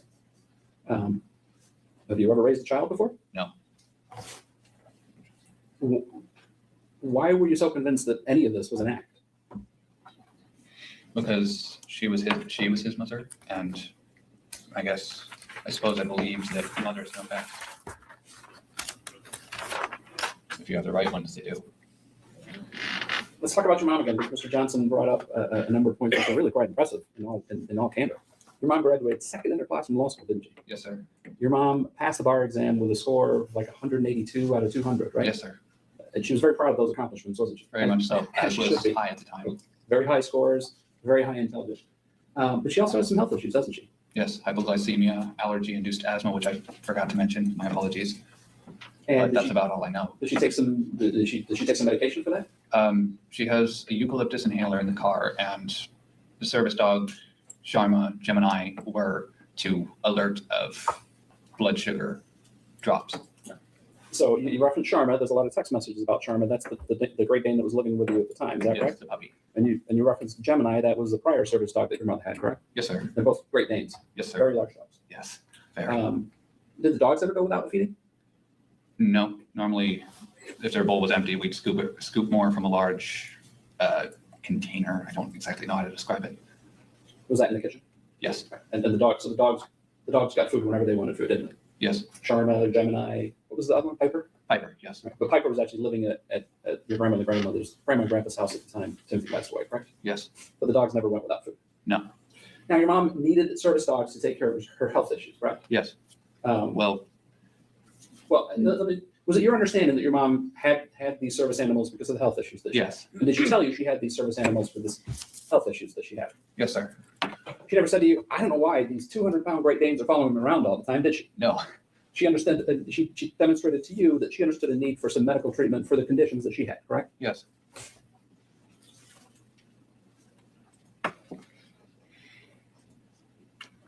Mr. Johnson was asking you whether or not you intended, and then he used those words directly, to neglect. He used those two words specifically, that you intended to neglect your brother Timothy. Do you recall those questions? yes, sir. And I think that was tied back in again to the interview with one of the interviews, or maybe the interview with Detective Pisky, where you said it wasn't your intention to neglect Timothy, correct? Yes, sir. There wasn't a plan in place between your mother and you to say, hey, I've got a great idea. Let's neglect Timothy, was there? You guys didn't No, sit sir. down and discuss that ahead of time, did you? No, sir. You didn't plan it out and say, what we really need to do is neglect him so something happens to him. No, sir. Was it? No. But that's what happened to him, right? Yes, sir. Well, it wasn't meant to happen. It is what happened. That much can't be denied. In your mind, you didn't want Timothy to die. No. That's the simplest way. Not at all. You did not want Timothy to die.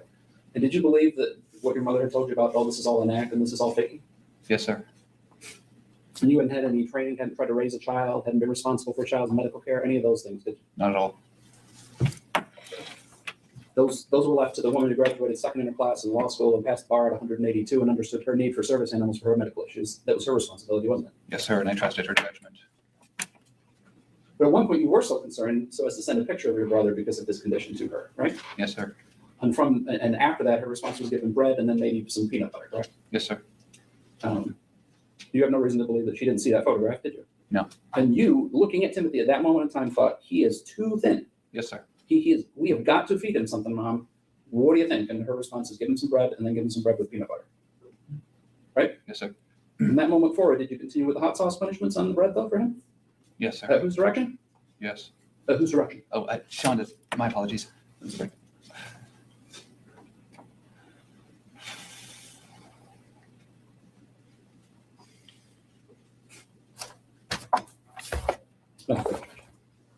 Johnson. I heard attorney jumping up. Testify that you're the one who called the 911 dispatch, is that correct? Yes, sir. They've made a tape of that, and I'm gonna check it tonight. I thought I heard a woman's voice calling for 911. How sure are you that you're the one who made the call? Honestly, only about 80%. Okay, I can't say for certain. Shock, panic. Right. It's hard. okay. Thank you. I have no further questions. Mr. Roberts, any follow-up? No. All right, Mr. Weaver, can you check on your jury questions? That was it. Oh, I thought he was jumping up like he was about to do some stuff. That's all you got for us? So they going over the jury questions. So we'll see what the jury has to ask. What we'll do is we'll be done with day one very shortly. My plan and goal is to do our 2 tomorrow. Maybe? All right, Mr. Ferguson, this is kind of a compound question, so I'm gonna ask it. Okay. Mr. Ferguson, do you have any special needs? I am diagnosed as ADHD, reactive attachment disorder, and sensory processing disorder, as well as I was taking medication for anxiety and depression. Okay. Similar vein, might be the same exact answer. Do you have any learning disabilities? I'm not sure if any of those count as learning disabilities, but I don't want to suppose shut up. I suppose reactive attachment disorder can make certain things hard. Okay. And well, let me follow up with that. This is not the jury question, but has anyone told you? Well, strike that. Never mind. Do you have autism? This is the other question. Do you have autism to your knowledge?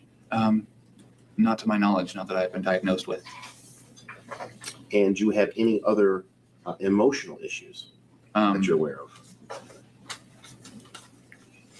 Anger issues. I never have been good at controlling my anger. Never was truly taught well. Any follow-up to that, Mr. Roberts? Mr. Johnson? Mr. Ferguson, there's a door in your house that's dent in it. Is that one of your anger outbursts that you're talking about? Timothy was in the closet at that point during the night, per Shanda's request, and he had one of the vibration detectors strapped to his belt.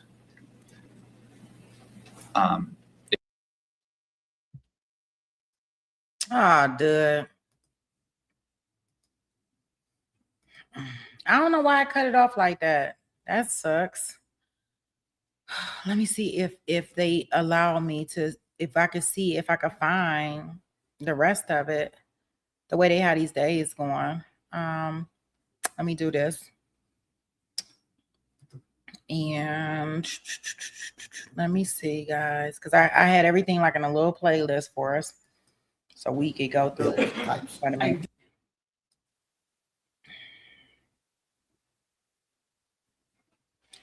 Nope. Ain't no telling where that's at. Whatever he answered after that.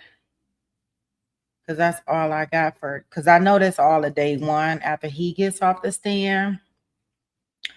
And then I know she testifies on day 3. Wait a minute, let me see. I think day tomorrow. So tomorrow she'll get up on the stand and she'll be up on the stand Order next from day. Oklahoma prevented you or only authorized. Okay, wait a minute. Maybe I found it. 2 out of 200.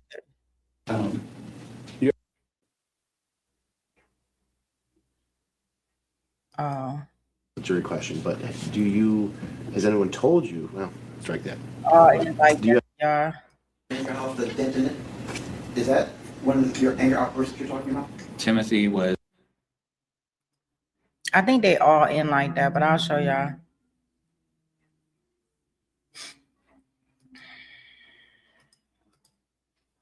And let me pull it up. I think they all end like that because this the other one. In the closet at that point during the night, per Shanda's request, and he had one of the vibration detectors strapped to his belt. Yeah. So I think that's just how they ended that. All right. Just then Come to order. here. 14th Circuit Court, County Muskegon. He looked a lot different right there. Okay. So that was his sentencing, right? That's gonna be his sentencing. So tomorrow we'll start off with who we gotta do? We'll start off with the testimony for day 2. And then we'll go into Shanda will get on the stand tomorrow. She'll go on stand. I guess the state must rest or something in the case, because for her to get on the stand, the state will have to rest. So I'm assuming what we may hear from is maybe the ME tomorrow. Yep. So the ME tomorrow. So we will kind of do that for those that want to watch it. Yeah, I know. Barbara said tomorrow Easter. It's for us people that don't have little small kids. I'm gonna go to church and maybe have some dinner tomorrow, but that'll be about it. So, and I can't do no Easter egg hunt, so that's out. Kids too big now, and thank goodness I'm not a granny yet. Yeah, so it's gonna be for us folks that we not playing eggs. Sorry, Barb. I know you out there doing the egg thing. I used to be trying to run around getting all the money.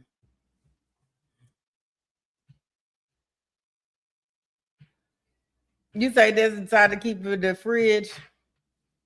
You did pre-filled eggs. Yeah, we used to always put money in the egg. So I guess whenever I do become a granny, and hopefully I got a long time, y'all. I got probably about 15 years. But when that does happen, we used to put the little money in the eggs, and hide them, and that's probably what we're gonna be doing. You say you're in Australia. Yeah, so we'll start like you say only 6 eggs. Y'all gonna be eating boiled eggs. Oh, she doing the money and the eggs for y'all? Yeah, that's what I mostly see is the money and the eggs. So yeah, for everybody, make sure you have on your notification bell. I think we'll do it like after I think most people are out of service, Sunday service. So maybe somewhere around 12, 1 o'clock, Mountain Standard Time. I did want to show y'all this, and y'all tell me, did y'all see this case? Because this is another one. Now, I did look at the Letitia Stouch case, guys. That is 21 days. I got to figure that out. How, like, are all 21 days important? That's what I'm trying to figure out. Are all those days that important?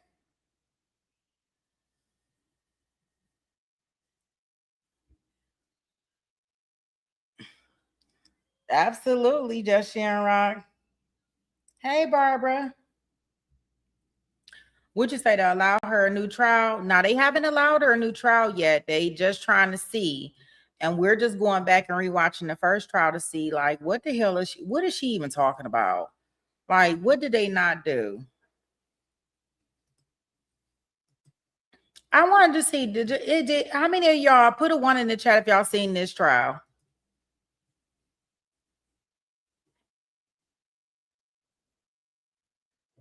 Yep, we got 2 Barbaras.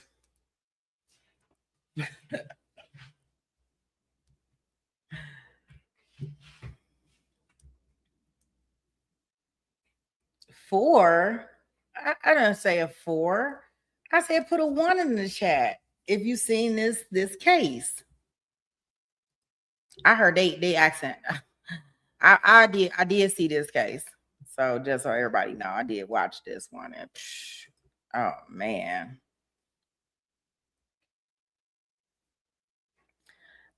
So you just gonna put numbers in the chat? That don't help me. I don't think this case is that long. We have to definitely look and see about this case if we want to rewatch it, if a lot of people haven't seen it. I find it a very interesting take on this case. Me personally, I found it very, very interesting, the dynamics of this case. So this is the brother and sister. And as you can see, these is not young kids, even though they look young. I don't know if they look young or what the heck going on. But yeah. Yeah, so we have to put that one on our radar, especially if a lot of people didn't see it coming out of Tennessee.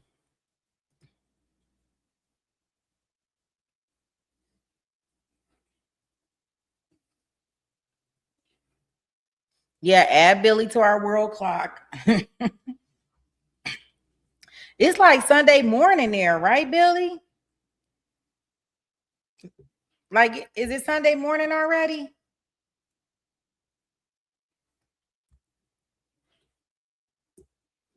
Yeah, Susie, we're going to wrap it up for today, and we'll be back tomorrow.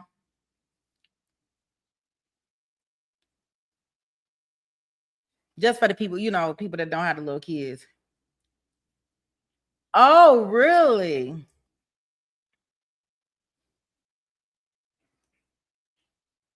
Yeah, so when we get back on, it'll probably be early in the morning for you. Monday. Which is like you already into Easter. It's Sunday morning. Wow. Good grief.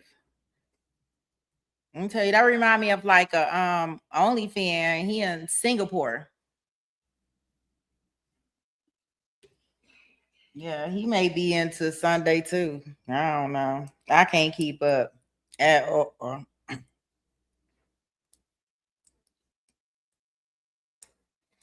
Mm-hmm. Yeah, so we'll do day 2 tomorrow. And then we'll do day 3 Monday. I gotta do it like this with day 2 tomorrow and day 3 Monday for the most part, because we'll be back in live court for our live trial on Tuesday in Hawaii. And you know, I don't know how that's gonna do. Or maybe we could do it Monday and Tuesday. Because we don't go into Hawaii until late in the day. Oh, that thing is loud. What happened to the dishwasher? Y'all hear my dishwasher? It's loud. Okay. What is that? Ireland. Yeah, I don't know what Ireland is. I don't know. SD handles the world clock.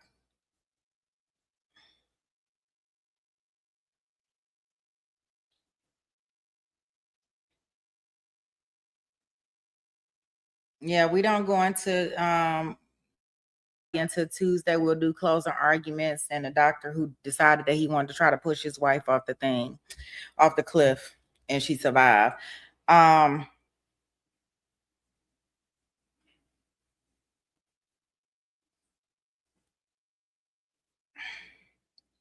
Yeah, so we'll see what that's about, so they can hear him and find him guilty, and we can be over that.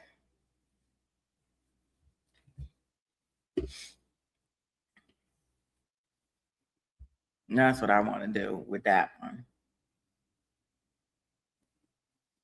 Yeah, so we'll try to get together for a couple hours tomorrow. I won't tie everybody up all day, but we know we got to get our coverage in and make sure we get our cases together and get through them. I want to say thank you to the mods. Thank you to the subs. Thank you to all the new members that we got. We got a whole bunch of new subs. This case piqued a lot of interest on our channel, like I said, and that's why I said, well, we should probably rewatch it.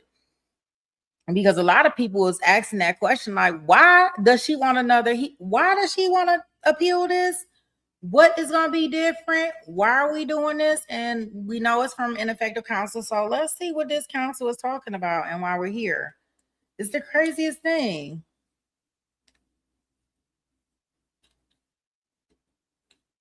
It's the craziest thing. And I don't think she's going to get a new trial, but everybody asked for a new trial. Lori Daybell just asked for a new trial yesterday. So there y'all go.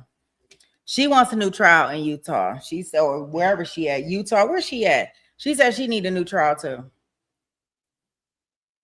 Everybody want a new trial. And I know it's part of the process, but even when we trying to entertain all this stuff, it's like a whole mess with people asking for one.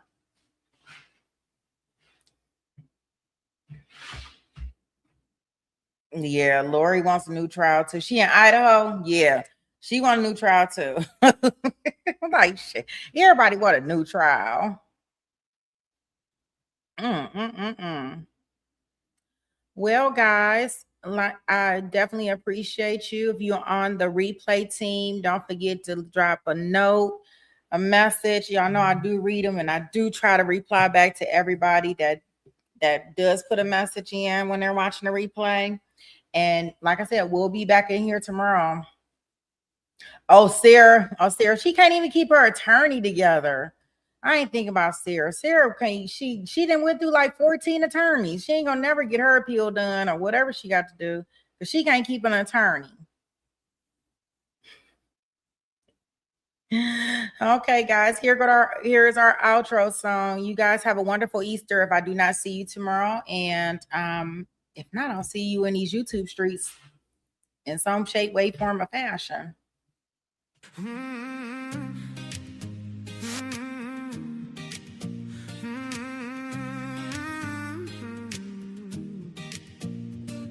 When Sweet Pea taps in, you know the courtroom lights go bright. Trials running long, but the family's here every night.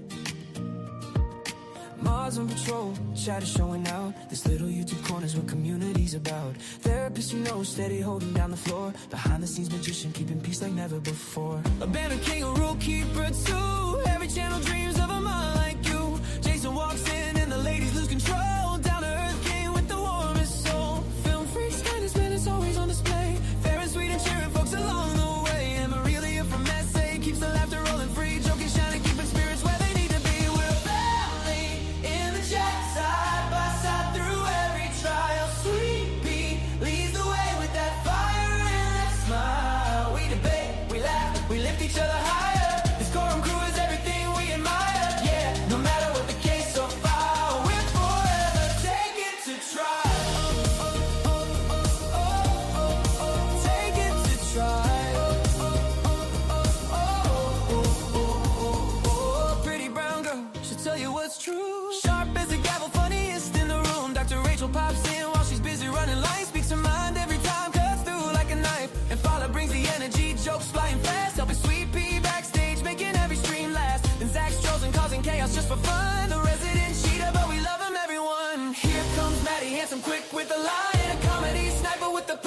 timing and land with the updates. Always loyal, always tuned. If true crime news drops, he brings it to the room. We're a family in the chat, side by side through every trial. Sweet pea leads the way with that fire and that smile. We debate, we laugh, we lift each other higher. This Courtroom crew is everything we admire. Yeah, no matter what the case so far, we're forever taken to trial. Take it to trial. Shamrock keeps us trending, replay queen, holding down the algorithm like a machine. SD's razor sharp, loyal through and through. And yeah, she adores chasing nothing new. Drunky the bear with the white cloth way, managing volunteers like she runs the whole land. Cynthia brings inside with take sharp and steady. Donna keeps it real, 911 and always ready. Tilly Bird's the fat queen, receipts on tap. Easy's new, but she blends right into the pack. Tennessee, hard live, try support her with pride. Melly shows up for family for cooking for his dog. A steady carrying presence through the courtroom fog. In Brooklyn in the house, always bringing that spark. Lighting up the chat like a shout in the dark. Baka loves her grand, speaks truth when it's time. Micrograms with metaphors straight up sublime. Barbara biggest supporter, heart kind and vast. Looking for missing kids, hope to truly last. Only fan from Singapore, flag name but sweet. Still shows up with love every time he takes a seat. And even the part-timers keep this place alive. Curvio, Irish Amy, Capri Law, Hellcat, our tribe. Hearts wide open, stories shared, holding space because we care. From every corner of the world we climb to spend these nights together, one trial at a time. We're a family in the chat, side by side through every trial. Sweet pea leads the way with that fire and that smile. Mods and chatters, yeah, this love is something rare. A Courtroom crew with hearts beyond compare. No matter what the case or file, we're forever taken to trial.